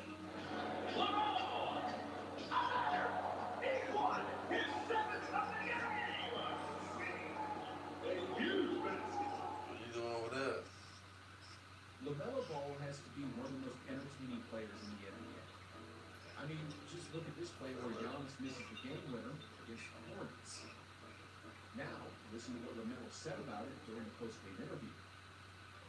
What did you see right here when Giannis took that shot and everyone was underneath the basket for that rebound? You said that last play when he took the shot? Yeah, we loaded up. That's what we wanted. Put the hand up. Results. Did you know that LaMelo Ball got fined $100,000 for this 10-second-ish interview?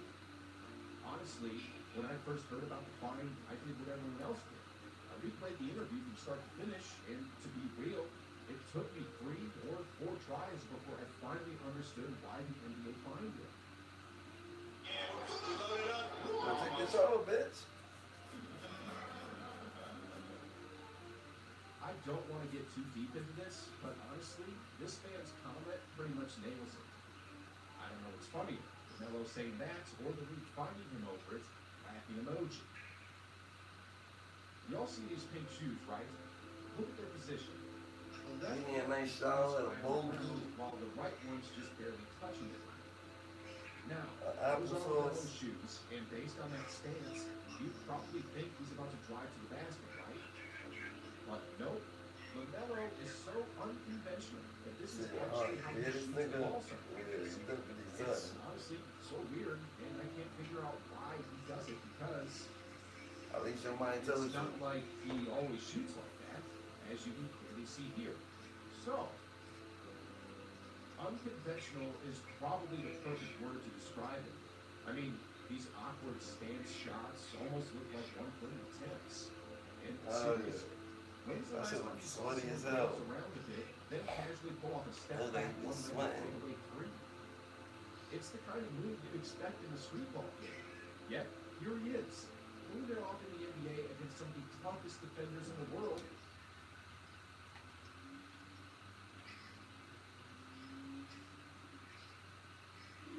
TJ, you go crazy. We was in his room, but I naked.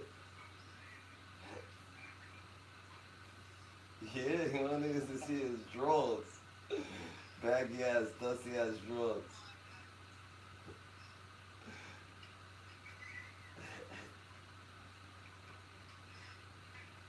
My boy turned into Diddy. He thought to transform. What the fuck? This nigga's about to transform right now.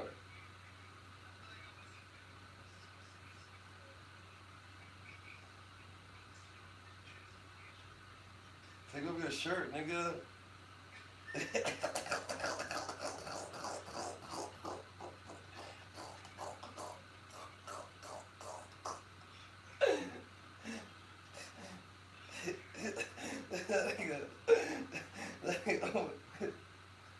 Nigga, take that shit off. Take that shit off, nigga. Nah, you thought about it too hard. You know you want to. Go ahead.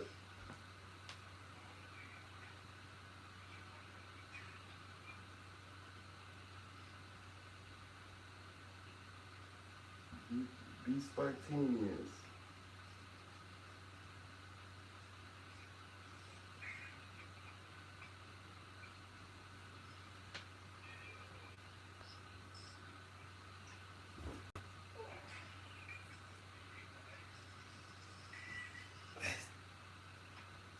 He needs to get slapped, nigga. He's yo, that shit not good for you. Oh, well, that nigga look like he's seen a fucking. He's catching ghosts. He looks like a Ghostbuster employee.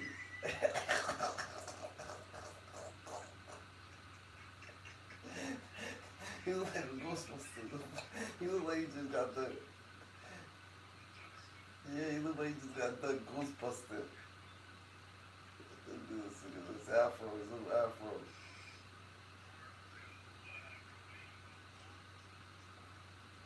That nigga got the Alshon Feinstein afro.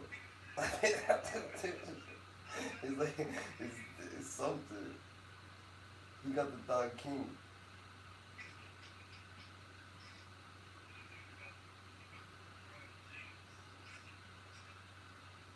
That nigga actually got butt ass naked, nigga. Put his fucking, so look at me.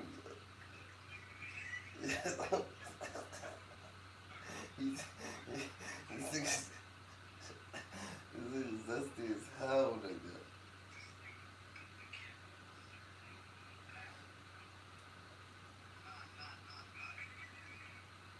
That nigga changed. Nah, you changing, nigga.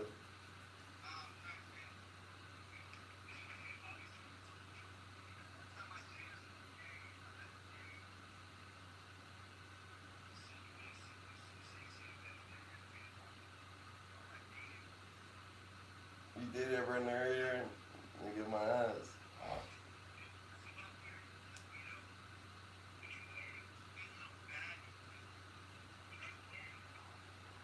You lying. You lying.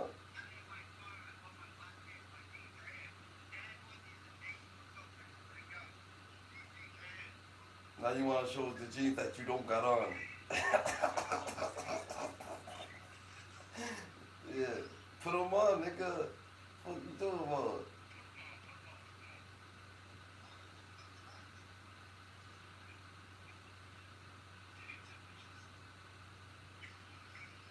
Hell yeah. It gets real hot. That's how you know when the room gets hot.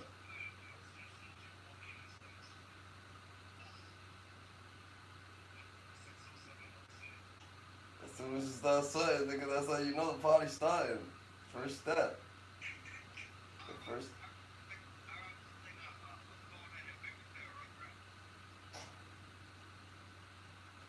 Wait, just take off your shirt, nigga. You know you want to. You've been thinking about it the whole time, nigga. You just been thinking. Yeah. Take it off, nigga, because you know you want to. Look at you. You try to look like Mike Tyson before the fight. Asshole out. Like, nigga, what you on, nigga?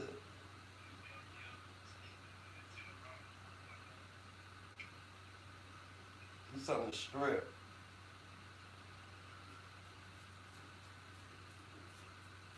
That's how you know. That's how you know that shit. You want some good shit right now.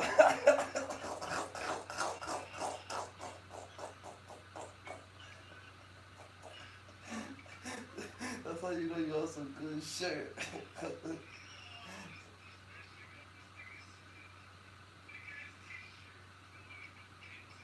No pants on, nigga, looking like a shorty.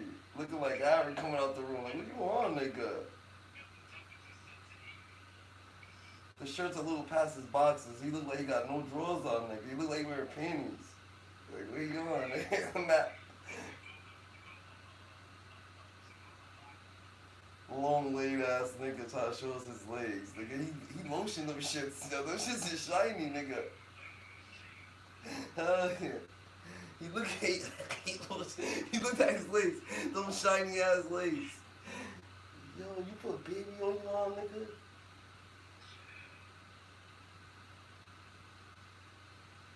That's just different, bro.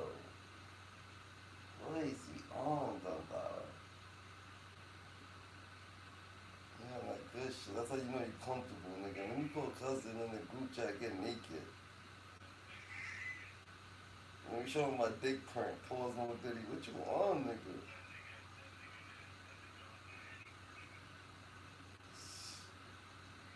He's different. He said, oops, my phone slipped.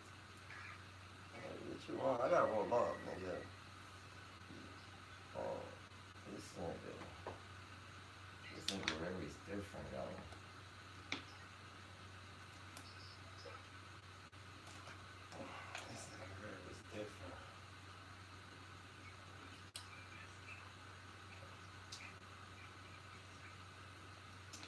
Sleeping like shorty, you said.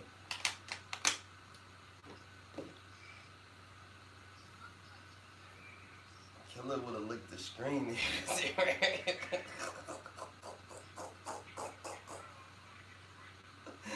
Wanna spend the night? Call just like that.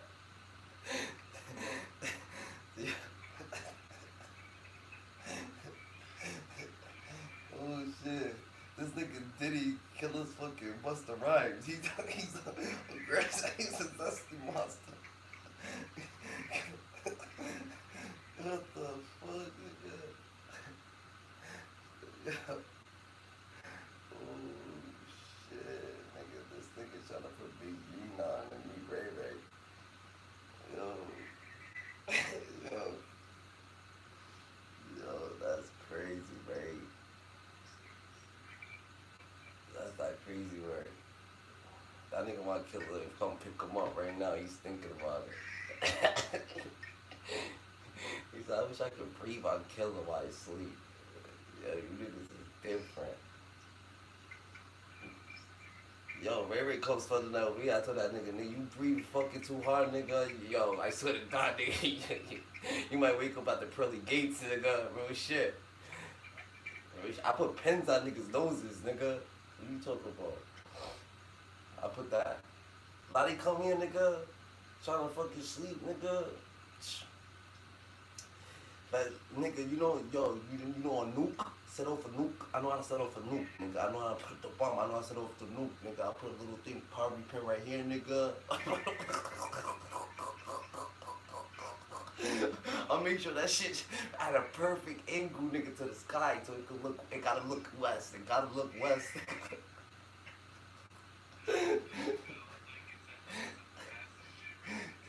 Yeah, but when you drop the pin, nigga, you gotta go 3 times, nigga. 3 times. That's when you know it's gonna really sonic boom. It's gonna sonic boom, nigga.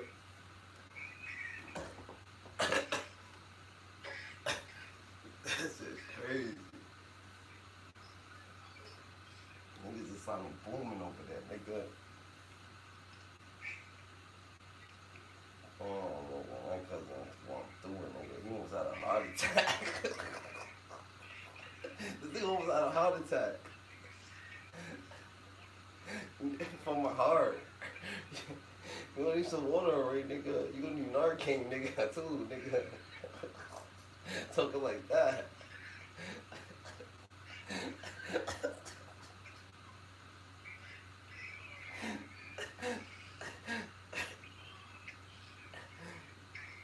There you go, sneeze that shit out. Look at that, bless you. Bless you. Yo, you disrespectful motherfucker. I said bless you.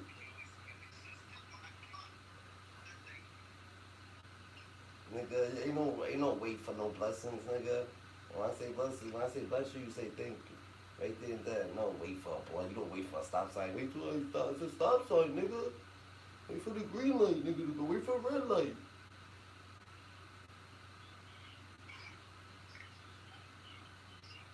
Yo, this nigga Ray done this nigga's over here. I thought he was about to fucking croak, nigga. He said, cousin. Showed his pants off. His pants. It's hard. Yeah, it's hard already, nigga.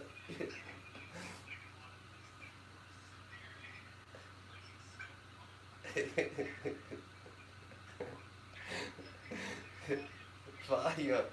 Look like a caveman. What the fuck you on?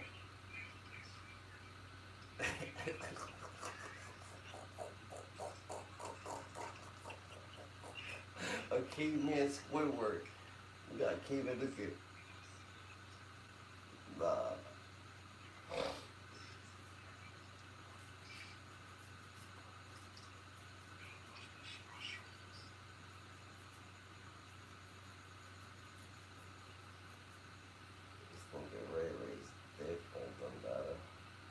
Still didn't get no water. He tried to act like this nigga tried to act like he wasn't scared when he called the child, nigga. Like he tried to like keep his face down, smiling like, yeah, these niggas joking, nigga. You know you was almost dying, nigga. Your heart needs water, nigga. And you giving it smoke.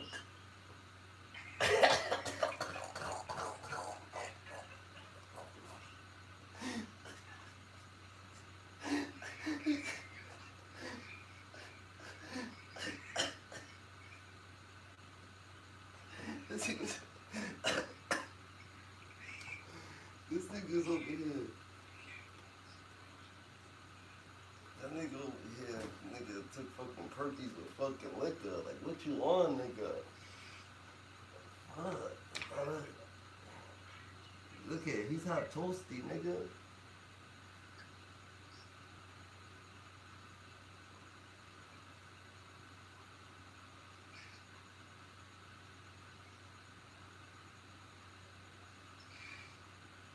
Rary's a dumb smart nigga, though. He's the dumbest. Yo, any street shit, he's dumb. Over there trying to be real. He want the croak. Look at his left hand. You see how his left hand is? That's a sign. That's a sign, nigga. That's a sign of dehydration.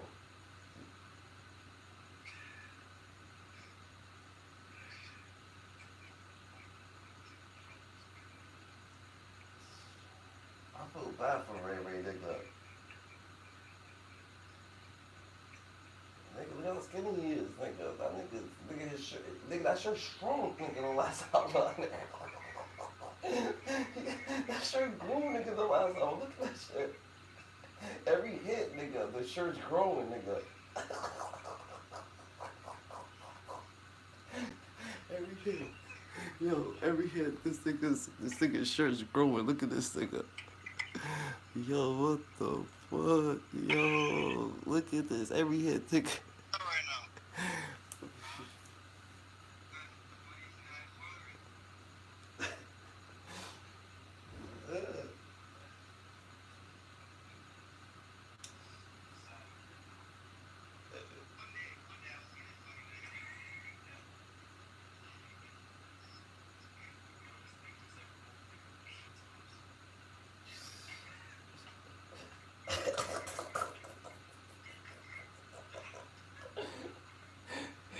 Yo, the faces this nigga be making, nigga. I swear to God, he's 1 second having a heart attack, nigga. Go get some water, bro.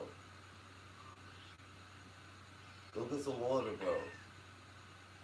Like, I'm laughing at the faces you actually making, nigga. Like, you actually making like, oh, you say you need water.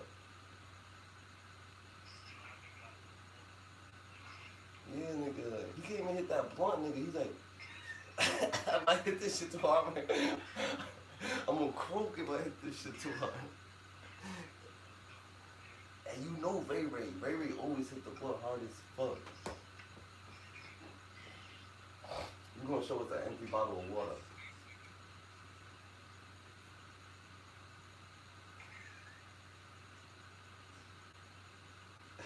Keep playing. Keep trying to test yourself. Keep trying to hit that blunt harder and harder. You gonna see. You gonna fucking see. Don't roll your eyes. Don't fucking roll your eyes.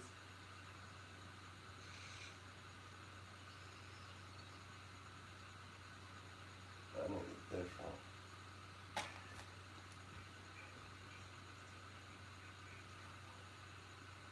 What are you saying?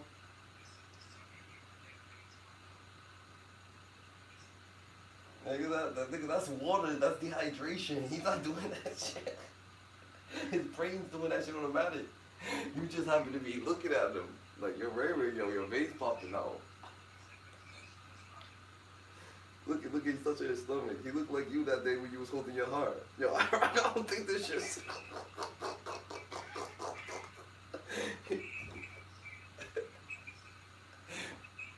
he looks a little scared, though. He's getting better, though. When we first called him, he was like, my heart needs water. He was like this. Thinking he looking like a killer. Nigga, you looking like a custody.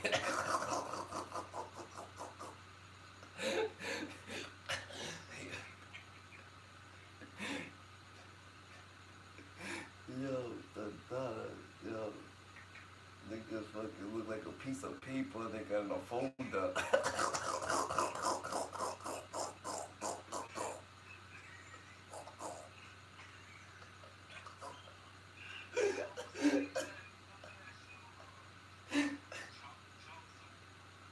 What?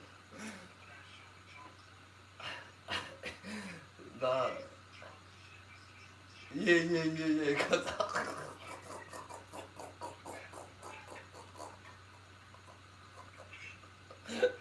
oh shit.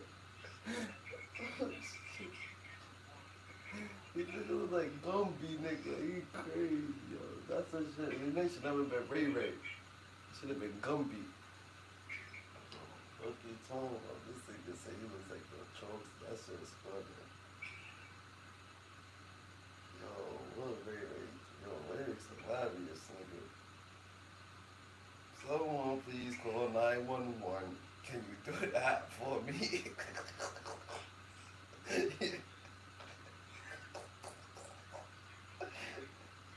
Look at the water. Don't give me that I'm about to die look, nigga.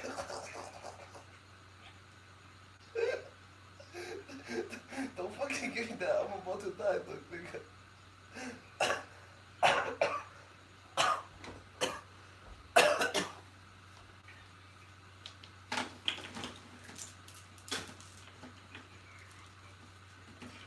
Hell yeah. I am.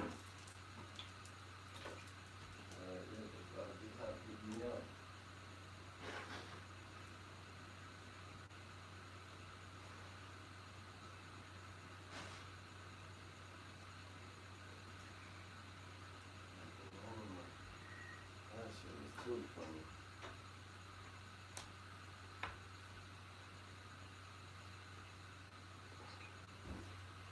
His door fell.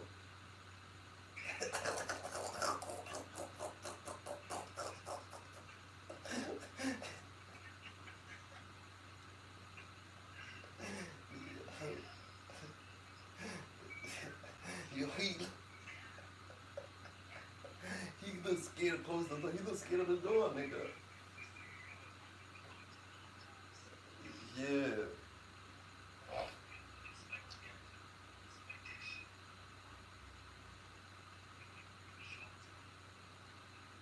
Nah, I think he already has shorts on the whole time.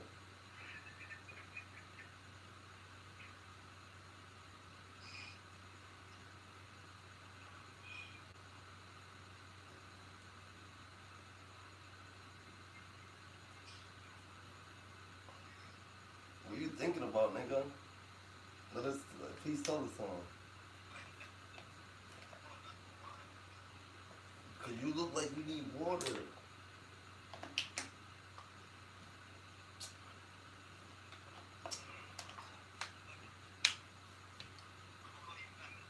Why?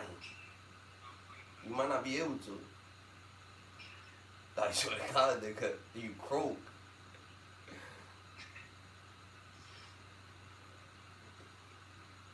He's alright. Yo, that nigga had me die just now, nigga. What the fuck? Yo, that nigga is hilarious, yo. That nigga. He said, my heart needs water. And rolls a blunt. Yeah, you're smart.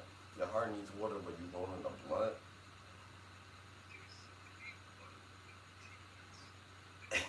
Fumes. Your heart needs water, but you give your heart smoke. Like, what you on, nigga? That shit hurts. Yo, what the fuck? That nigga's different, yo. I'm gonna have to ring that nigga.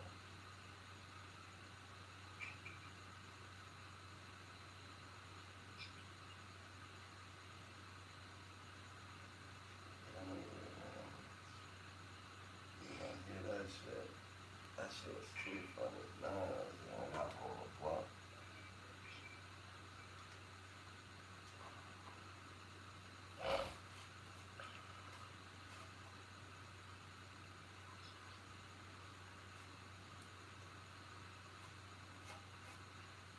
That shit was too funny. I'm happy I fucking picked up.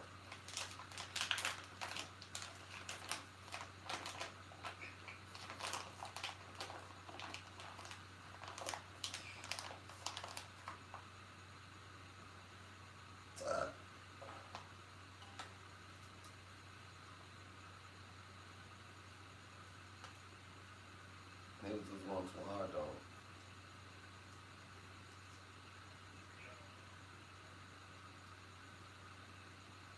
What you saying? Let me see. Let me that nigga. Let him talk. I want him to talk.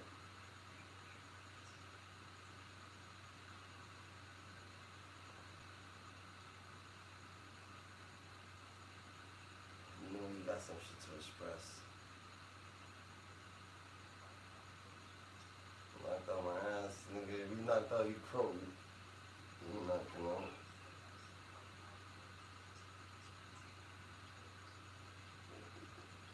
He is, oh, probably.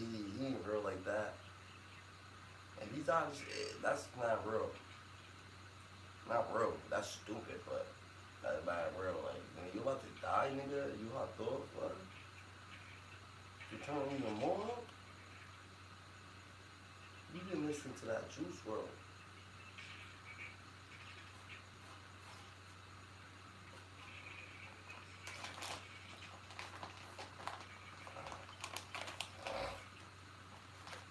That shit was funny.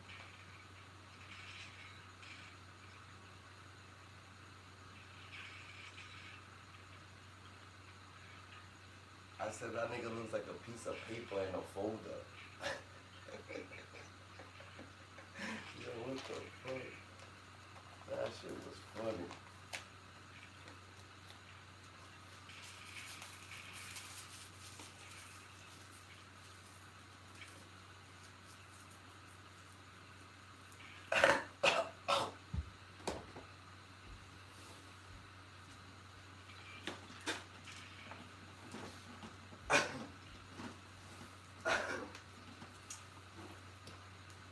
That shit was too funny, nigga.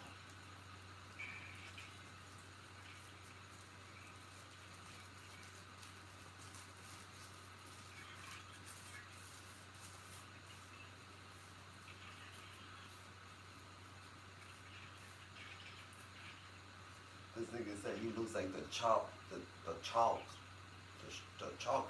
shapes. Yo, what the fuck? Nah, but I know what you're talking about.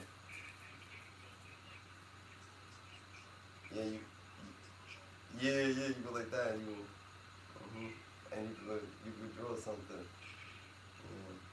Yeah. Oh yeah. See, I know what you're talking about.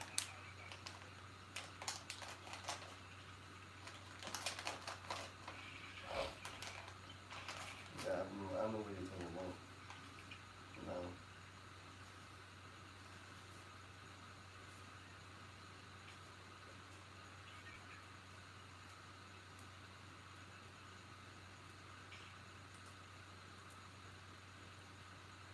That shit was funny, bro. That shit was too funny.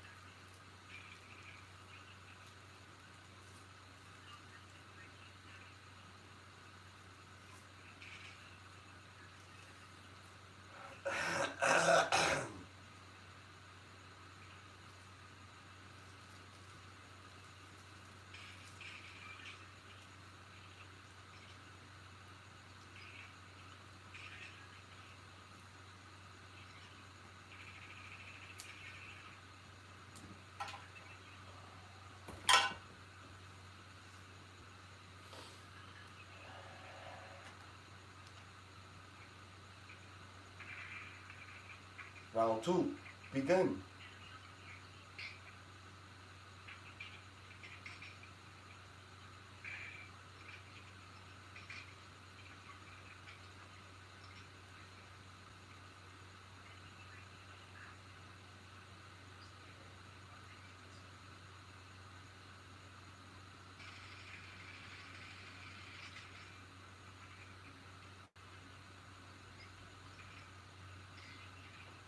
Wanna.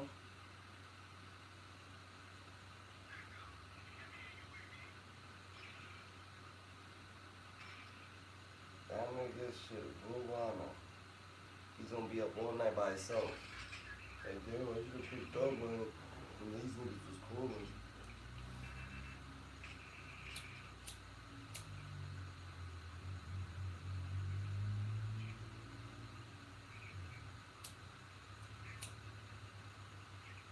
Funny thing is, though,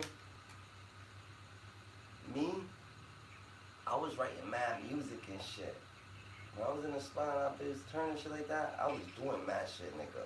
Doing mad shit on the computer, fucking with the computer, writing mad music, nigga, just writing music, nigga, rapping on beats. You know, it takes a while to be writing, you know what I'm saying? Because you're actually rapping. And then you're like, alright, this sounds good. Let me keep doing blah, blah, blah, blah. But you get your reflection that it just goes. You could say it faster than you could write it on a paper, you know what I'm saying? That is different, bro.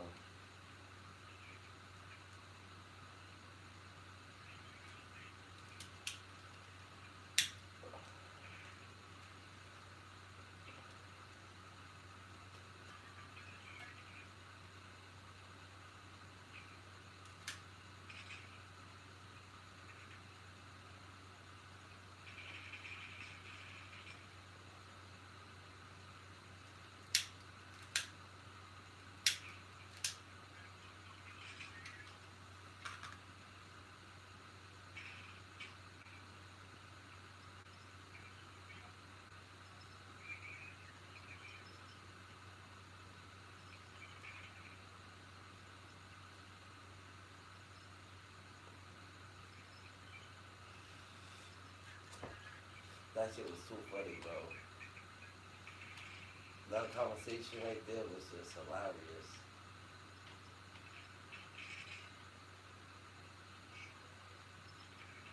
I said every hit you take, this shirt's getting bigger. Yo. Police just really knew.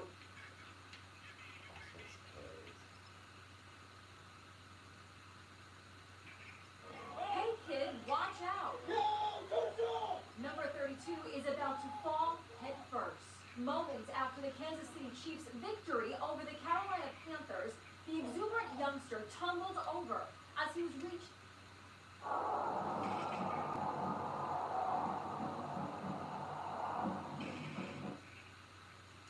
to get any player's attention. You can see there's no guardrail where the boy was standing. Just before the near disaster, a stadium employee tells all the fans to stand back. But boys will be boys. And then a hero comes to his rescue.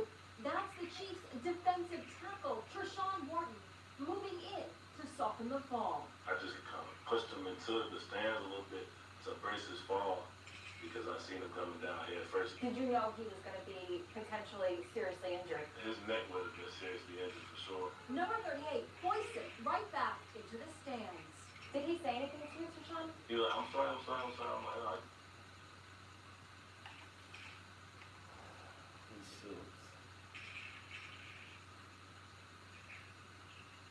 So we know that time travel into the future is 1,000% possible because we do it every single day.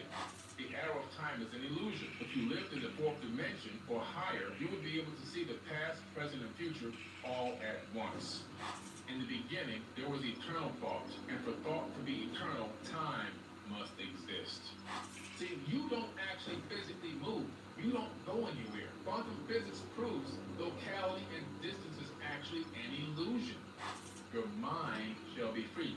They can lock up the body, but they can never lock up the mind unless you give them some authority to. And Thoth said, listen, O man, take of my wisdom.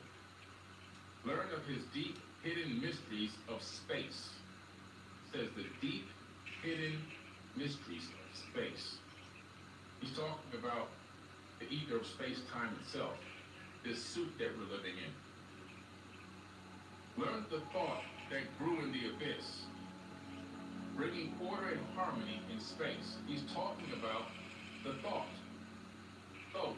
The word thought comes from the name Thoth. That's how we originated the name.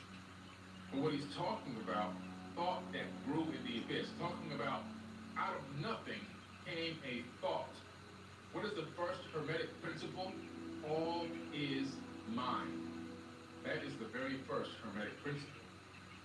And so since all is mind, we're seeing here how the principles laid out many thousands of years later still fall back to the original, which is 36,000 years old. Know ye, O man, that all exists as being only because of the law. Know ye the law, and ye shall be free. Never be bound by the fetters of night. What he's saying here is once you understand this law, once you understand this universal law that all is mind, that mind transcends space and time, that mind then also goes out and sets out to create, it will set you free. You ever heard of a person that's talking about being in prison, right? And they've endured many, many years of imprisonment, and some of them become enlightened, and you ask them, how did you do the time? Let's say their mind was never in prison because the mind traveled, right? Look at remote viewers. I did a whole workshop on remote viewing. It's on Forbidden Knowledge TV. If you look at remote viewers, what do you see? You see that we're able to set our mind outside of space and time and gather intel on targets and locations. Why is that? Because the mind can transcend space and time.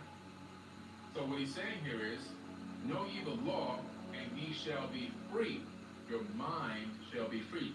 They can lock up the body, but they can never lock up the mind unless you give them authority to. Never be bound by the fetters of night. Never be locked up by darkness. Far through strange spaces have I journeyed into the depth of the abyss of time. This man's talking about time travel, 36,000 years ago. He says, far through the strange spaces I have journeyed into the depth of the abyss of time, until in the end, all was revealed. So he went back, probably and forward in time, looking and learning along the way.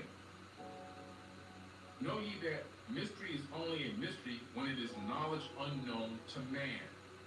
Listen to that. Mystery is only a mystery when it is knowledge unknown to man. So it's only a mystery because you don't know about it, right? Anything that you don't know about is a mystery to you. We have to learn about it. It's a mystery to most people. How does a cell phone work?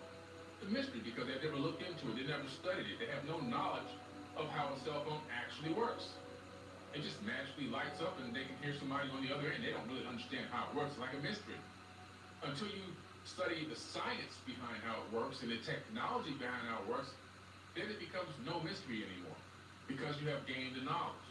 When you have plumbed the heart of all mystery, knowledge and wisdom will surely be thine. In other words, he's saying here, when you have studied the depth of information, of knowledge, against something that's a mystery to you, then it won't be a mystery to you anymore. You'll be wise. And this is a message to us for many things we can apply to in our lives. In other words, let's stop guessing and being ignorant to things that we should have knowledge of. Things are holding us back in life. Things are keeping us locked down. There's situations that are being withheld from us, blessings that we're actually not getting access to, simply because we won't put the energy into gaining the wisdom and knowledge to set ourselves free from the lack of knowledge, which is called ignorance. Seek ye and learn that time is the secret whereby ye may be free of this space. He's saying once you have the knowledge of time and how it works, how to send your mind through time, you'll be free of this space. In other words, the space that you're in, not space, the stars, but the space that you're occupying at this moment in time. So I add some conjecture to this. Thoth is telling us again what the sages of old have been saying for eons. Time does not exist. Clocks exist. When your scientists figure this out, they will rediscover what the ancients already knew. According to the theory of special relativity, it explains how there's a difference of time that elapses between two events as measured by observers. For example, if one person moves faster than another person, then the first person will experience time at a slower rate. And the clock the faster the person is carrying will tick slower than the clock the second person is carrying. With this understanding, it is not so difficult to accept the fact that the arrow of time is an illusion. If you lived in the fourth dimension, or higher, you would be able to see the past, present, and future all at once.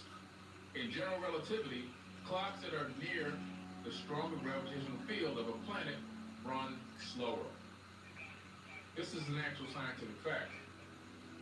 When I went to Egypt, I took them to the Great Pyramid at Giza. 2 million blocks of stone.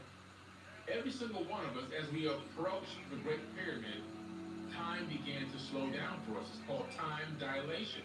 Why? Because those 2 million blocks of stone have so much mass that it creates a time dilation bubble around us.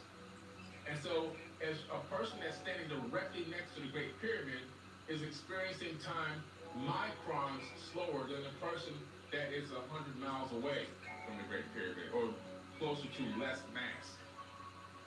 And so we know this. So time is bendable, time is malleable.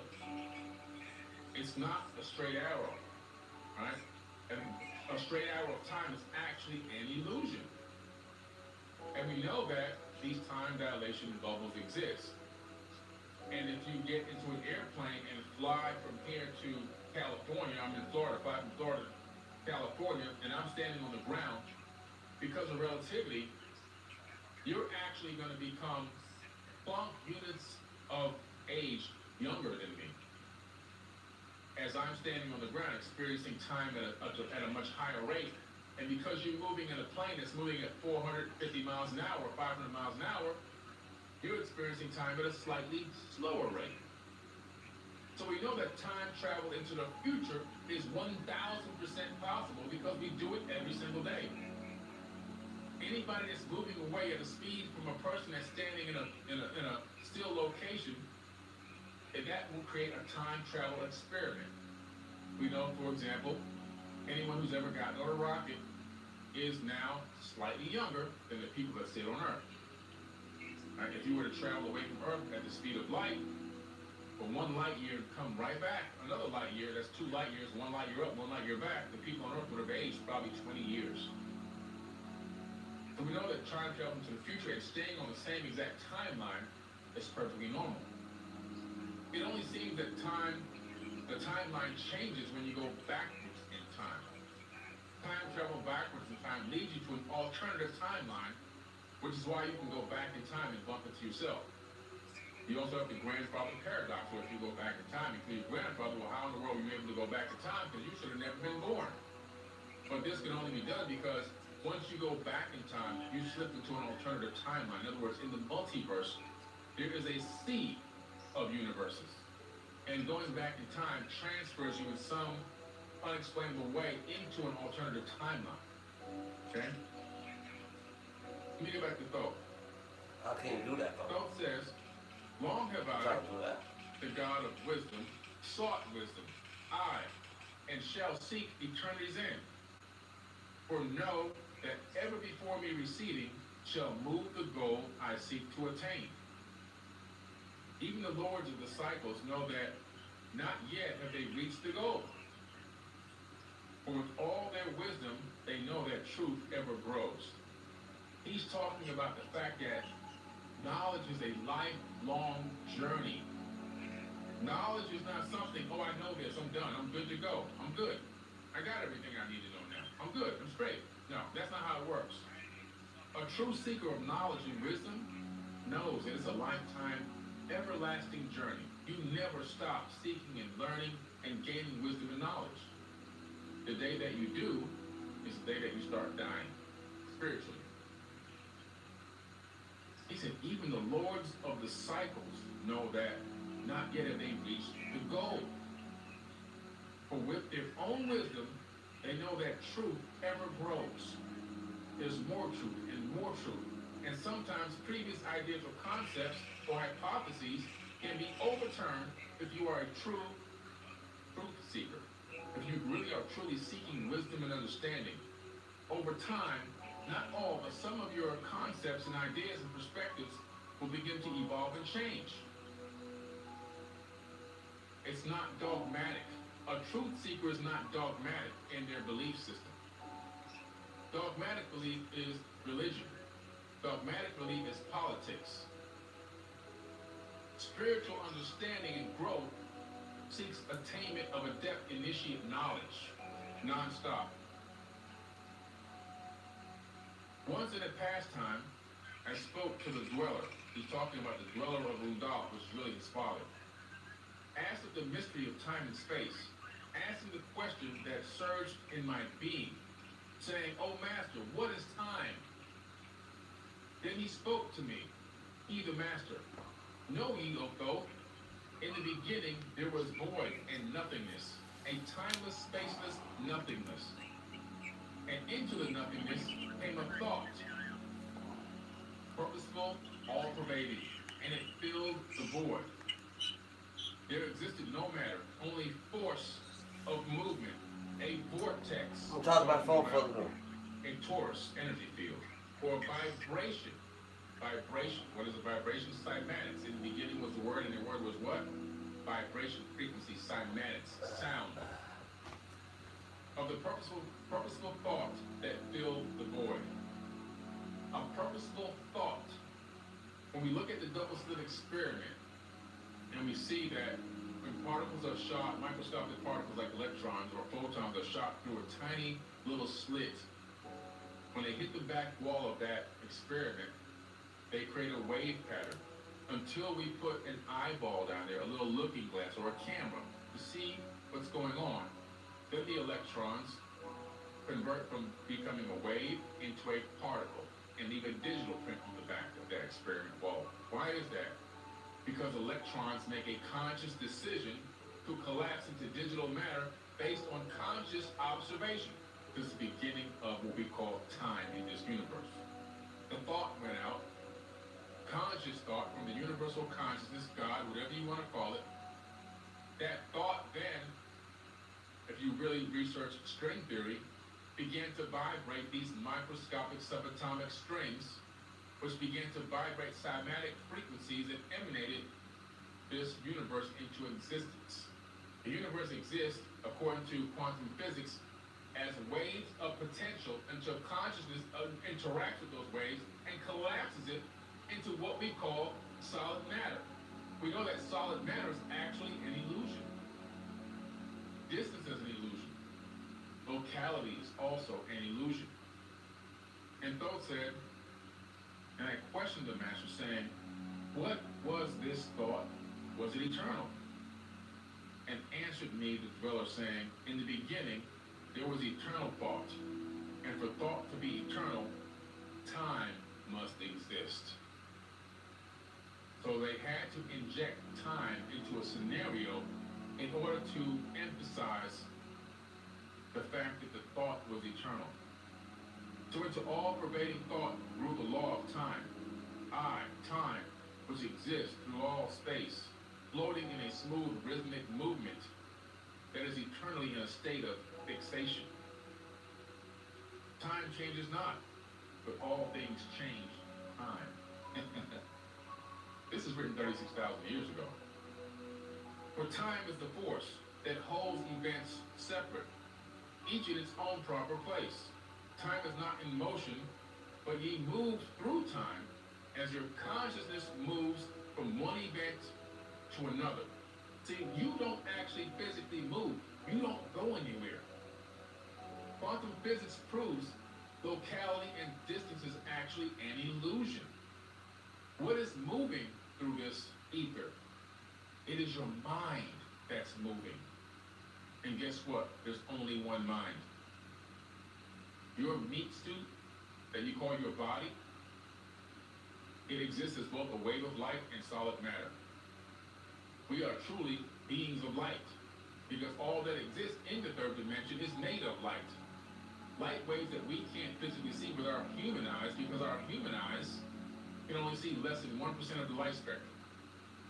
But yet, physics.org put out an incredible article just a few years ago showing how matter converts from waves of potential into solid matter based on conscious observation. They actually caught a particle in transition, moving from a wave into solidity, giving this giving us that illusion that gives us this perspective of a third dimensional realm that we inhabit. It's kind of hard to wrap your mind around the fact that the only thing that exists here is consciousness. But as you heard me say before, if you look at the as above, so below from the Hermetic principles, you'll realize what I'm telling you is a fact. If you see your mind in your head, your brain inside of your skull, so to speak, and then magnify that from the micro to the macro, and then take it on as a universal consciousness. What's going on? What is the universe on a massive scale doing, right? If you look at your brain inside of your skull, locked in complete darkness, it doesn't know what's going on outside of itself. It has no clue. But your brain has what? Friends, hearing, sight, smelling, seeing, taste, touch, and everything else, all your senses. So your brain says to the sensory perception friends, hey guys, go out there and collect some data. Let me know what's going on. So the friends go out, they themselves don't know what they're collecting. Eyes go out, pick up photons, right? The fingers go out and touch things. The tongue tastes things. The nose smells things. The ears are hearing. They don't know what they're collecting. They're collecting data. Raw data that they themselves cannot decipher. They transmit that information on that data to the brain, and then the brain sorts it all out and says, oh, this is what's going on out there. And then you navigate through this holographic matrix based on a holographic projection from your consciousness. The only thing that's moving here is your mind, not you. That's it. And there's only one.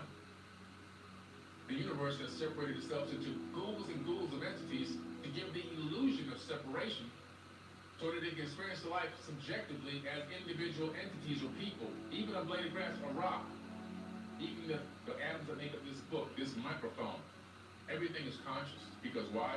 All atoms are conscious because the electrons that orbit the atoms are conscious because they can make conscious decisions based on observation and conscious thought. Time is not in motion, but ye move through time as your consciousness moves from one event to another. I, by time, yet exist. All in all, an eternal one existence. Eternal one, O-N-E, caps. They put all caps. O-N-E, we are all one. Know ye that even in the time ye are separate, ye are still one in all times existent. What Philip is saying here that even though we look to be separate individuals, and our minds seem to be separate minds, completely detached from one another, he's saying, no, ye are still all one, with a capital O-N-E, in all times existent. A reference here from In Search of Miraculous by P.H.D. Opensky. George Goody claimed man lives in life in sleep, and in sleep he dies. In other words, he was saying that people cannot perceive reality in their current states because they do not possess a unified consciousness, but rather live in a state of hypnotic waking sleep. Goody claims was that humans live in a waking dream, and only a dream that they are awake. This state of waking sleep is also called relative consciousness. It is a level of consciousness that ordinary humans are born into. They live their lives and then die in, never waking into one or more objective states of full awareness. Because most humans are walking around in a state of waking sleep. They are never able to know who they truly are, and therefore they remain unaware of their true motivations and the casual forces which motivate them in their daily choices and activities. In conclusion, when humans cannot determine their true motivations and remain unaware, they lie to themselves, and thus their entire lives are lies. Reference is In Search of Miraculous by P.H.D. Opensky. That's powerful. That is powerful. And guess what? I agree with him 1,000%. There's people walking around out here that are soulless avatars simply operating on matrix programming. They're living, but they're not alive. And they're all around us. They're all over the place. people that have never woken up to who they truly actually are. They simply are operating on the code that they've been programmed and given since they were born, since they were even in the womb and at gestation. The same code, just running on programming, never exceeding the programming, never reprogramming the programming, never editing it, never hacking themselves, just running on the pure code and living a complete lie, believing that they're alive, but they're not. And Thoth said, now we're back to Thoth again. Cease then the voice of the dweller. He said, I'm done talking. I gave you the knowledge. Now you gotta go, you gotta get out here and act on it. And departed I to ponder on time. This guy said, you know what? As smart as I am, what my dad just told me, I need to go sit down and meditate on this. He said, departed I to ponder on time. I gotta sit down, I gotta digest this.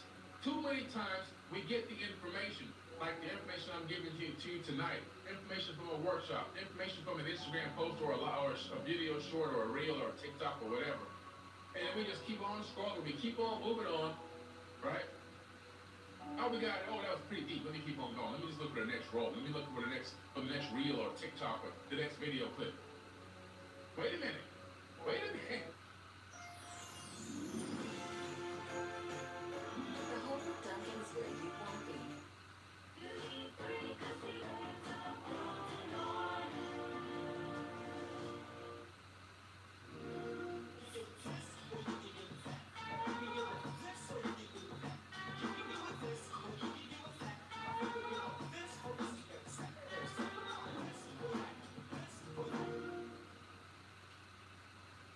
Save more when you go all in with Cox.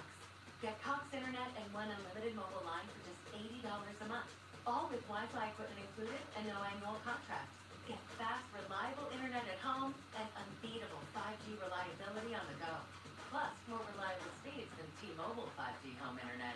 Get Cox Internet with Wi-Fi equipment included, no annual contract, and one unlimited mobile line for just $80 a month. Call or learn more at cox.com/value.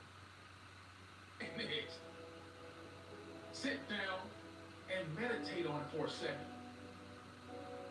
Let the knowledge seep in. Stay in the present moment. Let your mind start to vibrate and get on the frequency of understanding. Let your mind begin to ask more questions so you can seek more answers. Don't just brush over deep knowledge as if it's like, nothing. Let it seep in for a second. And Thoth said, cease then the voice of the dweller, and departed I to ponder on time. For knew I that in these words lay wisdom and a way to explore the mysteries of time. Oft did I ponder the words of the dweller.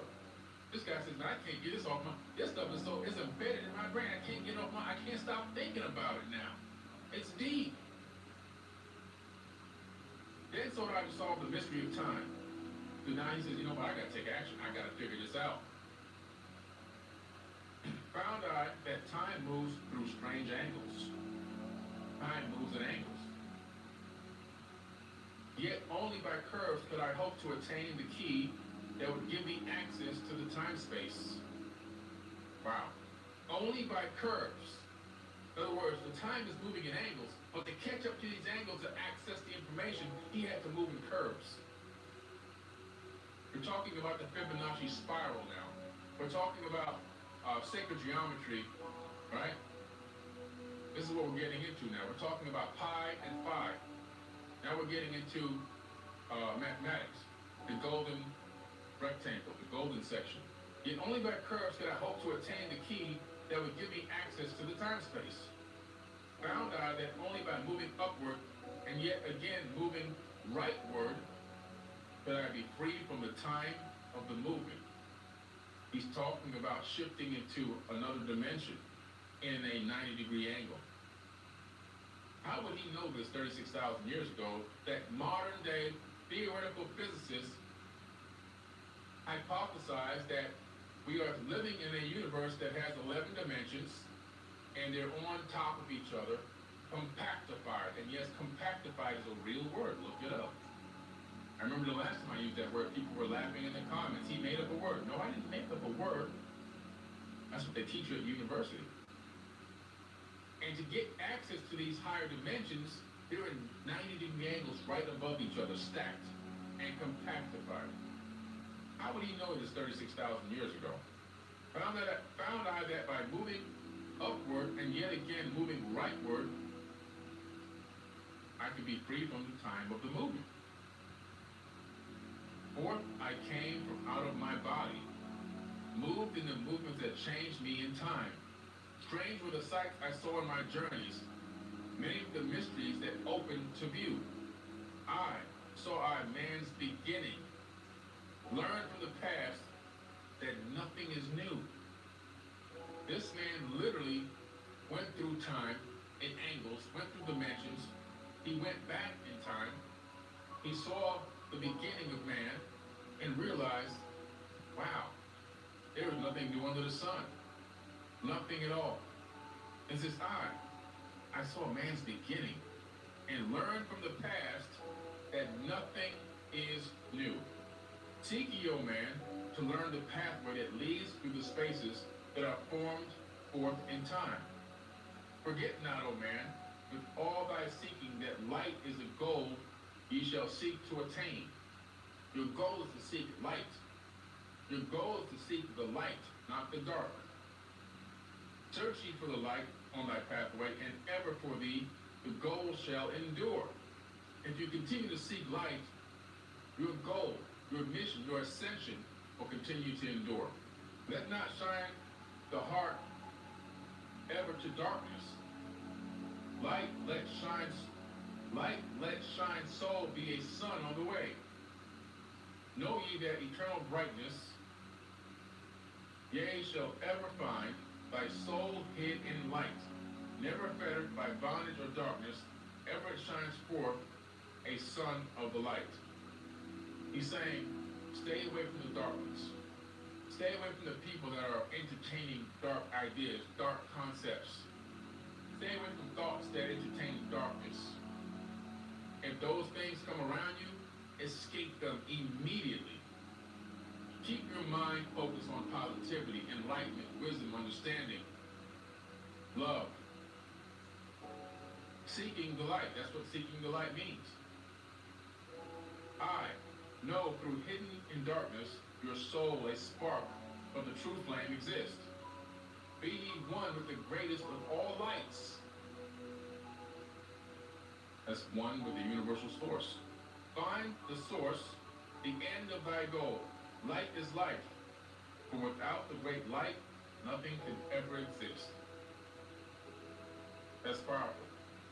Understanding that light always rules over darkness. Even though we have yin and yang, we have good and bad, we have darkness and light in the universe, we know that light is more powerful than darkness. And how do we know that? Well, I'm sitting in a well-lit room, and there's no way that I can inject any little bit of darkness into this room that would make this room dark. I can't inject darkness here to make the room dark. But if I turn all these lights off and just simply do something like turn on my camera flashlight, just that little flashlight from my camera will make the darkness flee. It will run from that little tiny light coming out of my phone. But I can't inject, look, my screen is dark right now. I can't inject darkness into this room from a dark screen, but if I turn on my flashlight and turn these lights off, guess what happens? The darkness runs away from the light. Know ye that in all form matter, the heart of light always exists. Always. Everything in this matrix is made of light. If you take two atoms and smash them together at CERN, at the LHC, the Large Hadron Collider in Switzerland, you'll find that what's in one of these particles made of? The essence of them is made of light. Waves of light. I, even though bound in darkness, inherent light always exists. Once I stood in the halls of Amenti and heard the voice of the lords of Amenti, saying in tones that rang through the silence, words of power, mighty and potent, chanted they the song of disciples, the words that opened the path to the beyond. I saw the great path open and looked for the instant into the beyond. So are the movement of the cycles. Vast was the thought of the source to convey. New I, even infinity, is moving on some unthinkable end. Even infinity is moving according to a specific law. So are that the cosmos is order, and part of a movement that extends into all space. A party of an order of orders, constantly moving in harmony of space. This is powerful stuff. Even the cosmos obeys these laws. There's an order to everything. Second law of thermodynamics, we know that everything moves through entropy. Moves from an ordered state to a disordered state, and then recongeals and comes back to an ordered state again as a different form. Energy can't be destroyed, it can only be transformed. So I, the wheeling of cycles, like vast circles across the sky. New I then that has being is growing, and meet to another being is far off grouping of space and time. New I that in the words are power to open the planes that are hidden from man. I, that even words lie hidden in the key that will open above and below. He's talking about cymatic frequencies that have the capability of transcending dimensions.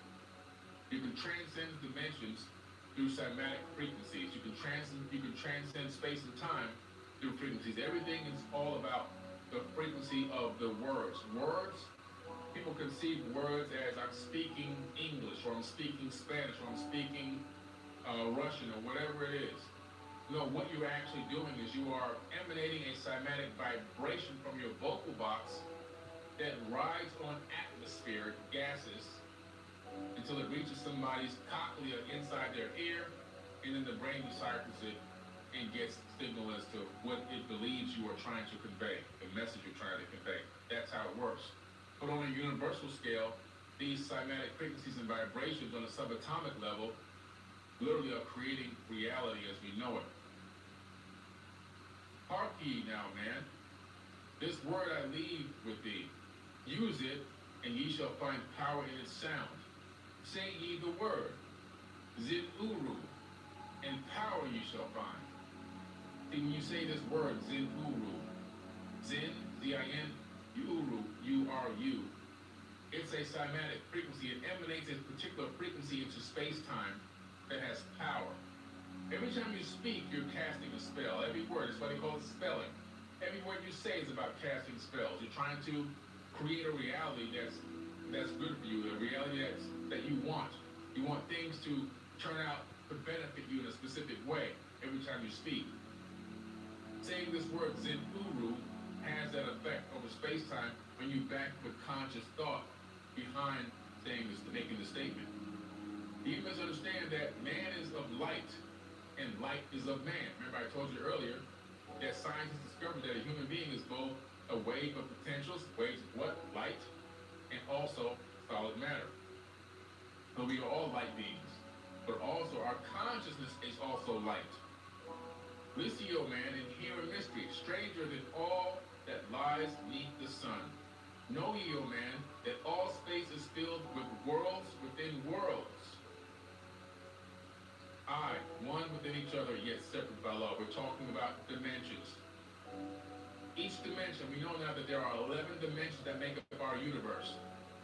If there were more than 11 or less than 11, the universe would collapse. It wouldn't become stable. For in order to have this universe with these laws of physics stable, we need 11 dimensions. That the human brain connects to 11 dimensions. That was done at the Brain Institute. They discovered this. So we are multidimensional beings having a three-dimensional experience. But our connection is multidimensional. We are connected to these higher dimensions.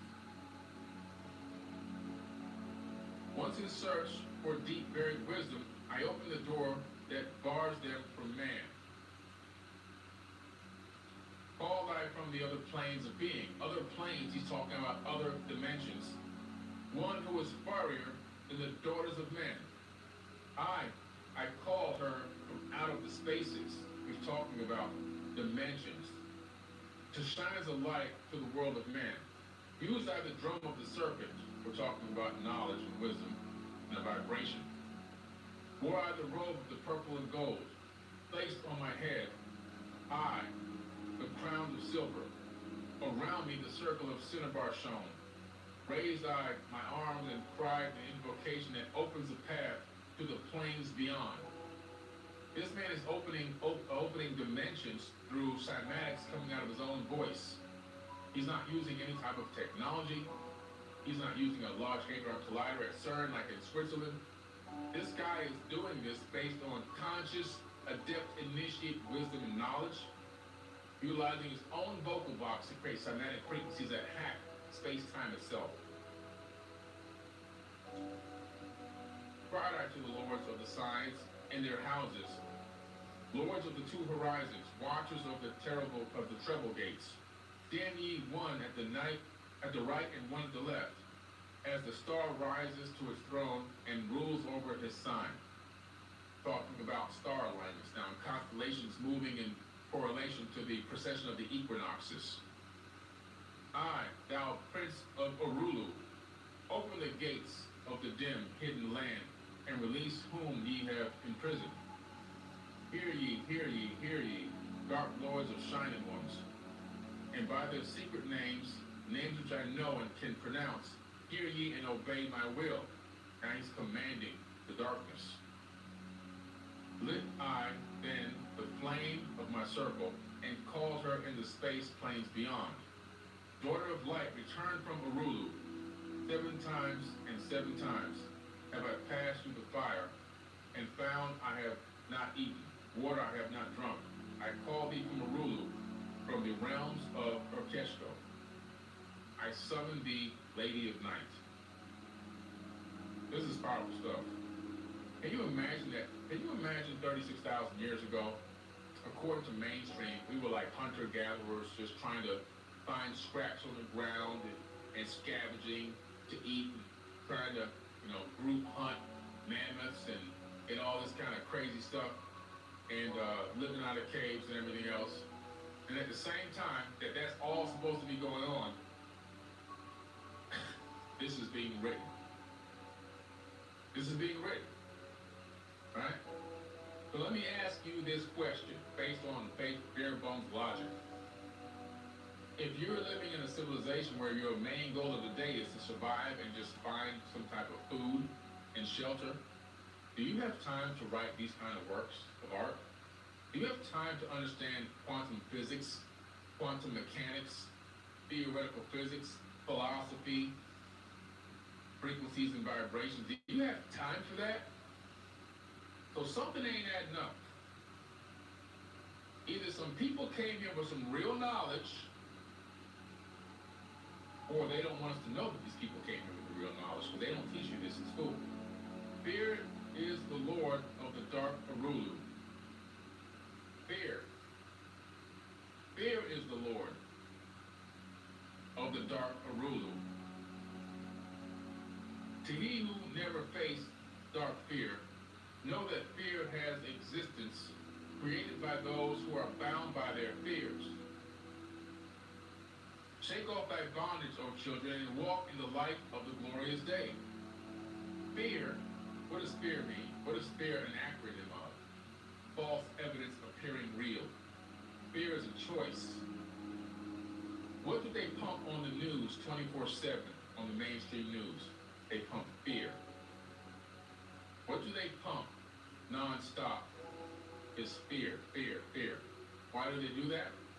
Because fear puts you in a malleable state of mind where they can control you. They are master puppeteers.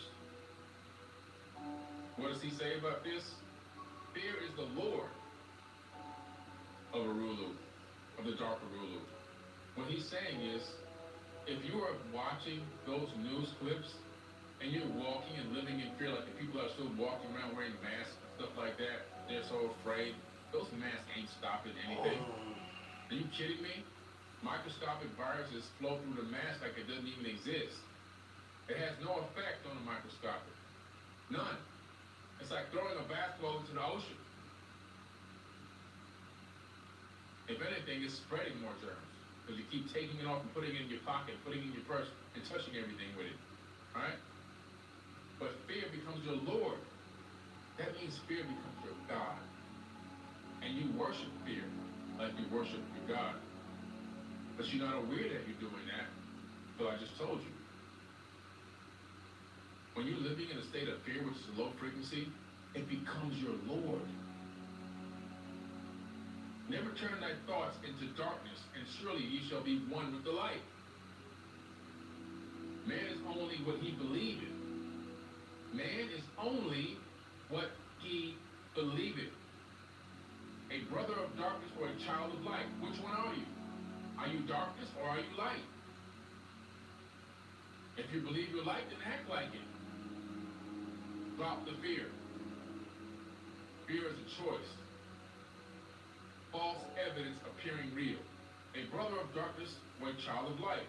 Come through into the light, my children. Walk in the pathway that leads to the sun. The S-U-N, the sun. What does Thoth call himself? A son of Atlantis, spelled S-U-N. He also called himself a son of man, an S-U-N of man. In the Bible, it's mistranslated as S-O-N by accident on purpose. When Jesus calls himself the Son of Man, he's calling himself the Son, S-U-N, of man. Just like Thoth is. Why would he do that? Because he learned this from the Egyptian mysteries. Because he studied from Thoth directly when he went to live in Egypt. That's why he calls himself the Son of Man in the Bible. Nobody ever asked, why does he call himself the Son of Man? He's supposed to be the Son of God. No, he's a Son of Man. S-U-N. A light. He's a beacon. Right? He's a lighthouse in the darkness. Walk in the pathway that leads to the sun. Hark ye now, and list to the wisdom. Use thou the word I have given unto thee. Use it, and surely thou shalt find power and wisdom. Din Uru. And light to walk in the way. Seek thee, and find the key I have given, and ever shalt thou be a child of the light. Ooh, wow. That's a powerful chapter right there that we just went through. And I'm going to be doing the entire book on Forbidden Knowledge TV. That's going to be amazing. That was The Key of Time, Emerald Tablet number 10, from my book, Compendium of the Emerald Tablets. Make sure you get it on Amazon.com. If you don't have it yet, it's still number one. It's the number one bestseller in 5 countries. And it's pretty much been printed and sold in every single country right now. Right? And I'm not saying that to brag. What I'm saying is there's something about that information that is lighting up the world. And so it's pretty important. And the Emerald Tablets is really some deep, deep, deep wisdom and knowledge. You can't read them just once. You've got to read them dozens and dozens of times. And the more you read them, the more wisdom and knowledge you gain. The more information comes into your head. All right? The more insight you get. The more perspective you get. All right? And so it's a powerful, powerful thing. And so from time to time, I like to share that. If you like this video and you want to see more amazing content, go ahead and check out the next video on our channel.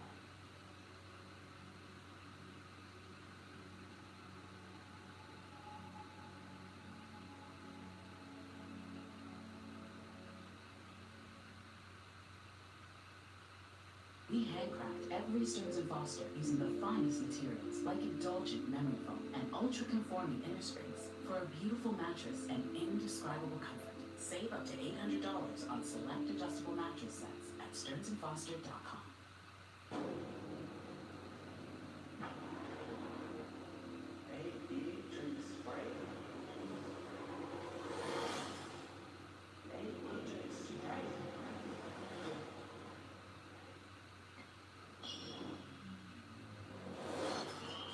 You want to hope like Anthony Edwards? Practice. You want to refresh your drink? Obey your thirst. Man, I tried to tell him, like, oh, I know. Spray. Obey your thirst.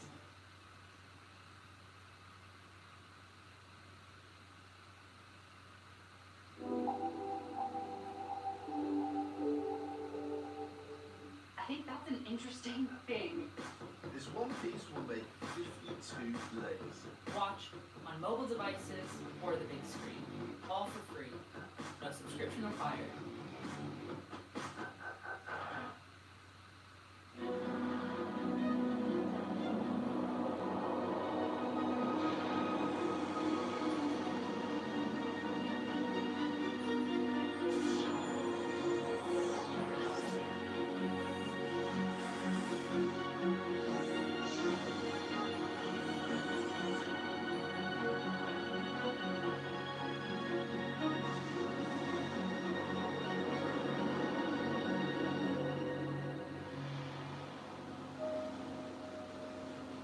Water. It is Earth's defining feature. Other planets besides our own have towering mountains and vast deserts.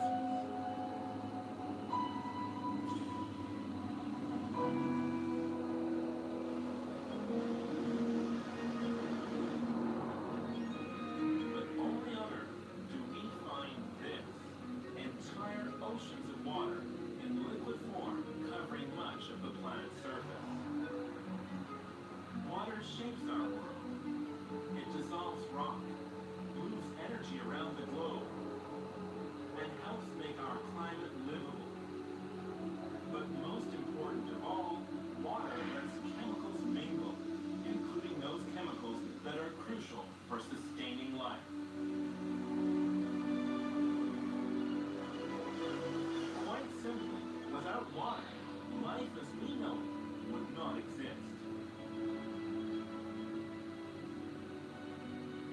Water is so important to life on Earth that finding it has become a key goal for scientists looking for life elsewhere in the solar system and beyond. In effect, we have become cosmic dowsers, feeling around for hints that even now, water is flowing somewhere out there. The quest for water has led us to the places that at first glance seem to resemble Earth the most. Torrid Venus and desolate Mars.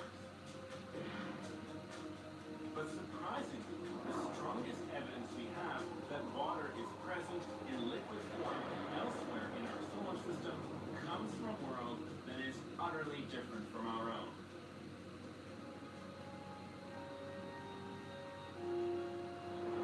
This is Enceladus, a tiny frozen moon of Saturn, located 1.5 billion kilometers from the Sun. Although it is just one of dozens of moons orbiting Saturn, scientists have long suspected that there is something special about Enceladus. For starters, it has the brightest surface in the entire solar system. And another curious detail, Enceladus travels around Saturn embedded within a faint and diffuse band of particles known as Saturn's E-ring. Astronomers have long suspected that the E-ring is related somehow to Enceladus. But how? The question would be answered in 2005 when NASA's Cassini spacecraft began the first of several close passes of Enceladus during its ongoing exploration of the Saturn system. In some areas, the surface is clearly ancient, marked by craters that have accumulated over billions of years. But toward the south pole of Enceladus, the surface features tell a very different story. Here, the landscape is dominated by a strange pattern of linear grooves. In July 2005, Cassini was swooping in for a closer look at this area when it spotted a dramatic series of 4 deep fissures. Scientists nicknamed the strange markings the tiger stripes.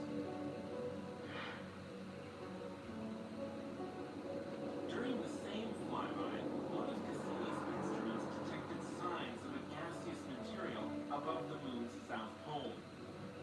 The gas was mainly water.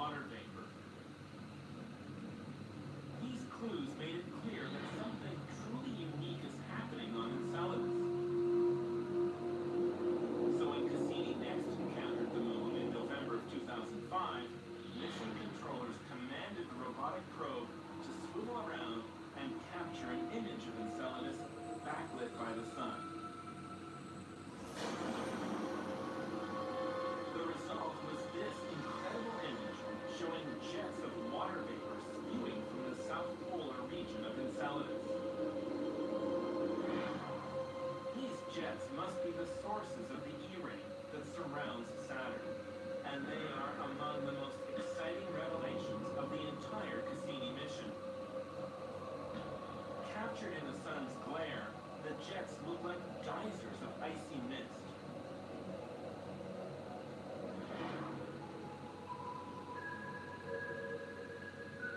Enceladus, once expected to be a cold and dead moon, seems to have a warm and geologically active interior, and the results can be seen literally spilling through the cracks. But where is the heat coming from? Enceladus is too far from the sun to be warmed by its rays. Yet it is also too small to be able to hold on to the internal heat it acquired when it formed billions of years ago.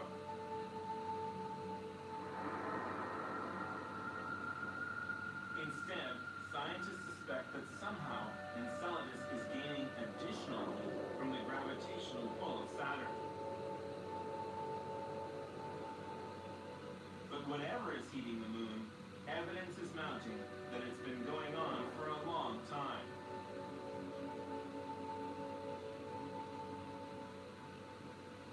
For example, Cassini has revealed that a blanket of snow made up of icy particles from the geysers is building up on the moon's surface. In some areas, the blanket is 100 meters thick, an amount that scientists estimate would take 10 million years to accumulate. If Enceladus has been active for that long, it may be because beneath its icy surface lies an entire ocean of liquid water.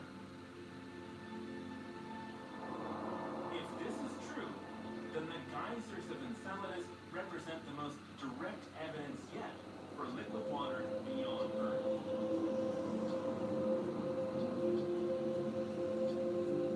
And where there is water, there could be life. But water is a dynamic substance that brings change wherever it turns up. That's why looking for change may ultimately be the best way to find water beyond Earth. In our solar system, no other planet has intrigued, excited, and misled astronomers more than Mars. Mars is the only planet with a solid surface that can be observed easily from Earth. And for generations, its rust-colored glow has beckoned would-be explorers. First with telescopes, and then with wave after wave of robot probes.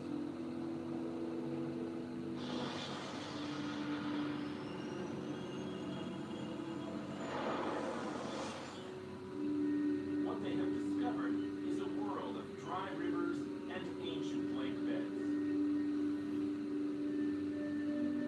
A world where water flowed freely billions of years ago, forming mineral deposits and bubbling through the soil in hot springs.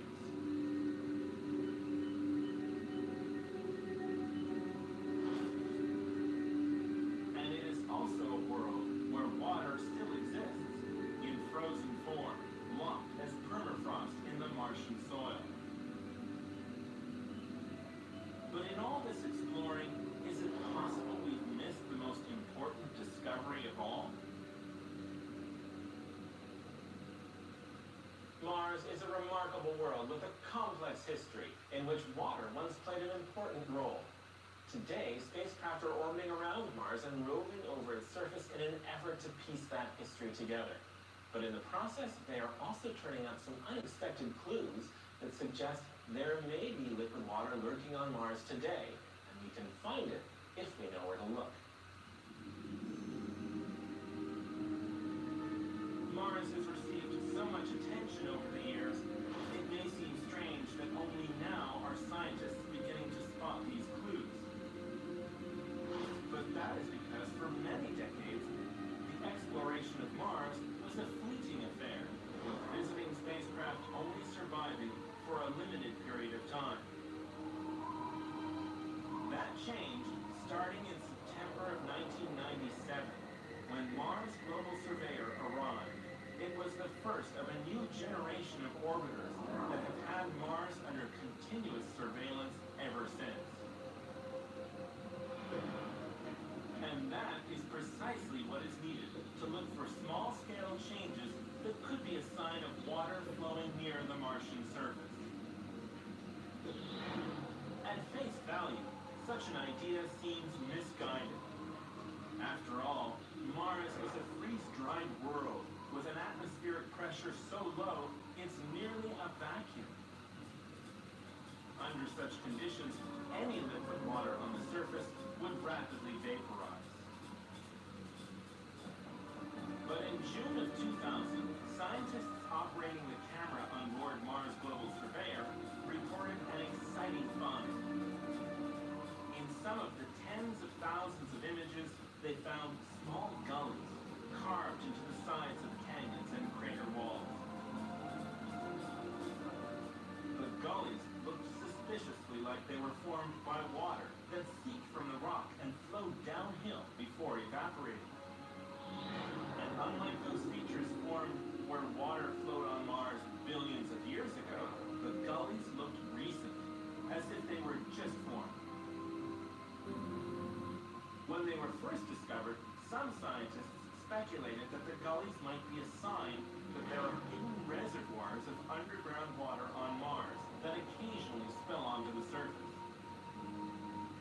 It's a tantalizing possibility, one that became even more exciting when some of the gullies appeared to be changing from one year to the next.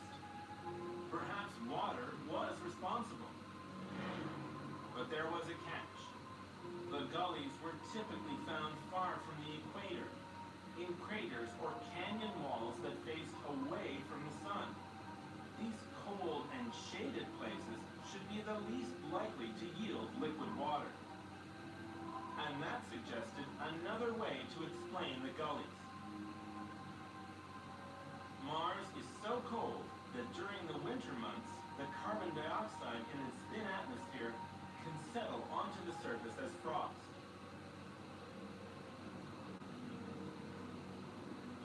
Such a buildup of CO2 could trigger landslides simply by adding weight or by pushing up on rock and dust when it evaporates.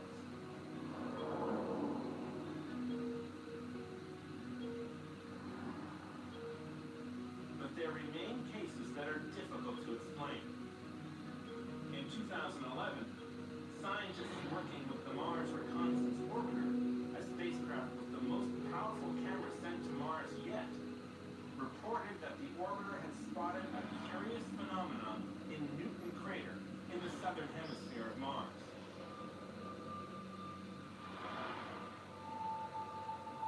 Images taken several months apart showed dark streaks rolling down the crater walls and fanning out along the flatter ground below. More streaks appear as the southern spring turns to summer. Then they disappear again at winter's approach.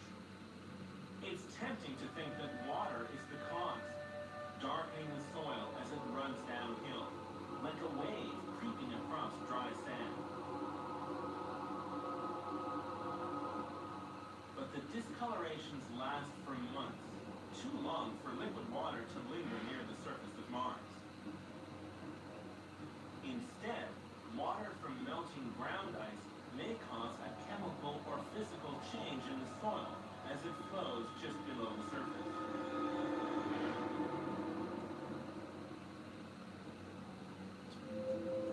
If scientists were to verify that liquid water can sometimes occur on Mars, even briefly, the implications are enormous, because that water might be all that's needed to sustain hidden colonies of Martian microbes. It's an incredible idea, one that could put an alien form of life within our grasp.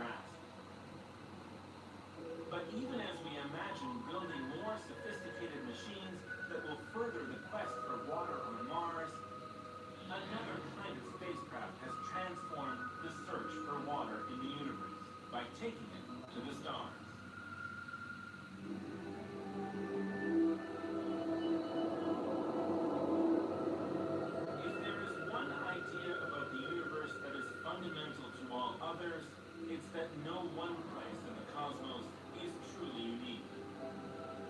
In every direction in space, there are atoms, stars, and galaxies. Just as there are here, and they obey the same laws of nature.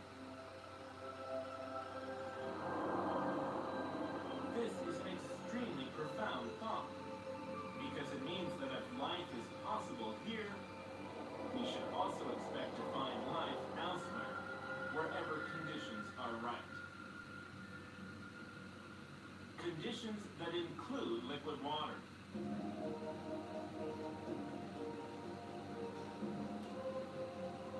Fortunately, space travel has given us a new set of tools for exploring beyond the solar system. They are orbiting telescopes that are making it possible to find planets around other stars. And they can even tell us if some of those planets show signs of having water. One such planet, designated HD 209458b, has been found circling a star similar to our Sun. Located 150 light years away in the constellation Pegasus, it is the first planet outside our solar system to be observed crossing directly in front of the star that it orbits. Even though the planet is too faint to be seen directly, each time it does this, astronomers can measure how much the star's light dims and for how long. This has allowed them to calculate the planet's size and its distance from the star. But it can also reveal much more. As some of the star's light passes through the planet's atmosphere, it can be used to read the chemical signatures of the gases that are present there.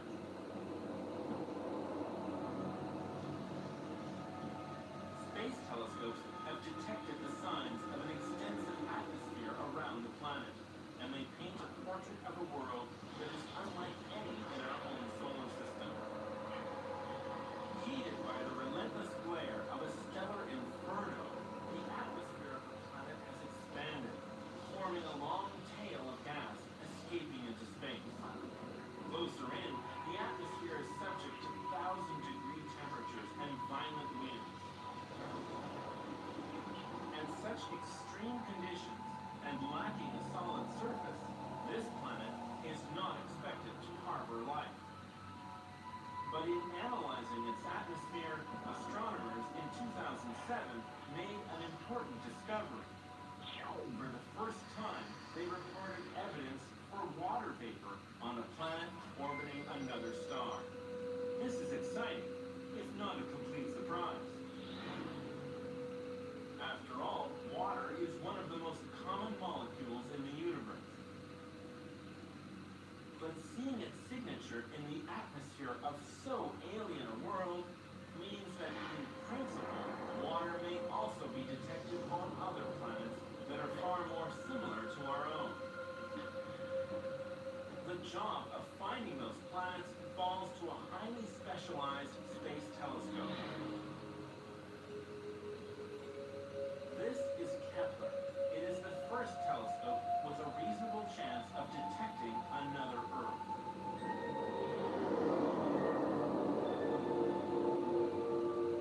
Kepler does this by staring continuously at a single patch of our Milky Way galaxy. By doing so, it can monitor over 100,000 stars at the same time. Every so often, one of those stars will dim for a few hours and then return to normal.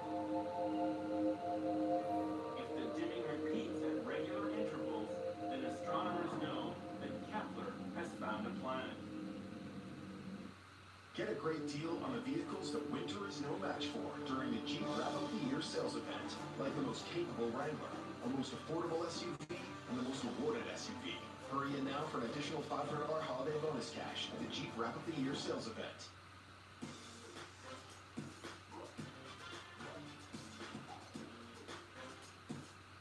Team, it's been a grind, but I think I've aged you well. Some might say perfect. Who's ready to show 'em who's the cheesiest? Who's the cheesiest, sponsor of the college football playoff.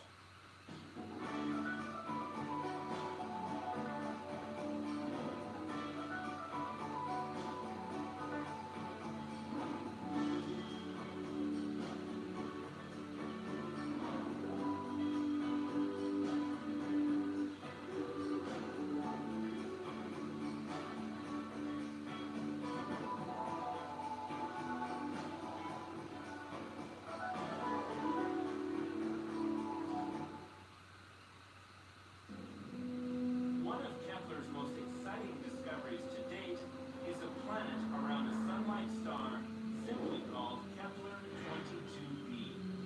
Kepler 22b orbits at about the same distance Earth orbits the Sun. Just the right distance for liquid water to exist, and possibly life.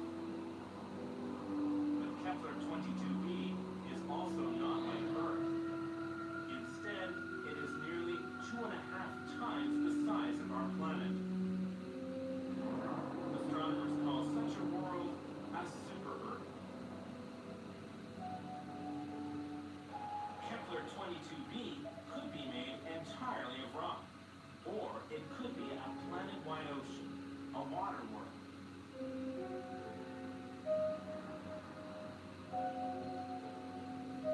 Another example is Gliese 1214b, a world that circles a small red star only 40 light-years from our solar system. This planet is similar in size to Kepler 22b, but much closer to its star. This makes it easier to measure the planet's mass because of the gravitational pull it exerts on the star as it orbits. From observations of the star, astronomers can tell that the planet is not nearly massive enough to be made entirely of rock. Therefore, it is either a small rocky world with a vast atmosphere, or a true water world. If this is confirmed, then the notion of a planet made almost entirely of water will no longer be science fiction. It will instead be one of our nearest neighbors. When we search for water in our solar system and beyond, what we have found is the universe's remarkable capacity to surprise us. Instead of places that resemble Earth, we've discovered Martian gullies, geyser-spraying moons, and possibly ocean planets. What all of these findings point to is the incredible variety of environments in which liquid water can exist across the cosmos. On Earth, almost everywhere we find liquid water, we find life. If our world is any indication of conditions elsewhere, then ours is a universe teeming with life.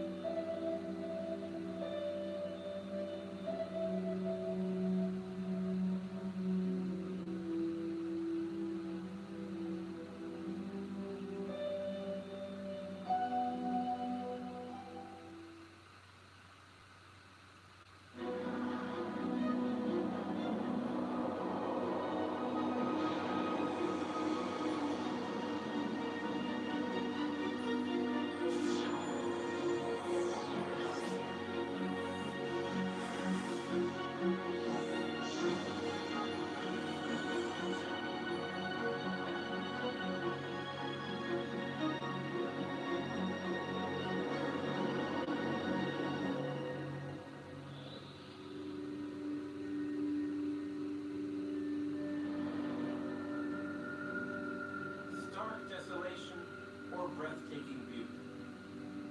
The planet Mars offers both at once, and much more. No other world has so captivated human imagination, and apart from Earth, no other planet has been more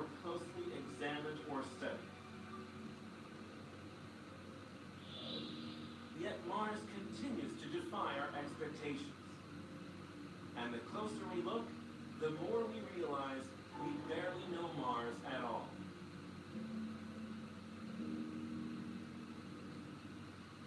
The act of exploring another world is a plunge into the unknown. But Mars is different. So many spacecraft have been sent there that by now its major features are as familiar to scientists as the continents of the Earth. Today, the real unknowns on Mars are found at a smaller scale, a human scale, and exploring them takes a keen eye for detail.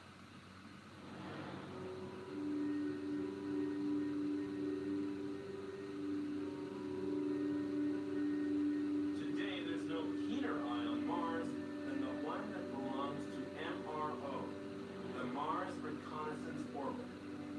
Like a great bird scanning for prey, MRO soars over Mars with its solar panels outstretched, using the most powerful camera ever sent to another world to peer down at the alien terrain passing below.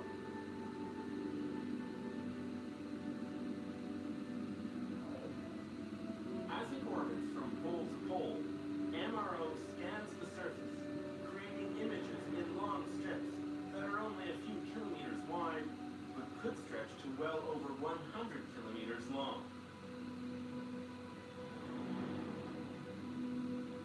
Within these narrow strips, MRO's sensitive camera can perceive features as small as a dinner plate.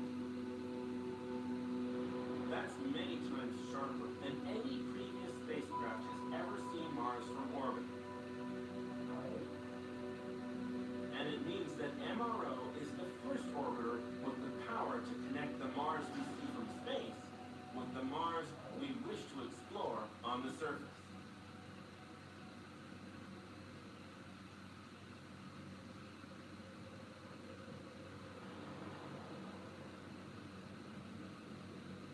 Painted in false color images that are chosen to bring out interesting features, MRO's views of Mars are views at the level of local geography.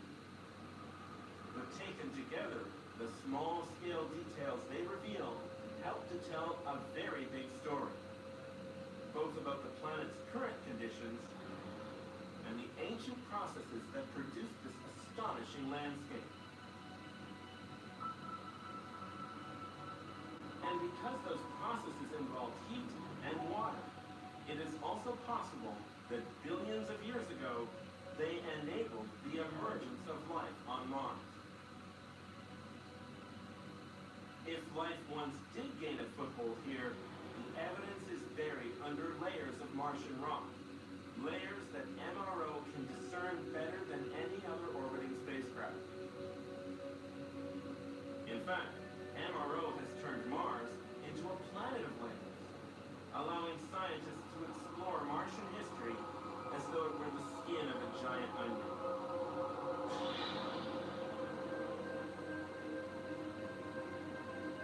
MRO has also shown Mars to be a planet sculpted by wind, where fine-grained dust can form vast fields of dunes that gradually migrate across the planet. The dunes of Mars are spectacular, rippled masterpieces that remind us of nature's power to create and destroy entire landscapes, one sand grain at a time. With their shifting, sinuous features, the dunes bring Mars to life, revealing the dynamic nature of its surface.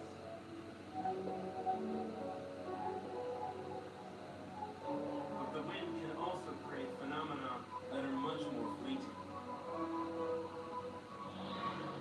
In many regions of Mars, MRO has found dark streaks crossing the plains, like scribble marks from a giant pen.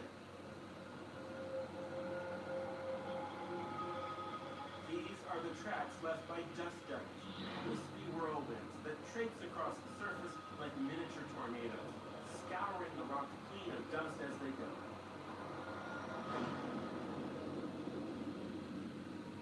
Dust devils are so common on Mars that MRO has captured several of them.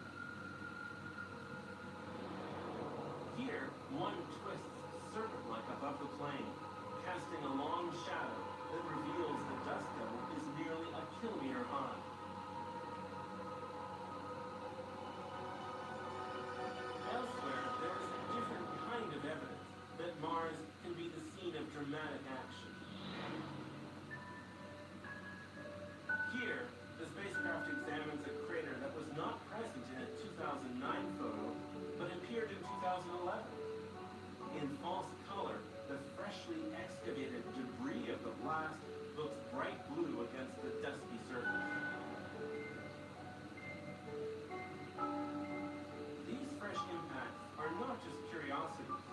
The material they expose provides clues to what lies just below the Martian surface. And sometimes they can even expose a hidden layer of ice, the frozen remains of Mars's warmer, watery past. MRO has also seen plenty of ice sitting on the surface of Mars, but this is dry ice, made up of frozen carbon dioxide rather than frozen water.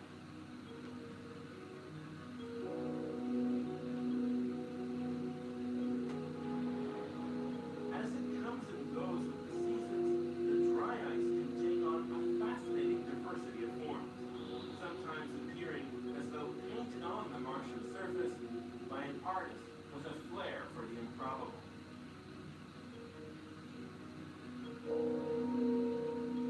And sometimes the view of a Martian polar terrain covered with dry ice can even seem to resemble bacteria under a powerful microscope.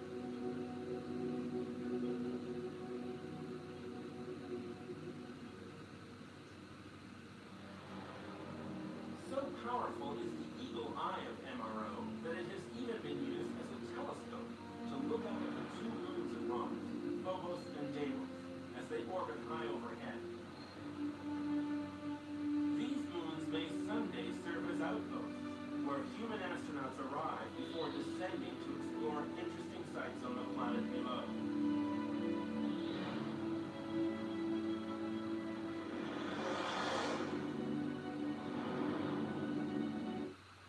To help protect from HIV, I prep without pills with Apretude, a prescription medicine used to reduce the risk of HIV without daily PrEP pills. With one shot every other month, just 6 times a year. In studies, Apretude was proven superior to a daily PrEP pill, reducing the risk of HIV. You must be HIV negative to receive Apretude and get tested before each injection. If you think you were exposed to HIV or have flu-like symptoms, tell your doctor right away. More HIV testing may be needed. Apretude does not prevent other sexually transmitted infections. Practice safer sex to reduce your risk. Get Apretude as scheduled. Missing doses increases your HIV risk. Don't take Apretude if allergic to it or taking certain medicines that may interact. Tell your doctor about your medical conditions, liver or kidney problems, and mental health. Serious side effects include allergic reactions or rash, liver problems, and depression. If these occur, get medical help right away. The most common side effect is injection site reaction. Ask your doctor about long-acting Apretude and PrEP without pills. Save at Apretude.com. By then, the surface of Mars will have been scouted and sampled by a new generation of robot explorers. And those robots will be looking to MRO to tell them where to land.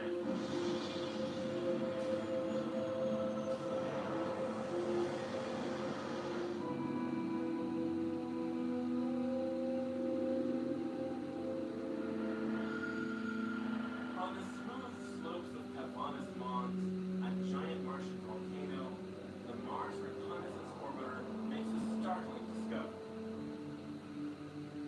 A small crater, alone on the featureless landscape, appears to have a strangely dark center. Looking more closely, MRO finds that what seems like a crater is really a natural skyline, where part of a volcanic formation has collapsed, exposing a hidden cave below. This remarkable picture invites the tantalizing prospect of someday entering the cave and exploring Mars beneath the surface.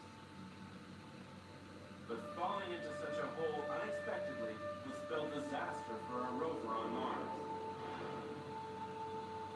And that's why orbiting missions are used to spot both the hazards and the opportunities on the red planet.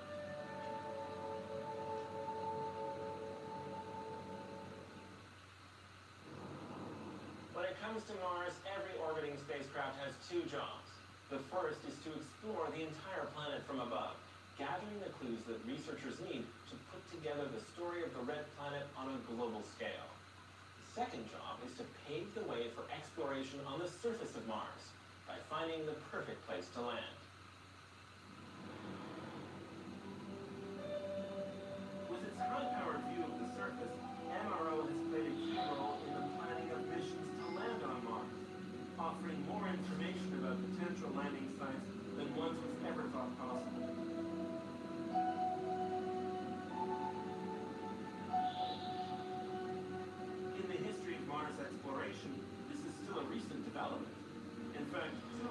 best-known Mars explorers, NASA's Spirit and Opportunity rovers, had already been working on the surface for years before MRO arrived. Amazingly, MRO's vision is sharp enough to spot the rovers on the surface, although each is not much larger than a wheelbarrow. Here, the orbiter zooms in on the rover Spirit, which gleams brightly as sunlight reflects off its solar panels. Meanwhile, over on the other side of Mars, MRO finds Opportunity perched on the rim of Endeavour crater. With a diameter of 22 kilometers, this is the largest feature Opportunity has explored to date. It headed this way after MRO saw evidence for minerals related to water in its orbital view of the crater.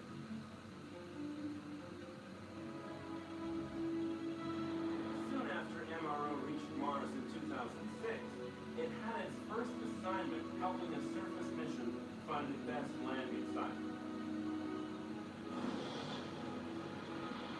The mission was Phoenix, a lander designed to touch down in the North Polar regions of Mars and probe for the permafrost believed to lie just below the surface. Prior to MRO's arrival, mission planners favored an area known as Region B for Phoenix's landing site. But with their improved view from MRO, they found that Region B was full of boulders that would have spelled disaster had the lander set down on one. Instead, a backup landing site was chosen, and Phoenix landed safely in May of 2008. Soon after, MRO was able to confirm the lander's position by imaging it from space. For the first time in history, a landing on Mars had come with its own eyewitness.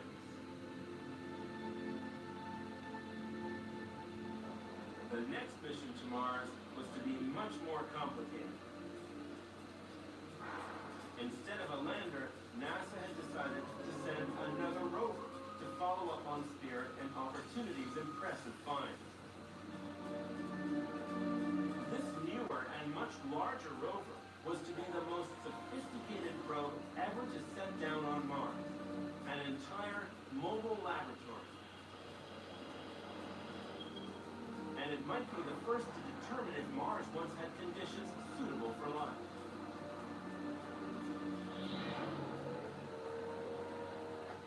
And with only one rover to land, there would be no second chances.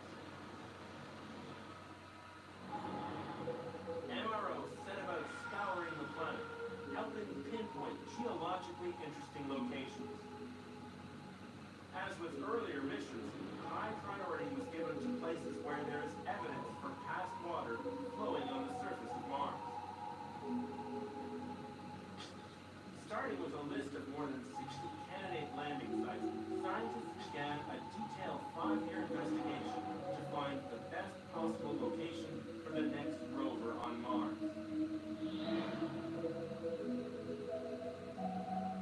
Using data from all available orbiter missions, but relying especially on detailed views from MRO, scientists managed to narrow the list to 4 finalist sites by the spring of 2011. Among them were some of the most intriguing and geologically complex places on Mars. Places such as Holden Crater, an ancient formation that was turned into a vast lake when a channel carrying floodwaters reached the crater rim.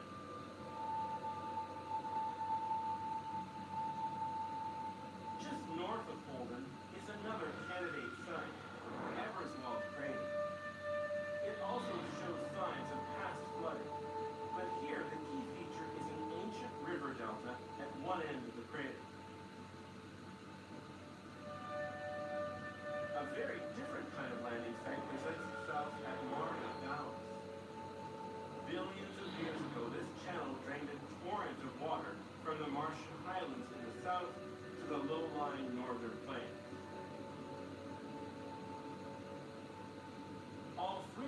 sites show terrific potential for uncovering the history of water on Mars. But in the end, scientists chose a fourth site, a site that combines some of the most attractive features of all the others in one location, and adds a mysterious mountain that could unlock the secrets of ancient Mars. After more than 40 years of interplanetary exploration, Mars has offered some of the most... Hey, it's your skin. Treat this acne with a max strength cleanse without discomfort. New CeraVe Acne Wash. I can unlock my front door while I dine in Baltimore. No lockbox to explain. At 9, doors will lock up safely from forgetful slip-ups if I just had a brain. I could bake a custom cake, watch the dog walker get in, so Ziggy won't complain. When my in-law comes and knocking, I can open, who's knocking, if my home just had a brain.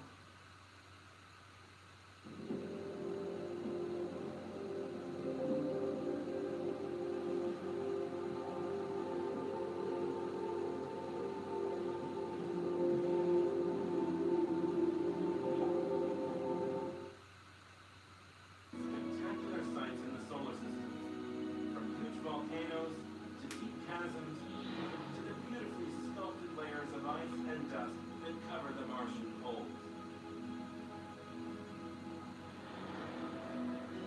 But among its many diverse and intriguing features, there is nothing on Mars that looks quite like this. A giant mound, more than half the height of Mount Everest, sitting squarely in the middle of an ancient impact crater. This is Gale Crater, a formation that has long attracted interest and speculation from Mars scientists. It's also the landing site of the most ambitious mission ever to touch down on the Red Planet, NASA's Mars Science Laboratory, better known as the Curiosity rover. Compared to previous rovers, Curiosity is built like a tank. The size of a small car, it weighs 900 kilos and carries 10 separate scientific instruments for the detailed testing of the rocks, soil, and atmosphere of Mars. But most importantly, Curiosity is powered by a device that generates electricity from the radioactive decay of plutonium. Curiosity's nuclear power supply would give it the potential to explore Mars for years, allowing scientists to select a more ambitious target.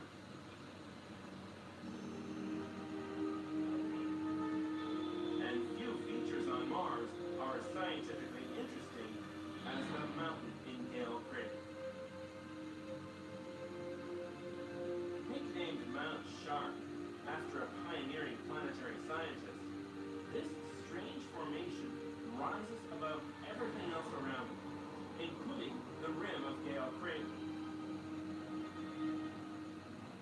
Closer inspection by the Mars Reconnaissance Orbiter has revealed that the mountain is really a pancake stack of sediment, whose lowest sections are made of clay layers that formed in the presence of water.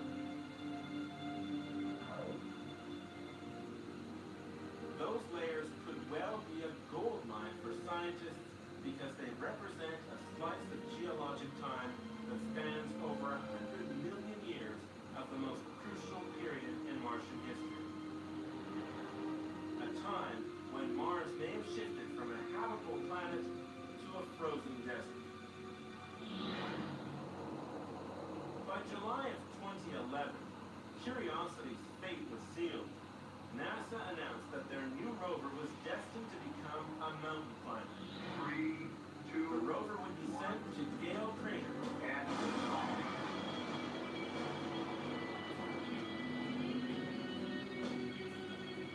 now, it just had to get there in one piece.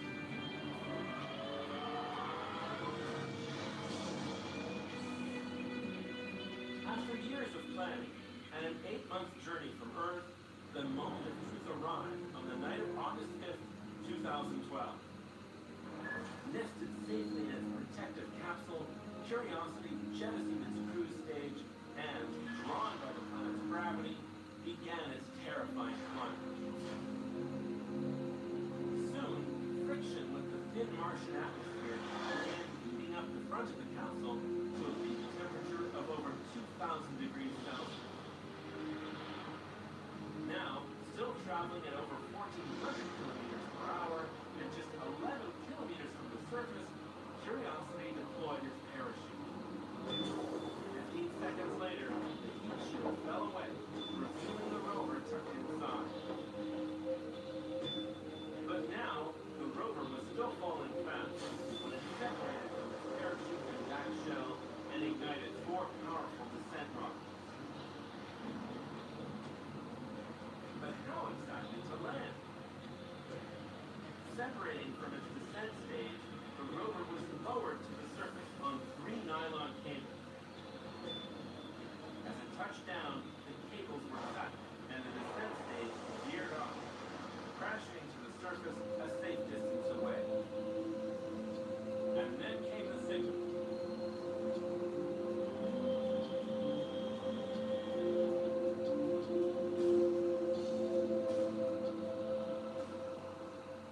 Curiosity is the 7th mission to land successfully on Mars, but it's different from all its predecessors in a crucial way.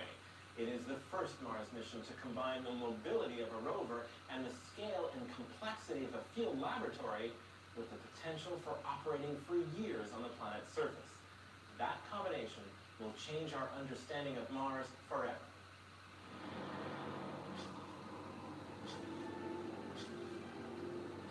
This will be the longest journey ever attempted on another world, but it will not be as lonely.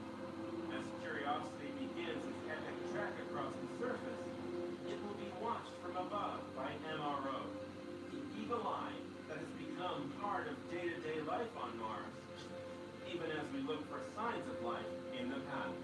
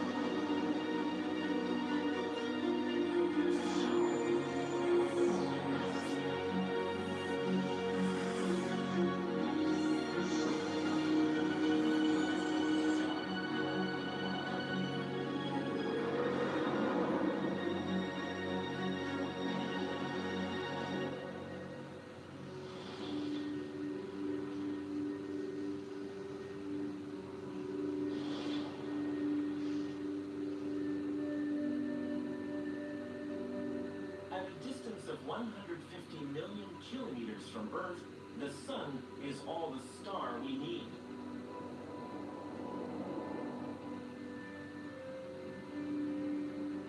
Its energy churns our atmosphere, keeps our oceans liquid,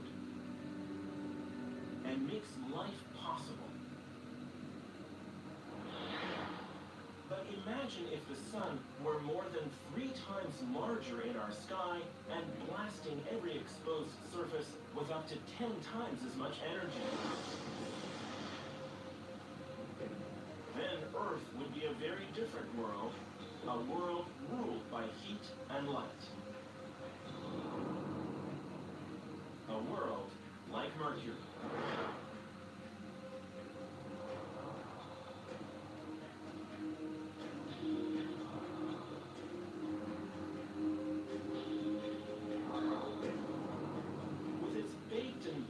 surface, Mercury seems like a no man's land among the planets. But it's a no man's land that scientists need to explore.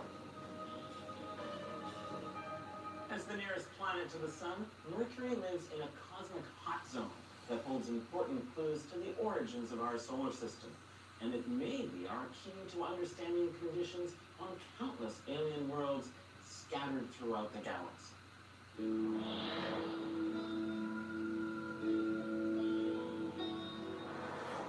For centuries, Mercury eluded astronomers' best efforts to learn its secrets. The reason comes down to geometry. As seen from Earth, the angle between Mercury and the Sun is never more than about 30 degrees. The only way to separate the planet from the Sun's overpowering glare is to look very low toward the horizon, immediately after sunset or just before sunrise. Under such conditions, even the largest optical telescopes in the world were not able to show any detail on Mercury's surface, right up until the dawn of the space age.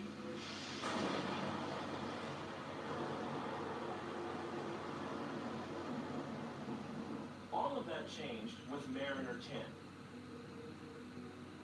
Launched in 1973, this intrepid spacecraft was designed to fly by Venus.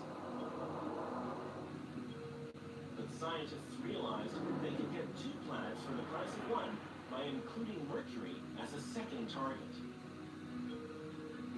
During 1974 and 1975, Mariner 10 made 3 separate passes of Mercury, coming to within 327 kilometers of the planet's surface during its 3rd and final approach. During those historic encounters, centuries of speculation were replaced with a stark new picture of the solar system's innermost world. Mariner 10 revealed a heavily cratered planet that looked a lot like Earth's moon. Most of the craters date back billions of years. Because Mercury is too small and too hot to hold on to a thick atmosphere, its surface does not experience erosion from water or wind. Yet hidden in this ancient surface are tantalizing signs that Mercury has changed over the eons, and that despite its outward appearance, Mercury is very different from our moon on the inside. One clue is the planet's surprisingly large mass. Mariner 10 found that Mercury is nearly 5 times more massive than the moon, even though its diameter is only 40% greater. To be so heavy, Mercury must conceal a huge metallic core, covered by a relatively thin skin of lighter rock. This idea was further reinforced by Mariner 10's discovery that Mercury has a magnetic field. Although it is much weaker than Earth's, the presence of the field suggests that at least part of Mercury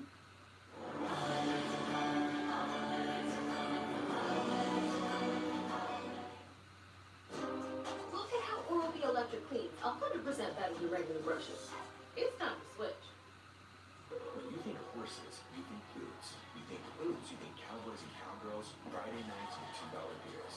Because it's payday, and payday means hard work, which means you're back to thinking boots. When you're thinking boots, you're thinking Harriet. Mercury's core is still in a molten state. Mariner 10 tried to glean further clues from its reconnaissance of Mercury. But during its 3 brief passes, the spacecraft imaged less than half of the planet's surface. And what it found left many unanswered questions. Clearly, another mission to Mercury was needed, one designed for a much longer stay. But even though Mercury beckoned, the dream of returning would remain unfulfilled for nearly 30 years. At last, on August 3rd, 2004, NASA's Messenger spacecraft set out to become the first planetary probe to orbit Mercury and reveal its features and characteristics in detail. But just getting there would be half the challenge.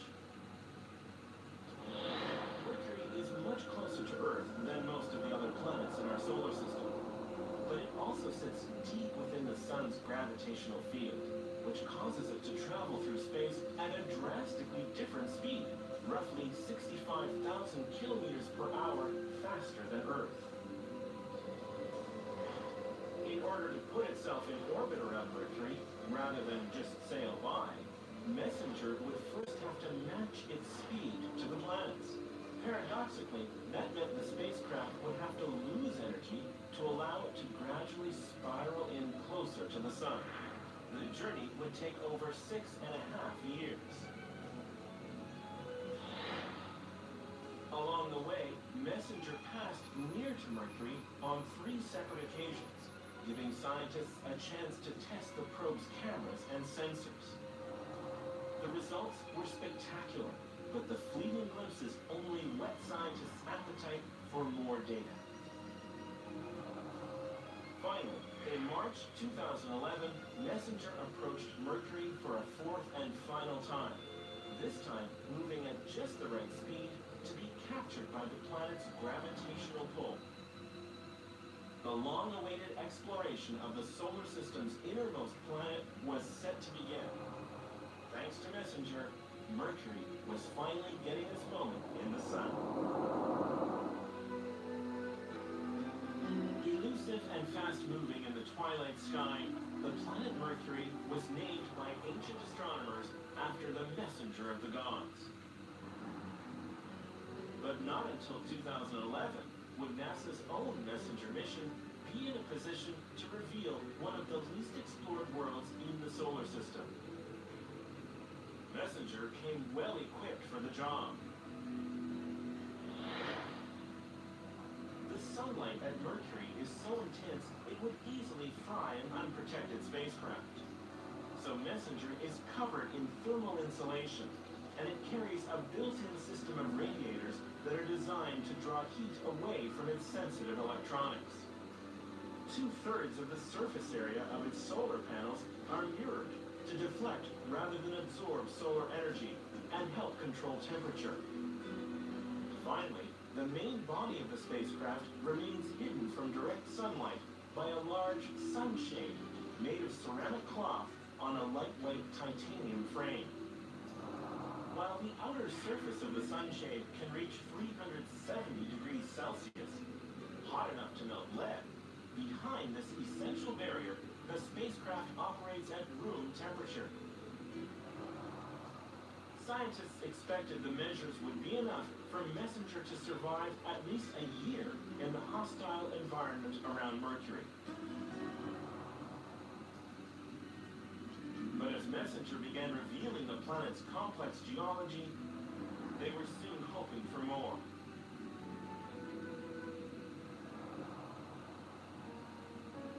With both a wide and a narrow-angle camera, Messenger would be able to map the entire surface of Mercury down to features 1 kilometer across and zoom in on areas of special interest to see details as small as 20 meters across. The camera system could also be used to reveal slight color differences in Mercury's rocky terrain that would otherwise be too subtle for human eyes to discern. This would prove useful for reconstructing the multi-layered history exposed by Mercury's craters, and there were many craters to look at. On the moon, there's a long-standing tradition that craters are named after scientists and philosophers. On Mercury, it was decided instead that craters should be named after famous artists, composers, and authors. But while Mercury's craters may all have the arts in common, Messenger soon discovered some striking differences among them. Here, Messenger zooms in on 2 craters, Degas and Bronte, located side by side. To the human eye, they seem identical in color, but Messenger reveals that Degas looks bluish relative to the brownish color of Bronte. This difference suggests that Mercury's surface includes layers of rock with different compositions. In this case, the impact has punched through a bluer colored rock underlying the brown. Elsewhere, the color differences are more complex. pointing to a rich and diverse geologic history that was not apparent to scientists before Messenger arrived. Sometimes the effect of an asteroid or comet strike is obvious because it scatters material in bright rays across an older set of features. But not every part of Mercury's surface is shaped by an impact from above. In this intriguing image, a smudge of orange stands out against a darker colored landscape. Seen up close in black and white, the object at the center of the smudge looks like a tall peak inside a crater. But this is no ordinary crater. It's the likely scene of a volcanic eruption that sprayed out orange-colored material from deep within the planet's interior. Messenger has confirmed that Mercury is covered with features like this one that could only have resulted from volcanic activity. Here, a crater named Faulkner looks half sunken into the landscape. The crater was probably flooded by lava, which topped its ancient rim and half filled it with molten rock. Elsewhere, the large crater Rachmaninoff features a double rim, with the outer ring measuring more than 30 kilometers across. Color differences show that lava flooded the center of the crater long after it formed, and then spilled over into the region between the inner and outer ring. In other cases, the colors on Mercury's surface are harder to interpret. For example, some crater floors have bright hollows, which stand out against the darker rock and are completely unlike anything seen. Cross reality to come.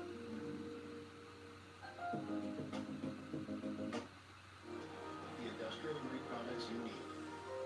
Granger, for the ones who get it done. On the moon. The exact nature of these bright patches remains a mystery, but scientists suspect they may be the result of some minerals becoming gaseous under the sun's intense glare. One area where Mercury's color is especially revealing is the Caloris Basin. At 1,500 kilometers across, it is by far the largest impact feature on the planet. Caloris formed in the first billion years of the solar system's history, when a very large asteroid struck Mercury. Over time, other smaller craters scarred the basin. Then, lava covered the basin's vast central plain, leaving the raised rims of the smaller craters to stand out like blue islands. In contrast, the edge of the giant basin is marked with orange spots, where hot lava found a path to the surface through the shattered bedrock. Meanwhile, at the center of the Caloris Basin, Messenger has discovered a strange network of troughs that spreads spider-like across the basin floor. These are indications that the surface of the basin may have been pulled or stretched in the past. With its oversized metallic core, there seems little doubt now that Mercury was once a geologically active planet, and that it remained so long after its formation. Now, aided by Messenger's trove of images and data, scientists are gaining a deeper understanding of the hidden forces that lie below Mercury's pockmarked surface.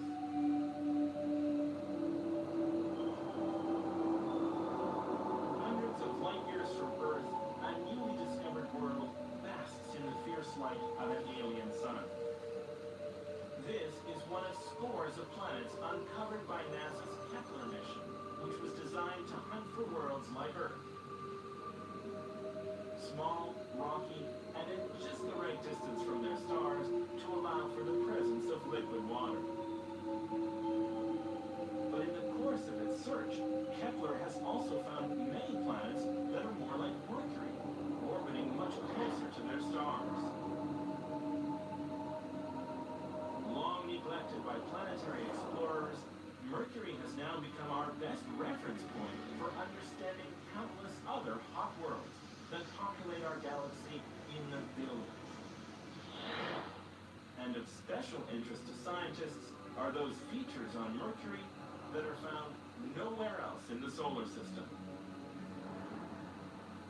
Features like towering cliffs that snake across Mercury's battered terrain for hundreds of kilometers.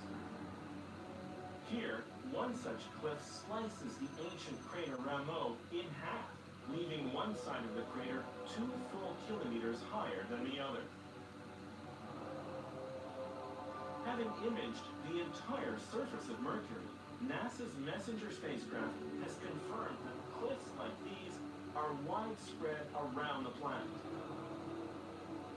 It's now believed that they formed when Mercury's giant metallic core cooled and gradually shrank. This left the planet with an outer skin that was too large. As the interior grew smaller, the surface buckled, forming cliffs like giant wrinkles in a planet-wide shrink wrap.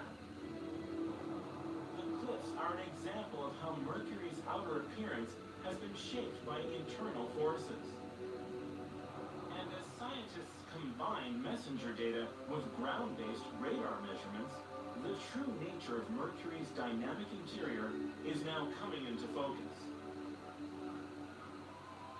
A key discovery is that Mercury's metallic core is even larger than expected, accounting for 85% of the planet's total diameter. But while the inner portion of the core is likely made of solid iron, like Earth's, at least some portion of the outer core must be liquid. It is the motions within this electrically charged liquid that are responsible for generating Mercury's magnetic field. However, this picture presents scientists with a dilemma. If Mercury's core is made only of iron, it should have completely solidified by now. Since the smaller the planet, the more quickly internal heat escapes, even for a planet as hot as Mercury. This has led researchers to speculate that lighter elements, like silicon and sulfur, are present in Mercury's core in significant amounts. That would lower the core's melting point and leave the outer portion liquid. Mercury's liquid core may even be surrounded by a shell of solid iron sulfide, something not seen on any other planet. But while this explanation satisfies all the data, it leads to a larger mystery. In order to explain why Mercury's core is so large, scientists have speculated that Mercury was once more like Earth or Venus, a larger planet with a thick rocky mantle surrounding its core.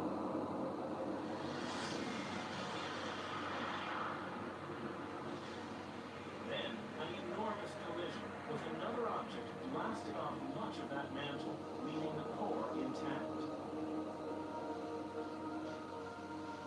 Another theory suggests that in the very early days of the solar system, the sun went through a much hotter phase and boiled off some of Mercury's mantle with its intense heat. But the latest findings challenge both of these theories. Instead, it may be that Mercury formed as it is now, small but rich in lighter elements that were once thought not to have been abundant so close to the sun. Whatever the explanation, it's clear there's something about Mercury's history and about the formation of the solar system as a whole that we don't yet understand. And that's not the only way that Mercury is defying expectations, because here, on a world so thoroughly baked by the sun, MESSENGER has also discovered ice. As hard as this is to imagine, scientists already had hints that there was ice on Mercury, because radar observations indicated there is a highly reflective material somewhere near the planet's north and south poles. Mercury's poles are where we find deep craters, whose bottoms remain in perpetual darkness as Mercury rotates on its axis. Shielded from direct sunlight, these craters are like cold traps for water vapor brought to Mercury by incoming comets that collide with the planet's surface. Although MESSENGER's cameras cannot see into these dark-bottomed craters, MESSENGER detected the presence of ice with a device called a neutron spectrometer, which measures how much the ice absorbs the energy of incoming cosmic rays. The data suggests there could be up to 1 trillion tons of ice on Mercury, to a depth of several meters. If so, the ice makes a tantalizing target for future explorations of the planet's surface. Again and again, Mercury has proved to be an astonishing place. Not just a hotter version of our moon, but a fascinating world in its own right, with a history that is crucial to our understanding of rocky planets everywhere. That is why the European and Japanese space agencies have now joined forces to send another mission to Mercury, which is scheduled to arrive early in the next decade.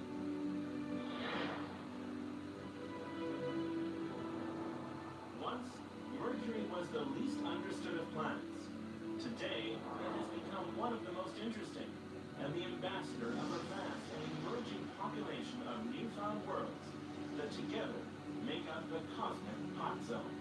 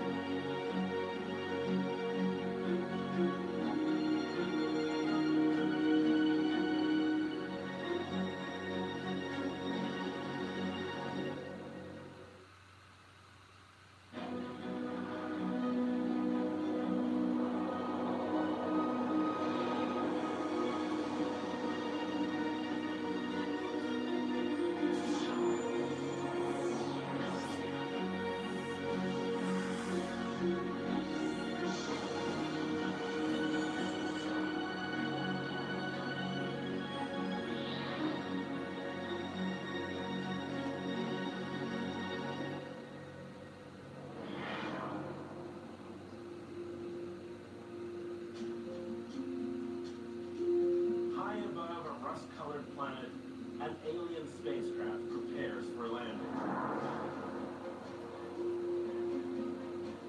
It has traveled for nearly 9 months, hurtling through more than 500 million kilometers of interplanetary space.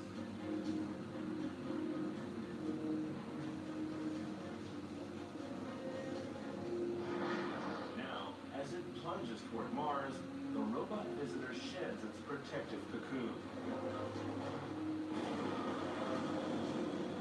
Just 20 meters from the surface, it hovers, then carefully lowers itself on a specially designed hoist.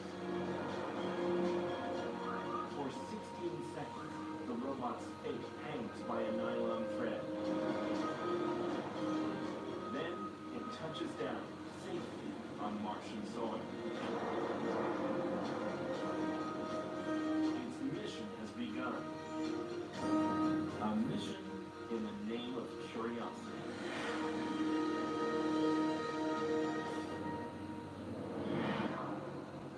When NASA was looking for a nickname for its 2012 Mars rover, it could hardly have chosen a better one than Curiosity.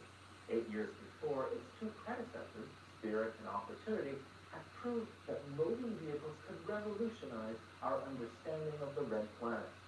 With Curiosity, rover technology had advanced, and scientists were in the driver's seat.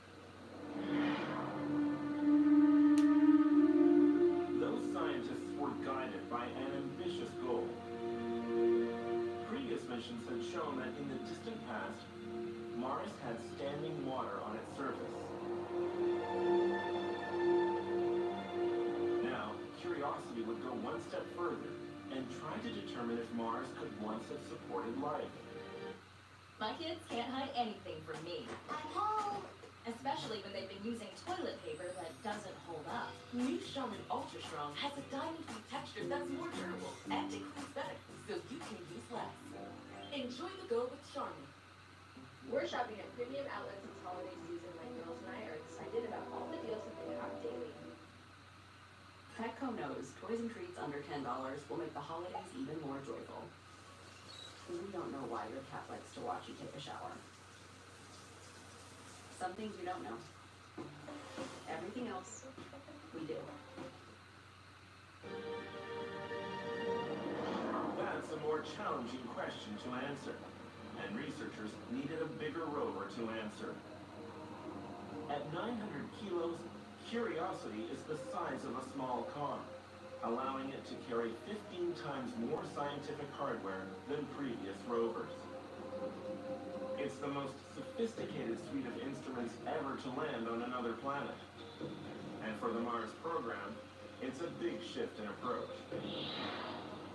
Earlier rovers were designed to be like wandering geologists, traveling over the landscape of Mars with a toolkit similar to one that a human astronaut might carry.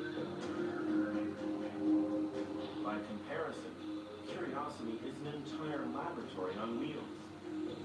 Its equipment includes a laser capable of zapping rocks up to 6 meters away in order to read their chemical composition. And its 2-meter-long robot arm carries a camera and a spectrometer for examining the surface up close, as well as a drill for extracting rock samples that can be tested by various experiments inside the rover. This is a planetary explorer like no other. And so is the place it set out to explore.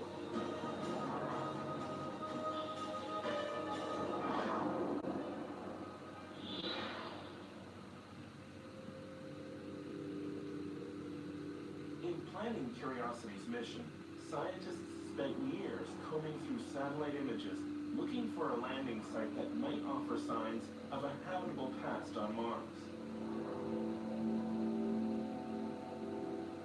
The search led them here, to Gale Crater. It's 150 kilometers across, with a 5.5-kilometer high mountain rising from its center. Like most craters on Mars, it formed billions of years ago. When an incoming asteroid collided with the planet's surface.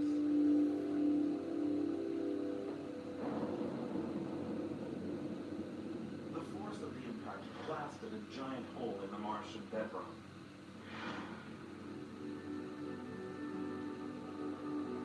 A crater on Mars is easy to understand. But a mountain inside a crater is much harder to explain. How could such a towering feature have grown out of a deep basin? Scientists now suspect the answer is that the mountain didn't grow at all. Rather, it was left behind as other material was removed. The theory is that sometime after Gale Crater formed, it was blanketed with dusty sediment. Eventually, layer upon layer of sediment filled the crater to the brim and beyond.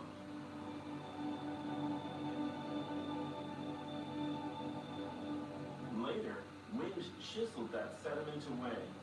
It scoured out the crater walls, but left a large mound in the middle. The mound's official name is Aeolus Mons, but NASA scientists have dubbed it Mount Sharp, after Robert Sharp, a pioneer of planetary geology. Mount Sharp is what brings Curiosity to Gale Crater. Scientists hope that by climbing its rocky flanks, the rover will be able to read millions of years' worth of geologic history, laid down one layer at a time.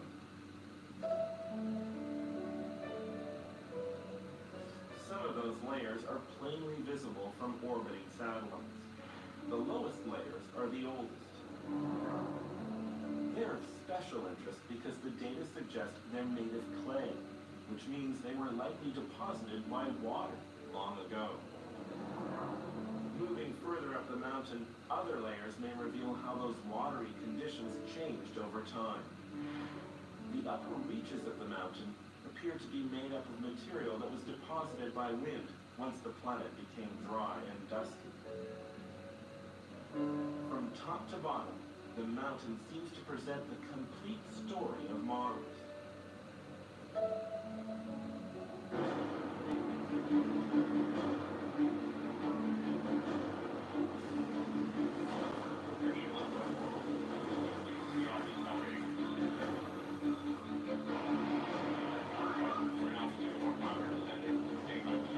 As soon as Curiosity landed, scientists were thrilled.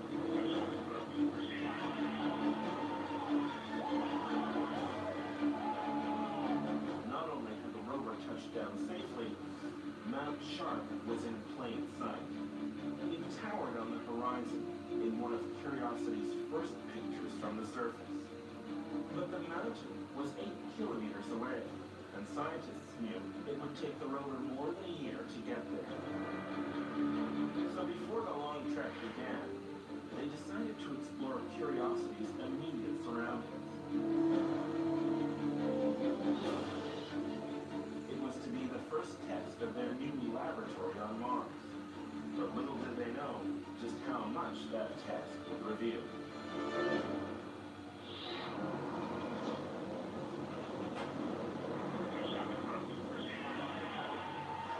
When Curiosity set down on the floor of Gale Crater, it became the 7th spacecraft to land successfully on Mars.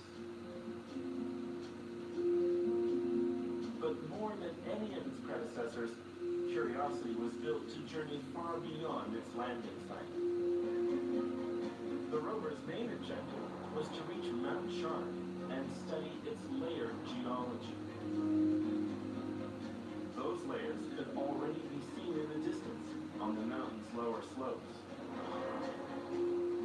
But before heading in that direction, Curiosity had a chance to visit other points of interest closer to hand.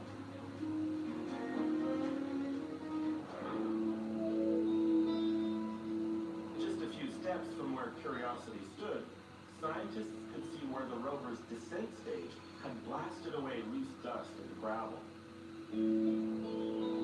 The exposed patches showed that the soil was only a few centimeters deep in this part of the crater. Below it lay what looked to scientists like a type of conglomerate rock, a rock made up of smaller pieces cemented together. This was intriguing, but Curiosity did not venture any closer, in part to avoid contamination from any lingering traces of rocket exhaust. Instead, scientists now had a different idea. Not far from where Curiosity landed, satellite images showed where a river had once spilled into the crater.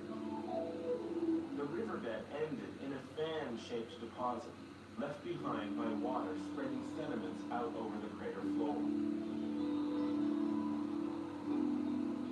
It was always the plan to try to land near this feature, and now Curiosity was right on the edge of it.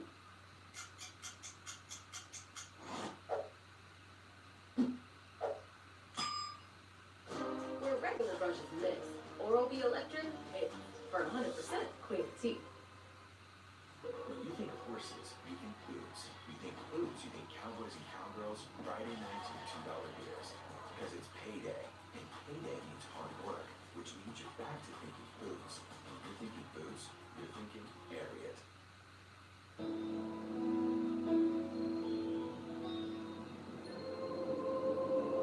By using the satellite imagery as a guide, scientists could see that just a few hundred meters from the landing site lay a point where the river deposit intersected with an older terrain. This looked like a promising spot to learn more about the ancient history of the crater floor, even though going there would mean driving away from Mount Sharp for a time. In the end, the detour would take far longer than scientists expected, but it would eventually lead to a big discovery.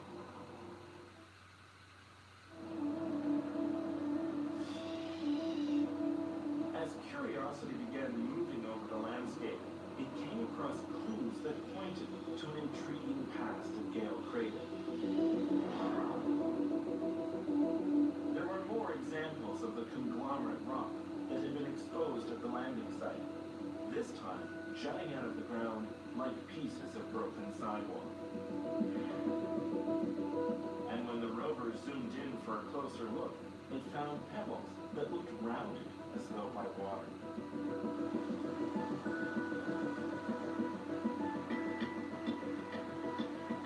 This is typical of what is found in ancient stream beds on Earth. Already, the geologic story emerging from Gale Crater looked like an exciting one, but filling in the details would take time. As As they carefully gathered data, scientists were striving to understand if Mars could have supported life long ago. But given the rover's capabilities, there was also a more immediate question. Could there be something alive on Mars right now? And there was a chance that Curiosity might provide the answer by plucking it out of thin air. For 10 years, scientists have been tantalized by reports of trace amounts of methane in the Martian atmosphere. The reports were mainly based on observations made from Earth, but the presence of methane was also indirectly confirmed by Mars Express, an orbiting spacecraft run by the European Space Agency.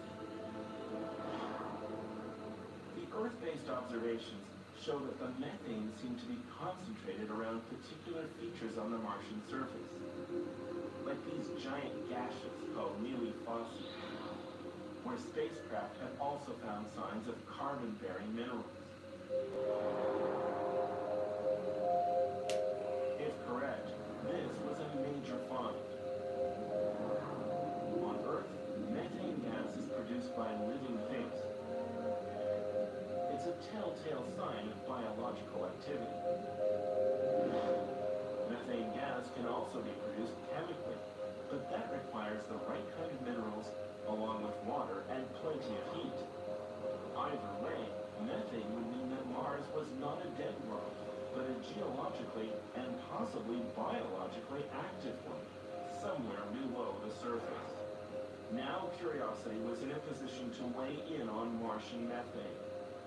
Unlike earlier rovers, it had the technology to directly measure the chemical composition of the atmosphere. Over an 8-month period, that's exactly what the rover did. The result was a surprise. The rover found no significant amounts of methane on Mars. Either the methane reported earlier had completely vanished through some unknown process, or because of a misreading of data, those earlier reports were wrong. This is not the first time Mars has given scientists contradictory evidence related to alien life. But with the methane question out of the way, at least for now, Curiosity still had plenty to do. And its exploration of the Red Planet was about to take an exciting turn at a spot called Yellowknife Bay.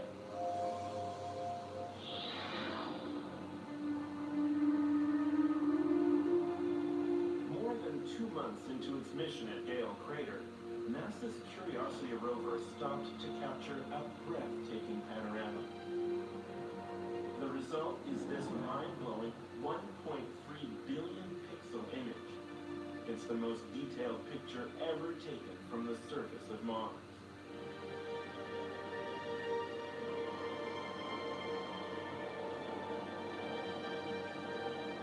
By this point, the rover had driven about 400 meters. Not a great distance, but a journey with many stops that allowed scientists to gather data about the geologic history of this unusual site. To the right lay the rising slopes of Mount Sharp, the rover's ultimate destination. But straight ahead, scientists could now see a dramatic change in scenery. Here, the gravelly terrain that the rover had been traveling on since it landed ended abruptly. Up ahead lay a more complex-looking surface, with different layers of rock exposed in the form of assorted steps and slabs. Scientists were keen to explore this location, which they called Yellowknife Bay. The name is a tribute to the capital of the Northwest Territories, a frequent jumping-off point for geologic expeditions in Canada's north.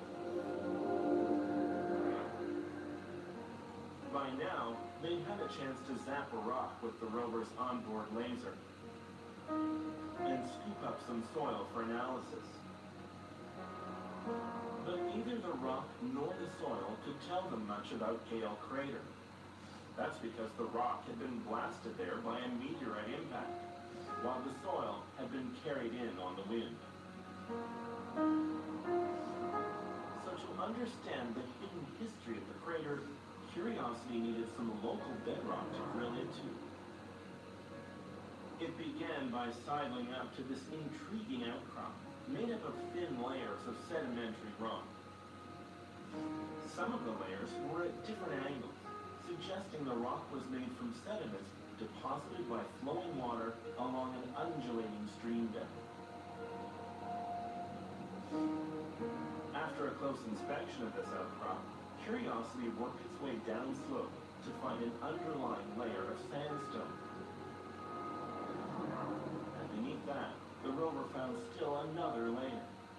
This one was mudstone, a type of rock made of fine silt or clay that was deposited long ago, perhaps at the bottom of an ancient lake. The rock was threaded with veins of minerals that were deposited by water flowing through cracks. And in some places, Curiosity could see spherules, little round balls of minerals that precipitated out of water.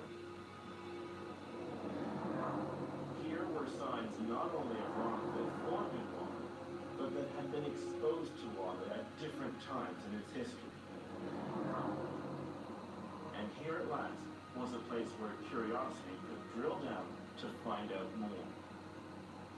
After carefully scouting the terrain, scientists chose a rock they named John Klein, after a deputy project manager with the rover mission who died in 2011. Using its robotic arm, Curiosity reached down and swiveled its drill into position. The drill punched a small hole into the rock, producing a tablespoon's worth of fine powder, which the arm delivered to the rover's onboard experiments for analysis. Unlike most of the Martian surface, the powder was gray rather than red in color. That meant the minerals inside the rock had been sealed off from the atmosphere for billions of years. Here was a rock that offered a direct connection to the past.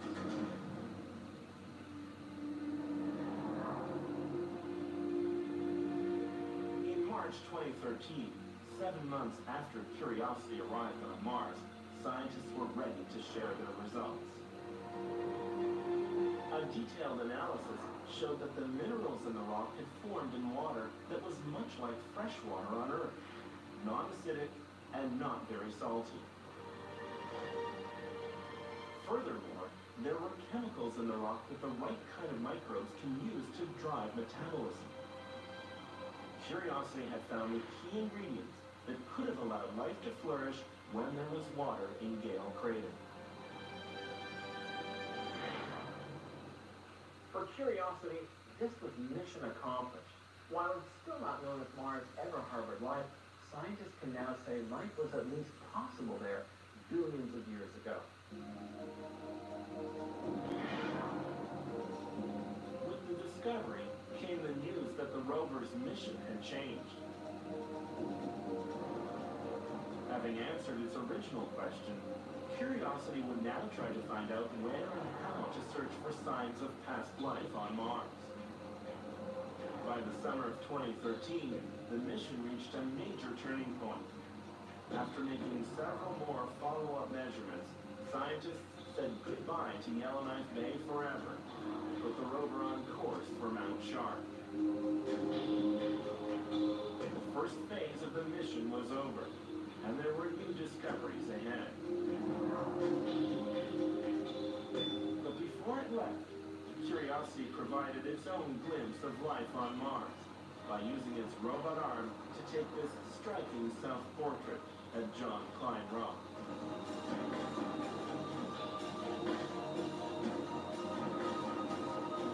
It may be a long time yet before we know if there ever really was life on Mars.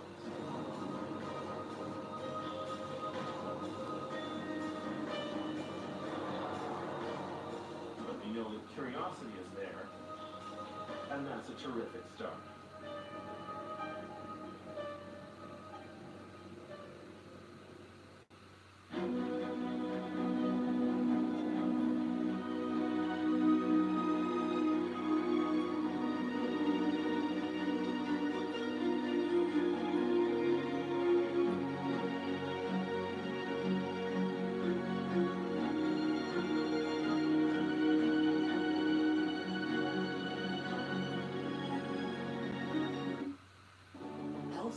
It's for the family you call yours. 1, 2, 3, 4, go. Hey, Bounty Beverly, 4 rolls in 1. Team, it's been a grind, but I think I've aged you well. Some might say perfect. Who's ready to show me who's the cheesiest? I woke up feeling the cheesiest, coach! The Cheez-It, official sponsor of the college football playoff. Sleek and alluring. So too the woman who wears it. Le'Veon Silhouette. Exclusively at Jared.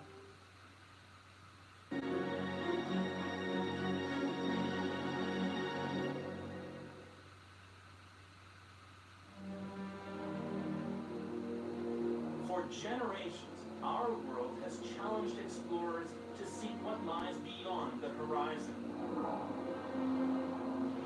Now, the invention of spaceflight is leading us outward to explore a host of alien worlds with vast new territories.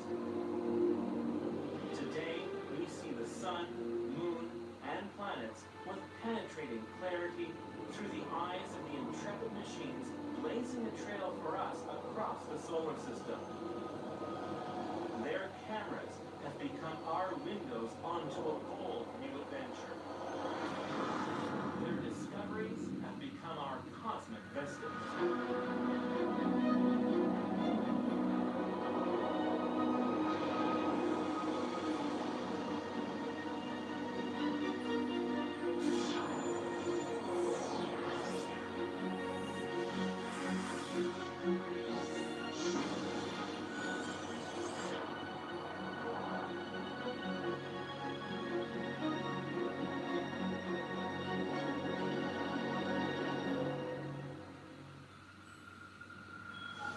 To the human eye, our universe is all about light.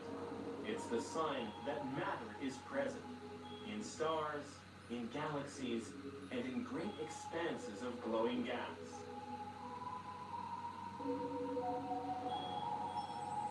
But despite its beauty, this colorful realm of gas and stars is not a place where life can exist. Life as we know it is too fragile to survive the searing temperatures that make atoms of gas glow in space. What life needs is a very different kind of place. One not simply made of swirls of gas, but of something solid. Life needs a rocky planet. Without planets made of rock, there would be no chance for life as we know it. But simply having a solid place to stand is no guarantee that life will gain a foothold. We can see this in our own solar system, where there are many different kinds of rocky worlds.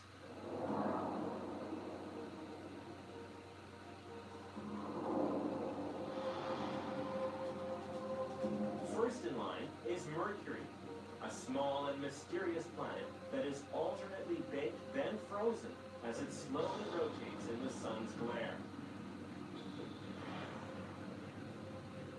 As the nearest planet to the sun, Mercury's daytime surface temperature can reach more than 420 degrees Celsius.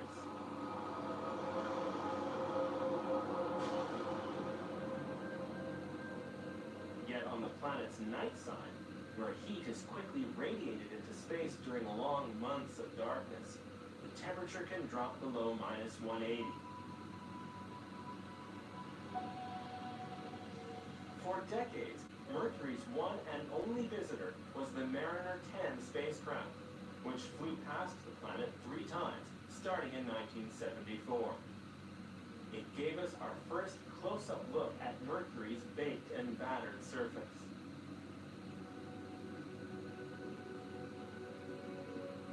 But Mariner 10's view was incomplete, capturing less than half of the planet during its few brief encounters.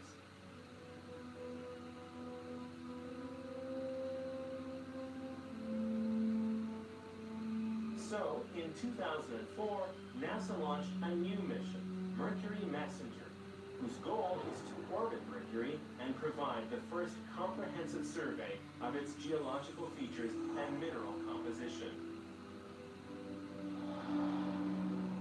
At first glance, MESSENGER's images seem to be showing us a desolate and moon-like world.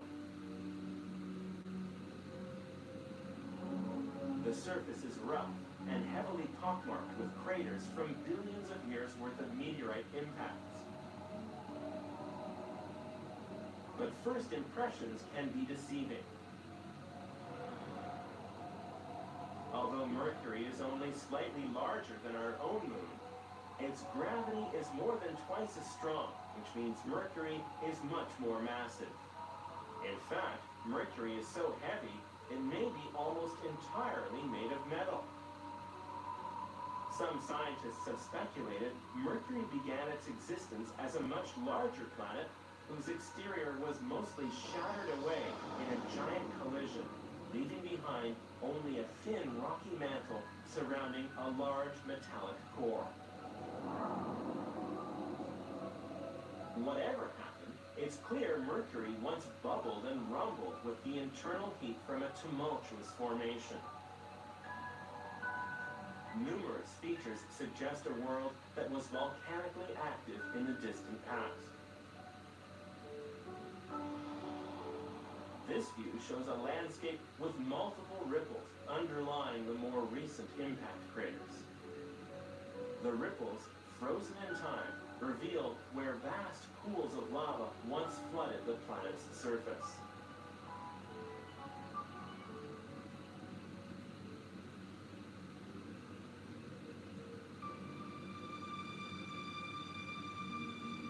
In this image, false colors help to highlight Mercury's complex history.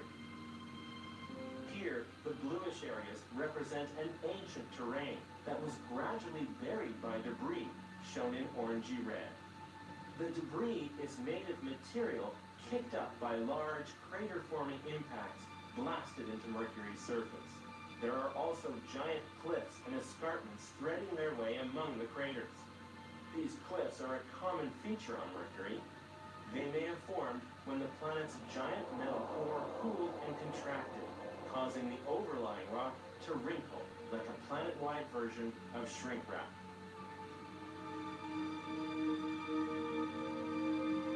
MESSENGER's first views of Mercury reveal the bare bones of a rocky world. There is nothing here but a solid surface that hasn't changed very much over eons of geologic time.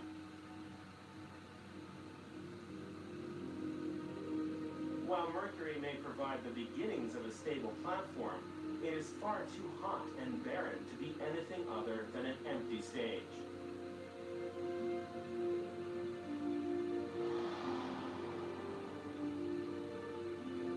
To transform a dead planet into a living world, more ingredients are needed. First and foremost, an atmosphere. Lack of atmosphere is not a problem for this planet. Enigmatic Venus is the second rocky world from the Sun. Permanently shrouded under a dense, cloudy atmosphere, Venus was hidden from astronomers for centuries, despite being the nearest planet to Earth.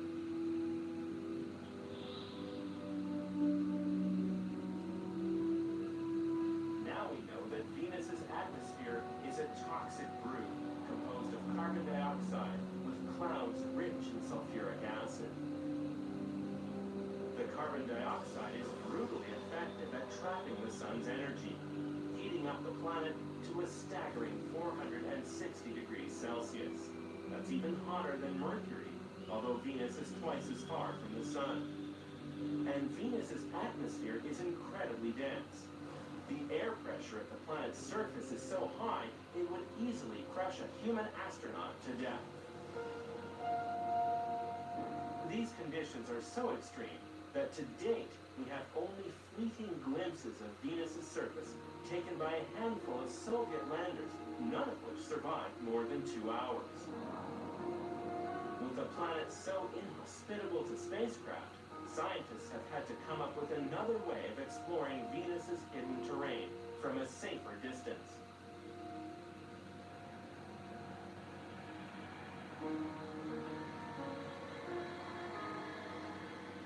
Radar can penetrate the planet's thick blanket of clouds and bounce off the rock below, providing a detailed look at a bizarre and dramatic landscape.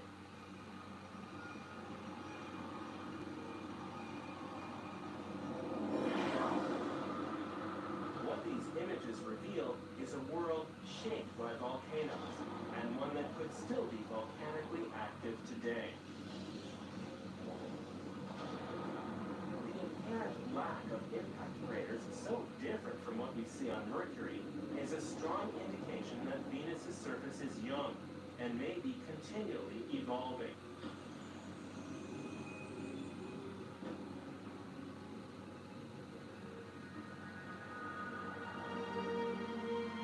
Scientists now suspect that in the past, Venus may have been much more like our own planet.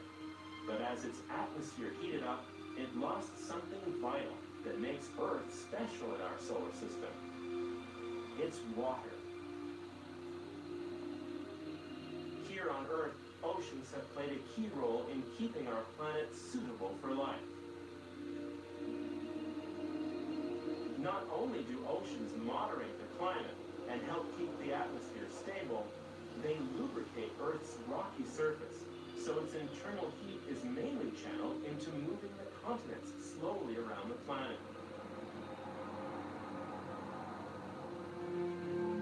Without water, heat would build up and burst out in vast and deadly lava flows, as may have occurred on Venus.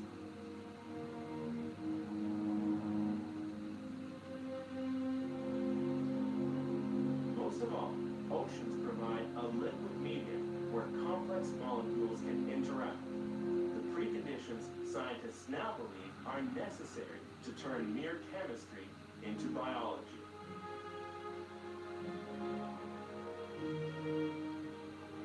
Earth is our best example of the true potential of rocky worlds.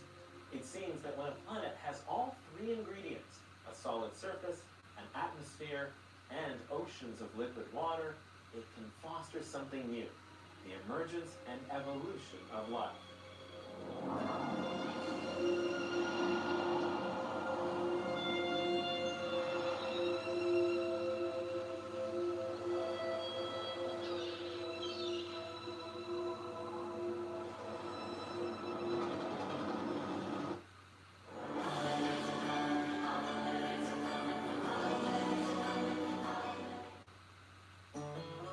Look to the west, and there I will be, in wilderness deep, wild and free. Chores look different with Cox multi-gig speeds. Power all your devices at once with Cox multi-gig speeds. Available everywhere. Look at how oral the electric cleans. 100% better than regular brushes. It's time to switch. I knew I couldn't afford a house of my own. Who's here?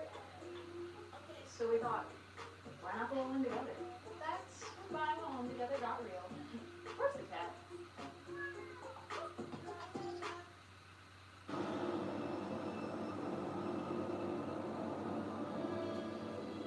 But while life has come to dominate Earth with its richness and complexity, it has also buried its tracks, making it difficult to understand how our planet came to be the way it is today. That is one big reason why scientists are so keen to explore the rest of the solar system, now that the technology is available to do so. It is here where we may find the clues that will tell us what Earth was like before life appeared, and how it all happened. It may be that only when we reach across the ocean of space to distant rocky shores can we truly understand our own identity.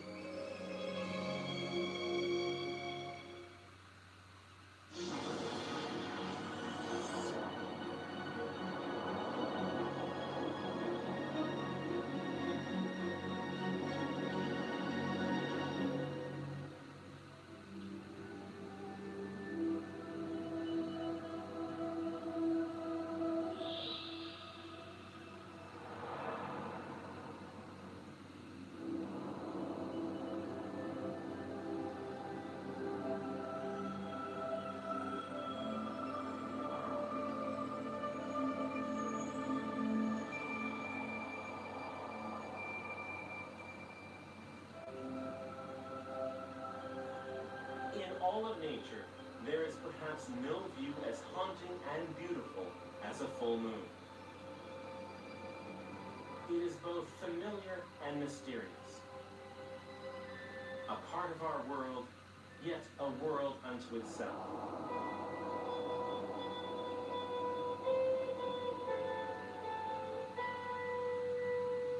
Today, we look across at our nearest neighbor and find not a mirror image, but an alter ego.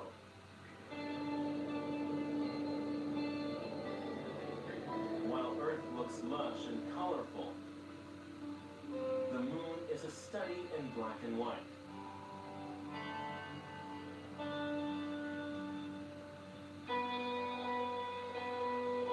While Earth's surface is shaped by water and air and abounds with the sounds of life,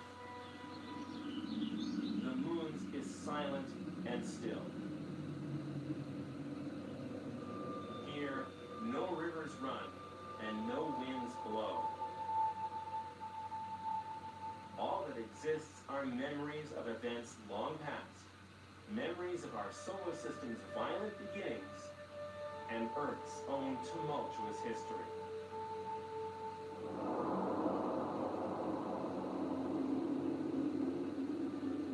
For billions of years, the moon has been the ultimate silent partner, keeping watch over Earth from above and keeping its secrets to itself.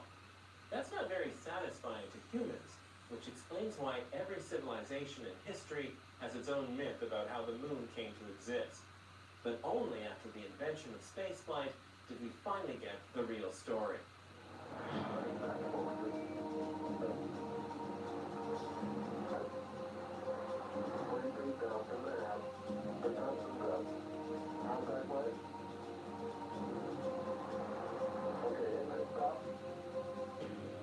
To date, over 50 spacecraft have now flown past, orbited, or landed on the moon with eye-opening results. At long last, our silent partner is beginning to reveal its fascinating story.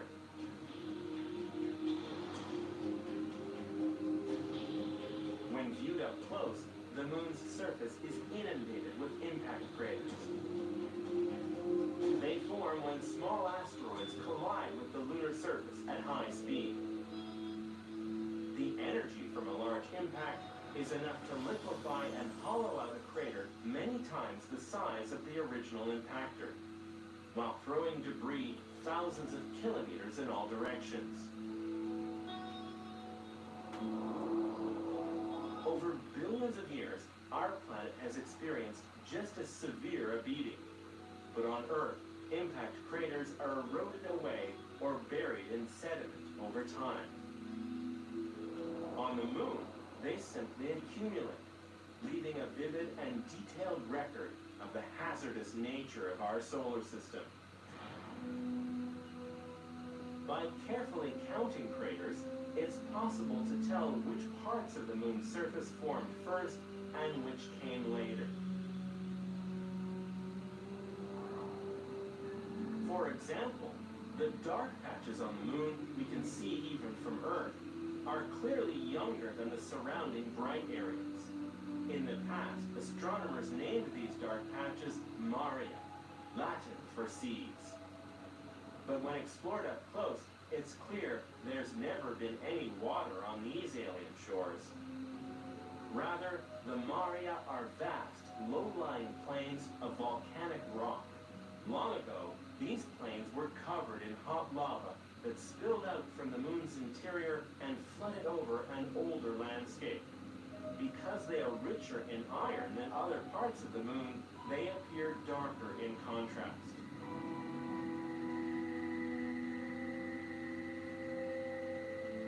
One of the big achievements of lunar exploration has been the complete mapping of both sides of the moon's surface. The moon rotates in perfect time with its orbital period, with one side constantly facing Earth. Surprisingly, the two sides of the moon turn out to be quite different from one another.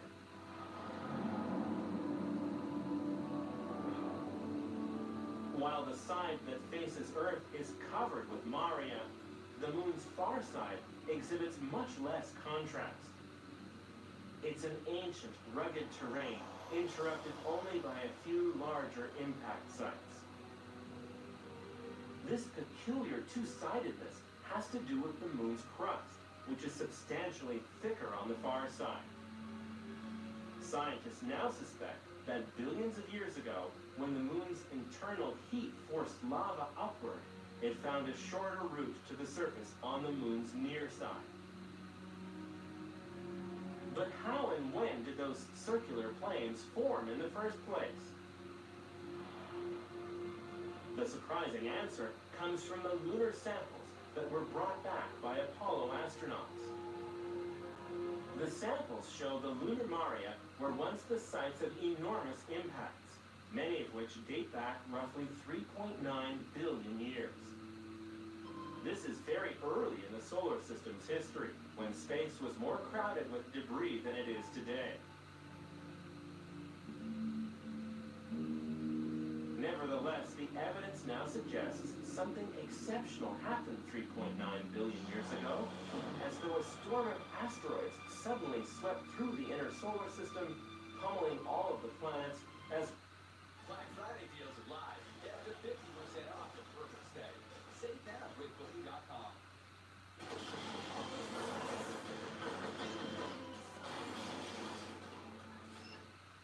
When you think horses, you think boots. You think boots, you think cowboys and cowgirls, Friday nights and $2 beers. Because it's payday, and payday means hard work, which means you're back to thinking boots. When you're thinking boots, you're thinking Harriet. as well as our own moon.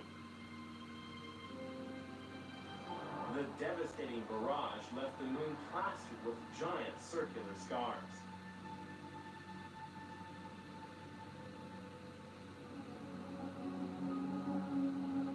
On Earth, it was much worse. The impacts would have vaporized oceans and liquefied large sections of our planet's crust. Though no animal or plant was living on Earth at the time, it is possible microbial life had already made its debut. When the bombardment came, perhaps only those microbes that were dwelling far down, near deep sea vents, survived to repopulate the ancient Earth and become our distant ancestors. The idea that the moon and Earth were both heavily bombarded is one of the big results to come out of the samples that astronauts returned to Earth. An even bigger one is the astonishing revelation that the moon itself may have once been the product of a giant collision. This theory is that early in our solar system's history, an object as large as Mars once collided with Earth and dealt our planet a staggering blow. The collision immediately spewed out vast amounts of debris. Much of this material found itself in orbit around Earth, where it eventually coalesced to form a single large moon. As incredible as it seems, this giant impact scenario offers the best explanation for some of the moon's more puzzling features, including its apparent lack of an iron core.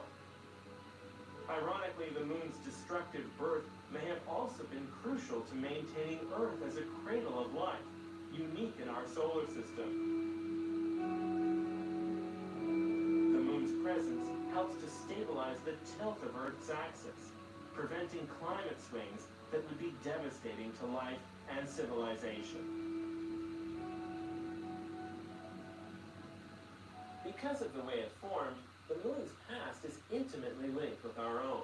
Without it, the evolution of life may have taken a very different course. In fact, if it weren't for the moon, we might not even be here at all.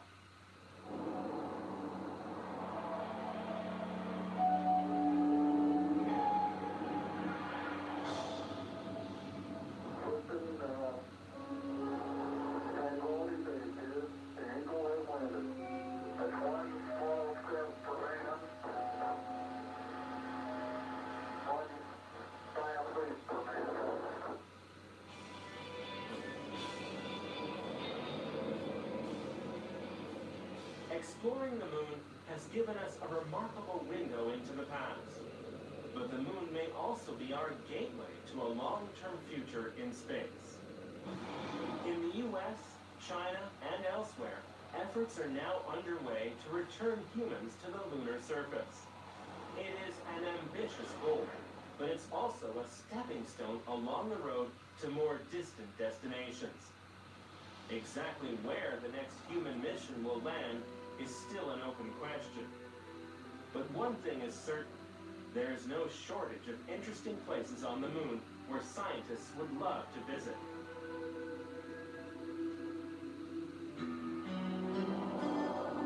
The lunar South Pole would surely be at the top of their wish list. Here, the sun never shines on the floors of some craters.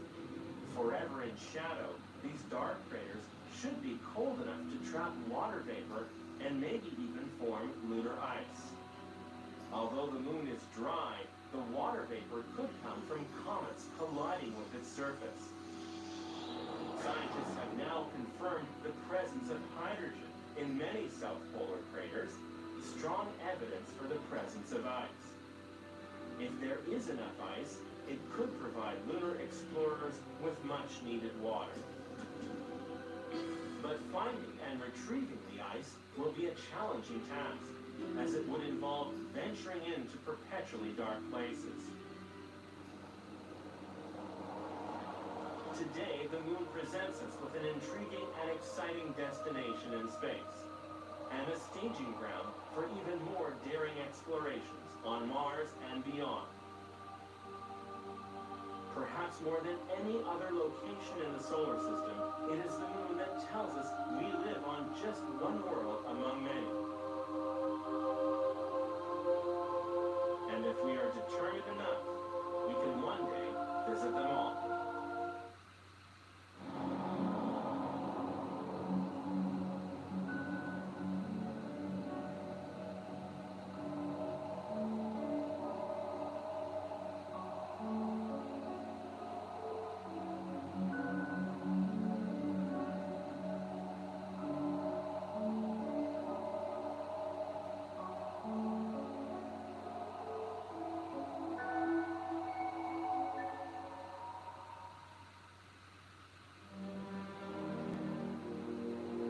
For generations, our world has challenged explorers to seek what lies beyond the horizon.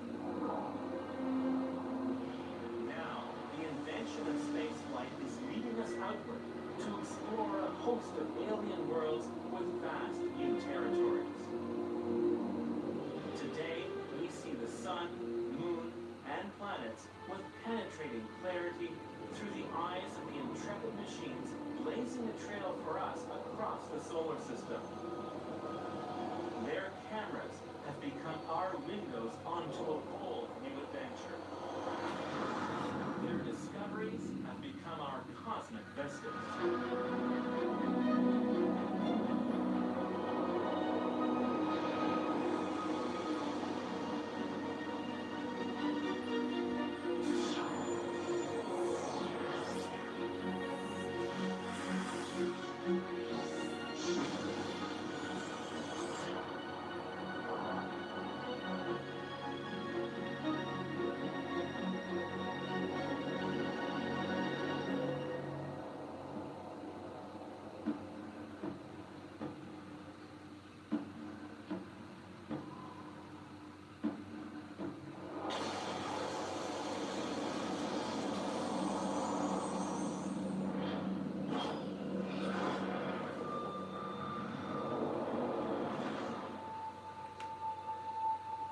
When everything is exotic and strange, the familiar beckons.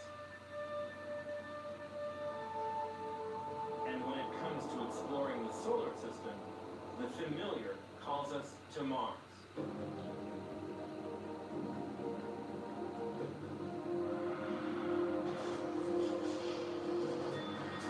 Although it is clearly an alien world, Mars is also a planet with landforms we immediately recognize.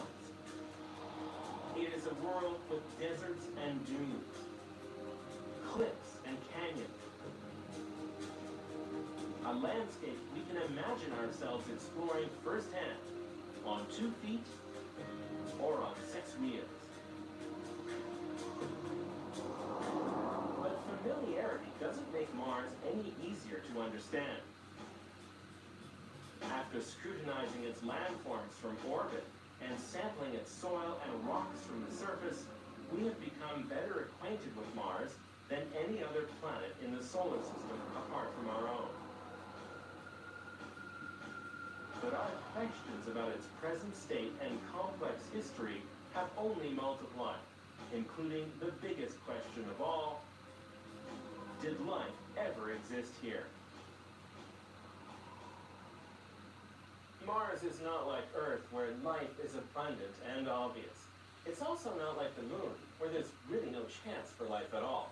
Mars is somewhere in between, and so it can help us define where life can and cannot exist. When we journey to Mars, we journey to the borderland.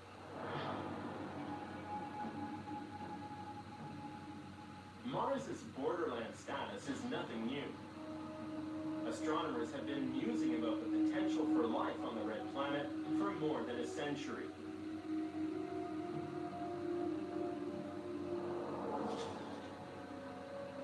When the first grainy close-ups of Mars were radioed back in 1965, scientists were surprised and a little disappointed.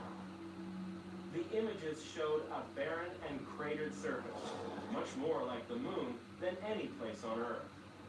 Apparently, the red planet was the dead planet, and any notion of spotting life on the surface, even primitive life, all but vaporized.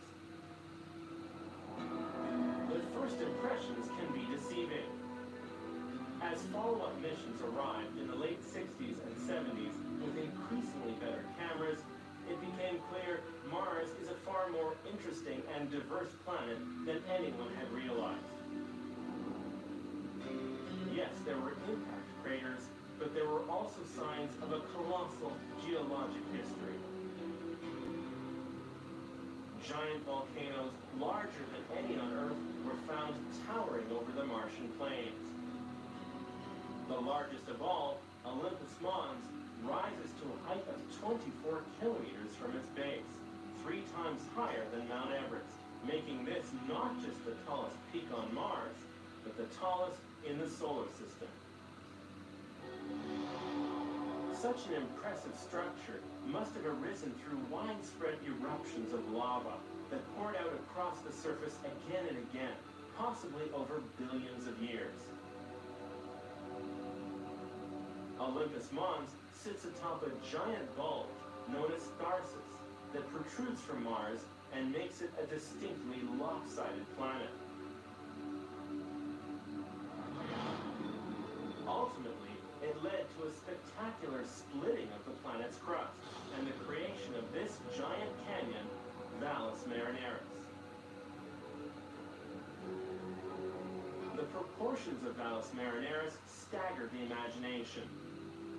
It is more than 10 times longer than Earth's Grand Canyon, and 4 times as deep.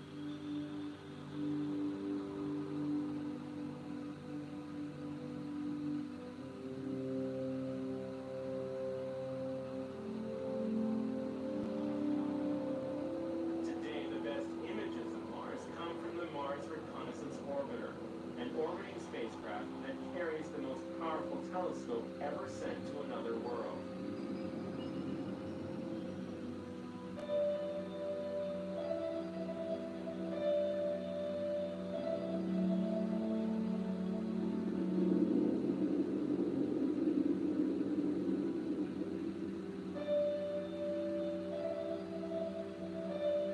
Capable of resolving details on the surface as small as a dinner plate, it has given us an unprecedented look at Mars in all its splendor.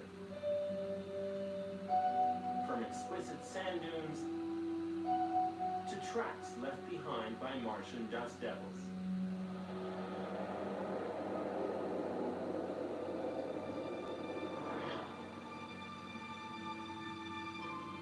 But perhaps the most interesting views are the ones that suggest water once flowed on Mars.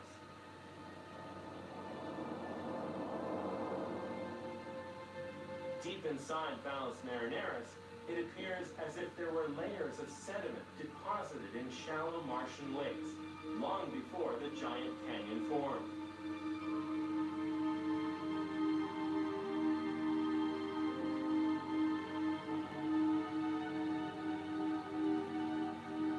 Even the shape and orientation of the terrain suggests water once flowed on Mars.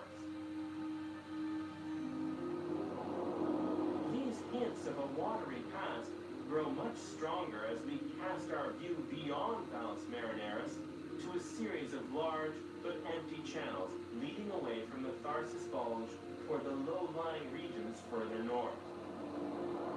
Although they dried up long ago, these valleys must have been created by vast outflows of moving water that cut across the Martian landscape, spilling out into the northern plains.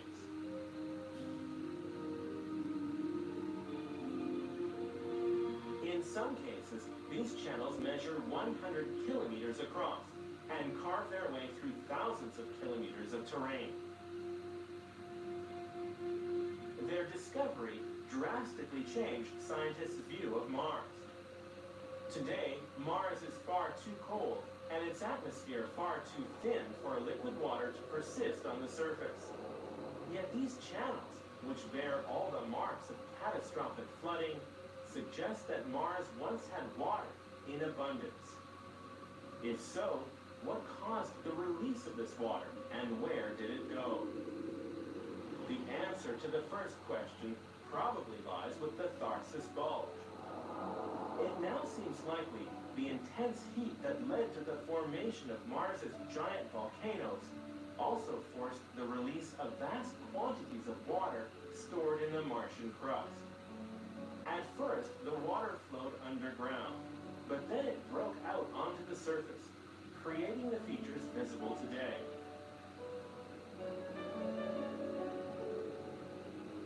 Across Mars, there are other signs that water may have flowed billions of years ago.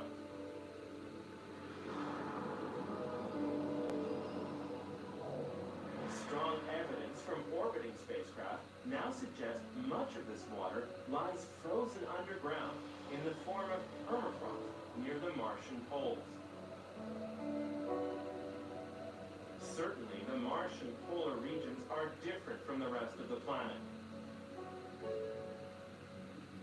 Not only do both the north and south poles of Mars have visible caps of frozen carbon dioxide that grow and shrink with the changing seasons, both possess a smaller underlying cap of water ice that is never warm enough to melt away. The surface at the poles also looks different. A substantial quantity of ice mixed in with the rock in these locations means cliffs and crater walls tend to slump, giving them a smooth, rounded look.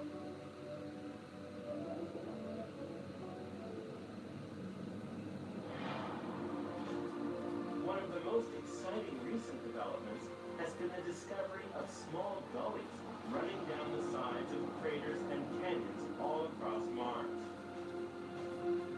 They look suspiciously as though they were carved by groundwater seeping from the cliff faces and running downhill. Yet these features are so small, they must be recent. Otherwise, the steady deposit of wind-blown dust would have obscured them. Could there really be liquid water periodically bubbling to the surface on Mars? If so, the implications for life are enormous. After more than 4 decades of concentrated exploration, there's no doubt that Mars has a rich history, which certainly included liquid water and may have once included life. Furthermore, there are hints that Mars continues to be an active planet today. It is not yet a dead world, at least in the geologic sense. It is still a borderland. All of this is impetus to explore Mars further. But there are limits to what can be seen and sensed from space.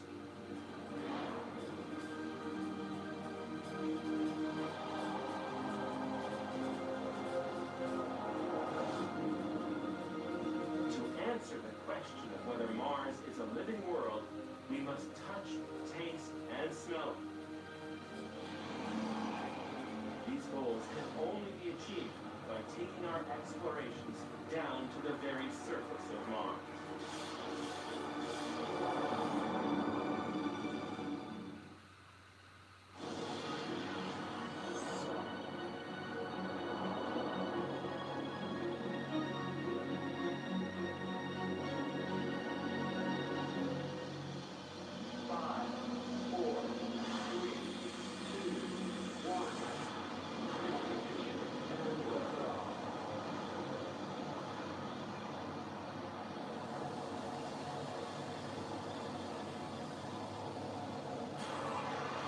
Like the great voyages of discovery centuries ago, the journey to another world is fraught with danger.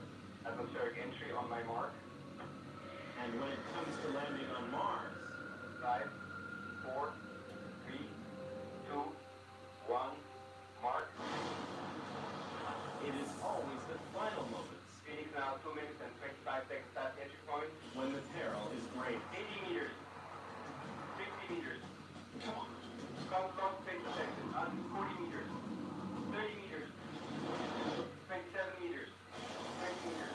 50 meters. Standing by for touchdown. Touchdown signal detected.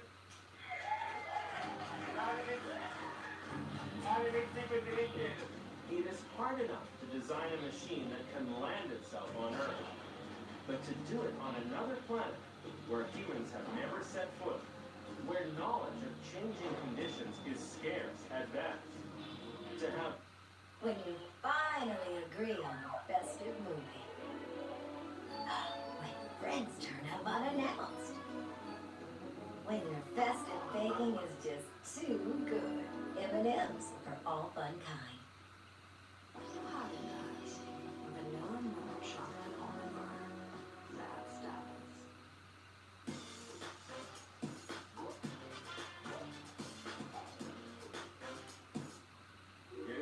get tense.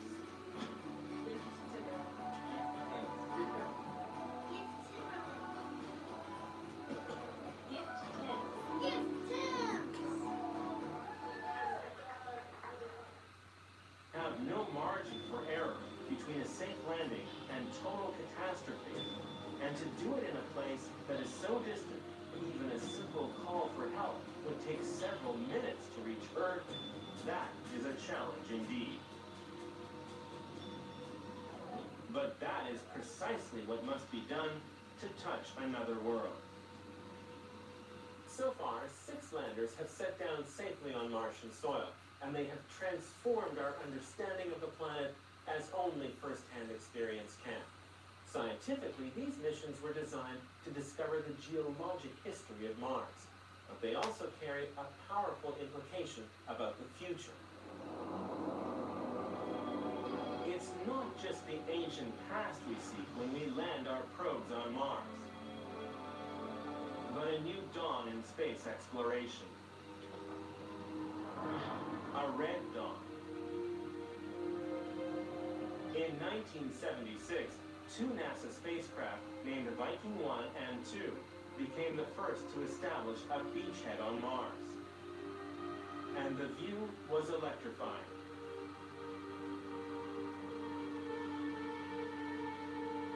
Geologists were immediately reminded of deserts they had visited on Earth.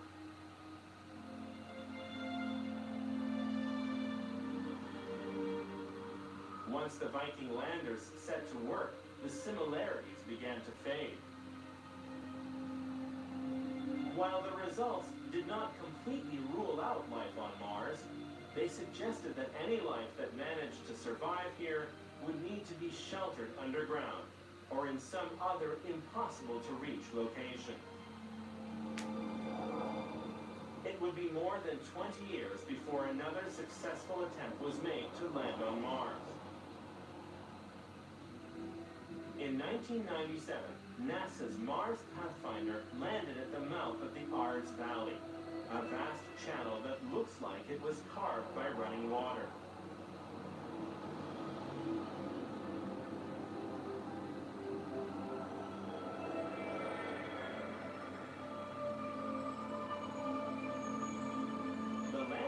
was surrounded by broken and tumbled rock. Boulders were slanted in a downstream direction. All signs of an ancient and violent flood.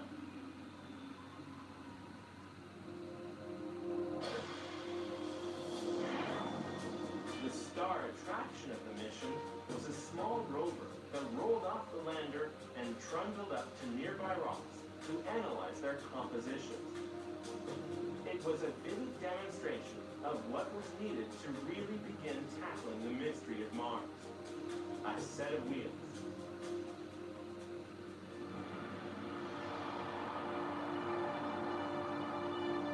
In early 2004, two rovers named Spirit and Opportunity landed safely on opposite sides of Mars. Each embarked on its own motorized trek across the red planet's surface.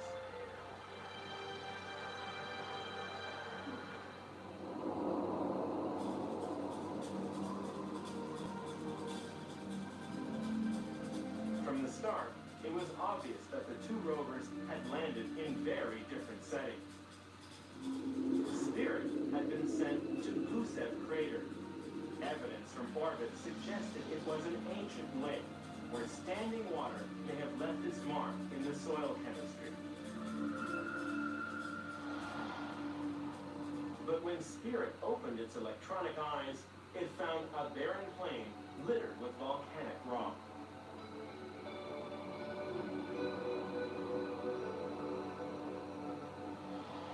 Meanwhile, Opportunity scored an early triumph. It was sent to Meridiani Plana, where remote sensing had spotted hematite, an iron-rich mineral that on Earth is often associated with water.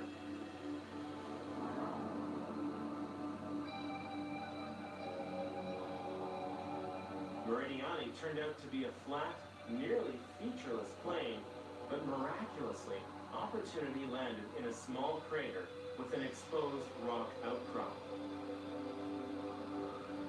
For the first time, scientists would be able to sample rock on Mars in the place where it formed. What Opportunity found, after wheeling up to the outcrop, exceeded everyone's wildest expectations. The rock was layered and contained ample evidence that it formed in a watery environment.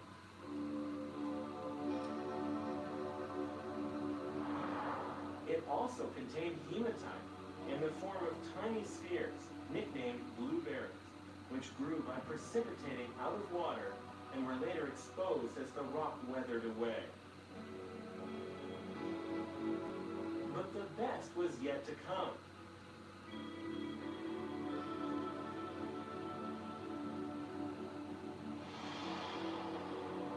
Back on Gusev Crater, after investigating the terrain near the landing site, scientists sent Spirit rolling towards a set of distant hills, nearly 4 kilometers away.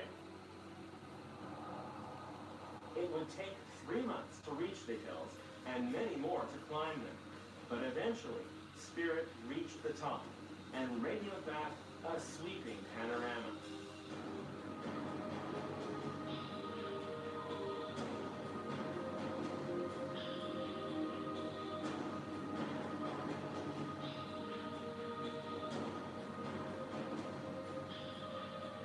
In the years that followed, Spirit descended to the other side of the hills, surviving 3 Martian winters and eventually discovering Home Point, the remains of a volcanic vent where hot rock once made explosive contact with water.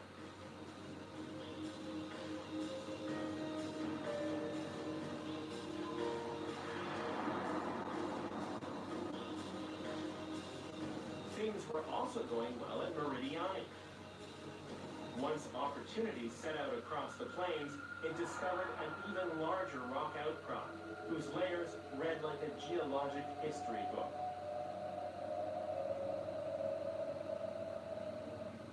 The story it told was of a place that once had been wet, but with highly acidic water. While at other times there was no water there at all.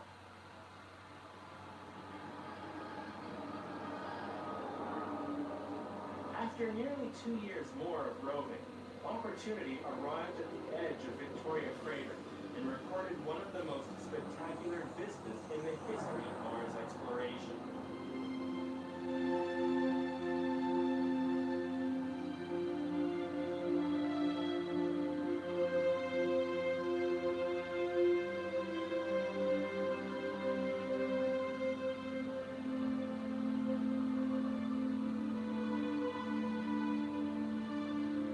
High overhead, the newly arrived Mars Reconnaissance Orbiter was there to record the moment from space, spying the tiny rover perched at the crater's rim.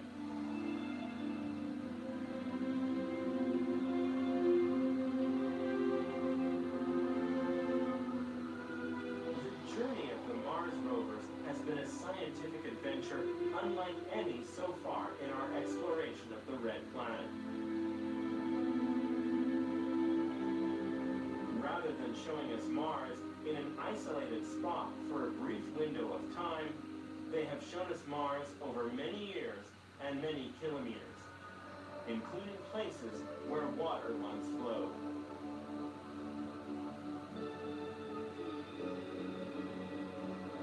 Next, scientists wanted to know about the state of water on Mars today. Compared to the Mars rovers, the Phoenix lander was a modest mission, but with an ambitious goal: to become the first spacecraft to touch water on Mars. Scientists expected to find that water locked in a frozen state just below the surface of Mars's polar regions. Here, the landscape is dominated by low mounds with trough-like boundaries. These mounds are caused by the expansion of ground ice, forcing the soil upward. After a bit of digging with its robot arm, Phoenix exposed something white just centimeters below the surface. It was ice, the first direct link to a watery past on Mars. Phoenix landed in the low-lying northern plains of Mars, an area that may once have been a Martian ocean. Although Phoenix could not confirm this, it found the soil here is alkaline, similar to what might be found in seawater on Earth.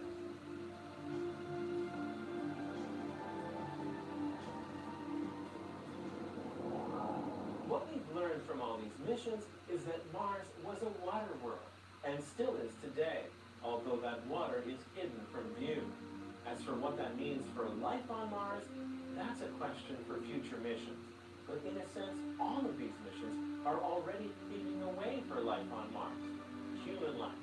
The landers and rovers we built could be the leading edge of a new wave of exploration that might one day take astronauts to the Red Planet. If so, the human story on Mars has already dawned.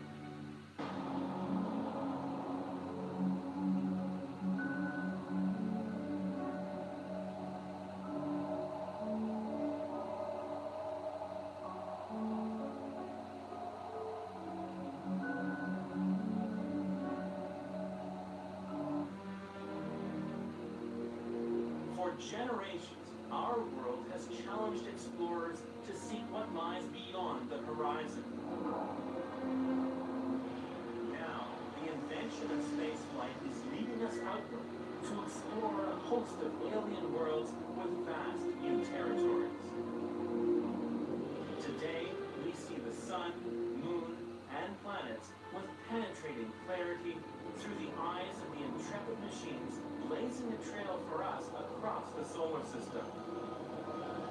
Their cameras have become our windows onto a bold new adventure. Their discoveries have become our cosmic vistas.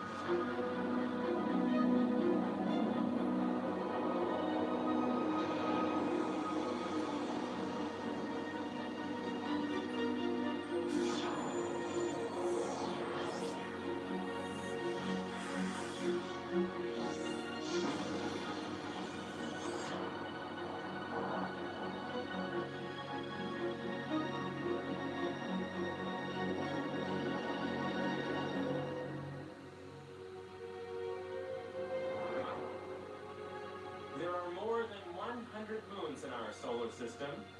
The vast majority of them orbit the two largest planets, Jupiter and Saturn. Collectively, they run the gamut from small to large, cold to hot, and quiet to active.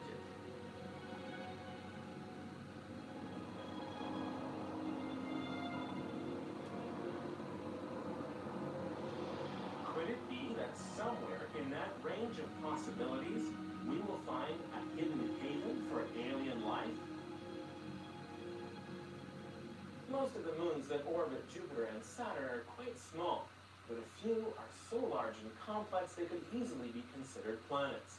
For more than 300 years, there was almost nothing astronomers could say about these intriguing places.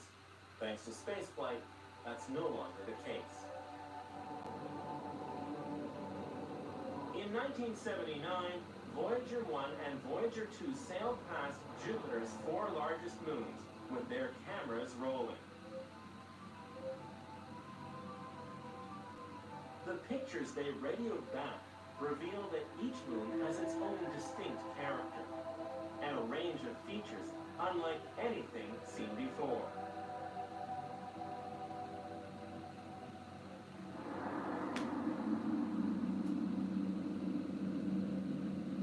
The biggest surprise of all was Io, the innermost of the 4 moons. Its rocky surface is a mottled and sulfurous mess. Unlike our moon, there are no craters on Io. It's as though they are being erased by some mysterious agent. The explanation came when Voyager 1 spied something unusual protruding 300 kilometers from one side of Io. It was a fountain of ash, spewing from a large volcano. Since that discovery, it's now become clear Io is the most geologically active world in the solar system.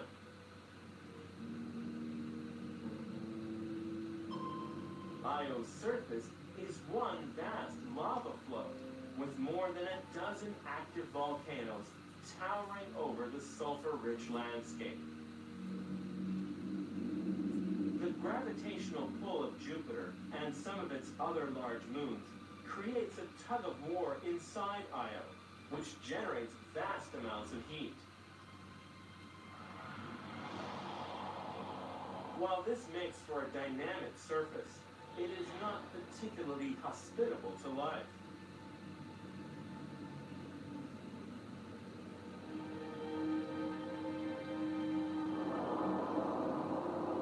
Jupiter's outermost large moon, Callisto, couldn't be more different.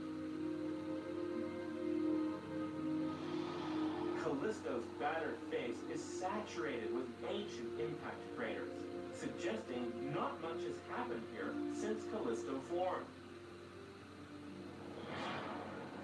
But looks can be deceiving. The most recent data suggest there could be a zone of salty water somewhere deep below Callisto's surface of ice and rock. Whether life would survive in such a hidden environment remains an open question.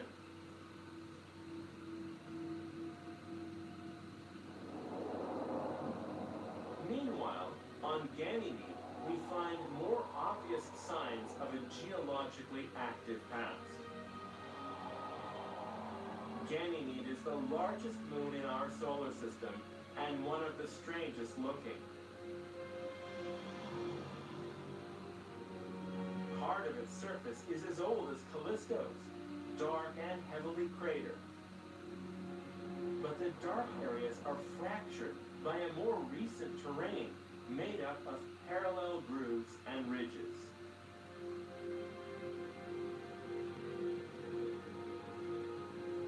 Exactly how these grooves and ridges form is still a big mystery. It is clear Ganymede has a warmer interior than Callisto. In the past, that warmth may have risen up through Ganymede's interior and forced sections of its surface to drift apart, just like the continents on Earth.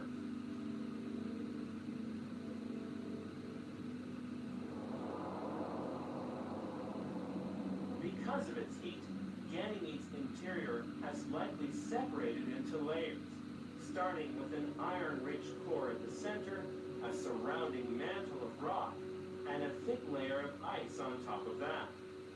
As with Callisto, there is evidence on Ganymede for an ocean of salt water somewhere below the surface.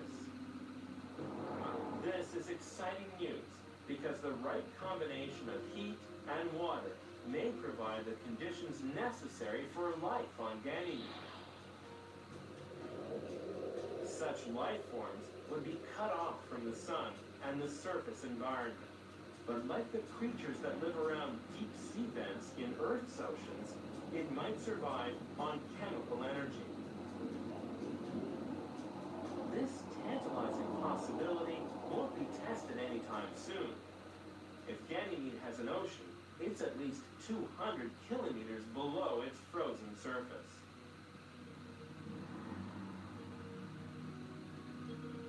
A better opportunity for exploring the ocean of another world may exist on Europa. At first glance, Europa seems like the least interesting of Jupiter's moons because its surface is so flat and smooth. Its lack of dramatic relief, like mountains or large craters, might be an indication that water isn't far below. Europa is crisscrossed with a network of cracks that suggest its icy crust has opened up from time to time, letting a watery slush spill out onto the surface.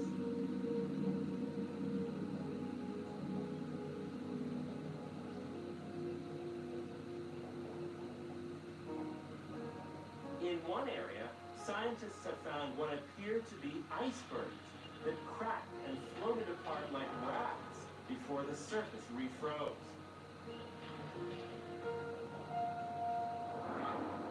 Some of the cracks on Europa have a darker and more reddish hue than the rest of the surface ice. This could mean that the underlying ocean is rich in sulfur compounds and perhaps organic molecules. Indications are that in some places, this ocean may be less than 10 kilometers from the surface, possibly within reach of a future attempt to drill down and explore the marine environment of another world.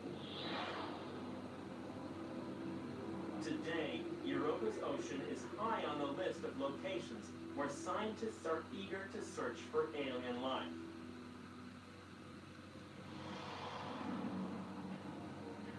The surfaces of Jupiter's moons may conceal many mysteries. But on Saturn's giant moon, Titan, even the surface is hidden from view.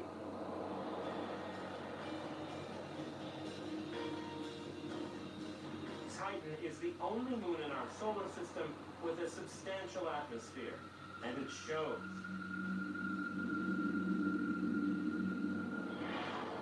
When Voyager 1 arrived at Saturn in 1980, it found Titan shrouded by a thick orange haze. This haze is like a photochemical smog, produced when sunlight reacts with methane in Titan's atmosphere. It would be a full generation before scientists had their next chance at Titan.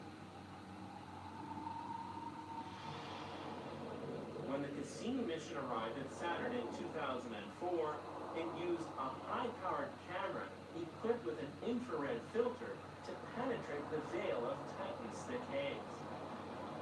What Cassini found was even stranger than expected. A surface divided into mysterious light and dark regions, resembling ancient coastlines. Cassini also bounced radar signals off of Titan, confirming that the moon's surface is solid, with unusual landforms like ice volcanoes and wind-blown dunes.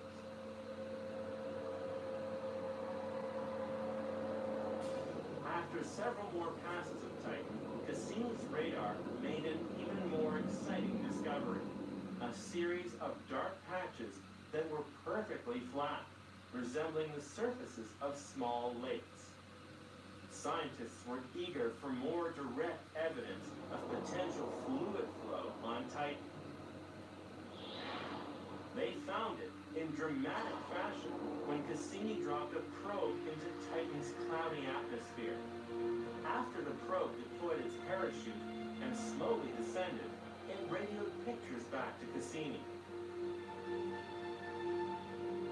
As soon as the probe emerged from the clouds, it began to see exciting details that looked suspiciously like they had been carved by a flowing liquid.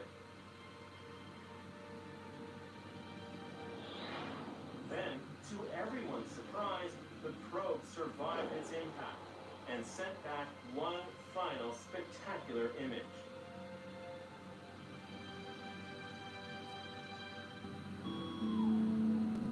It showed chunks of ice, clearly rounded by fluid flow, like rocks in a stream bed on Earth.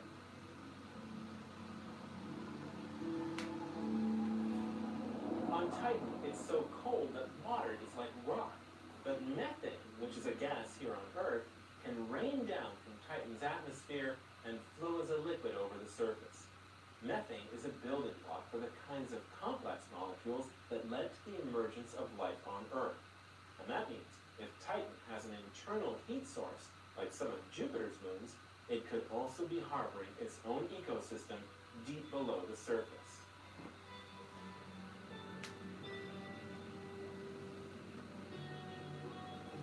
One thing is clear, Titan and Jupiter's moons are no longer sideshows to the planets they orbit. Together, they have become the main motivators in our exploration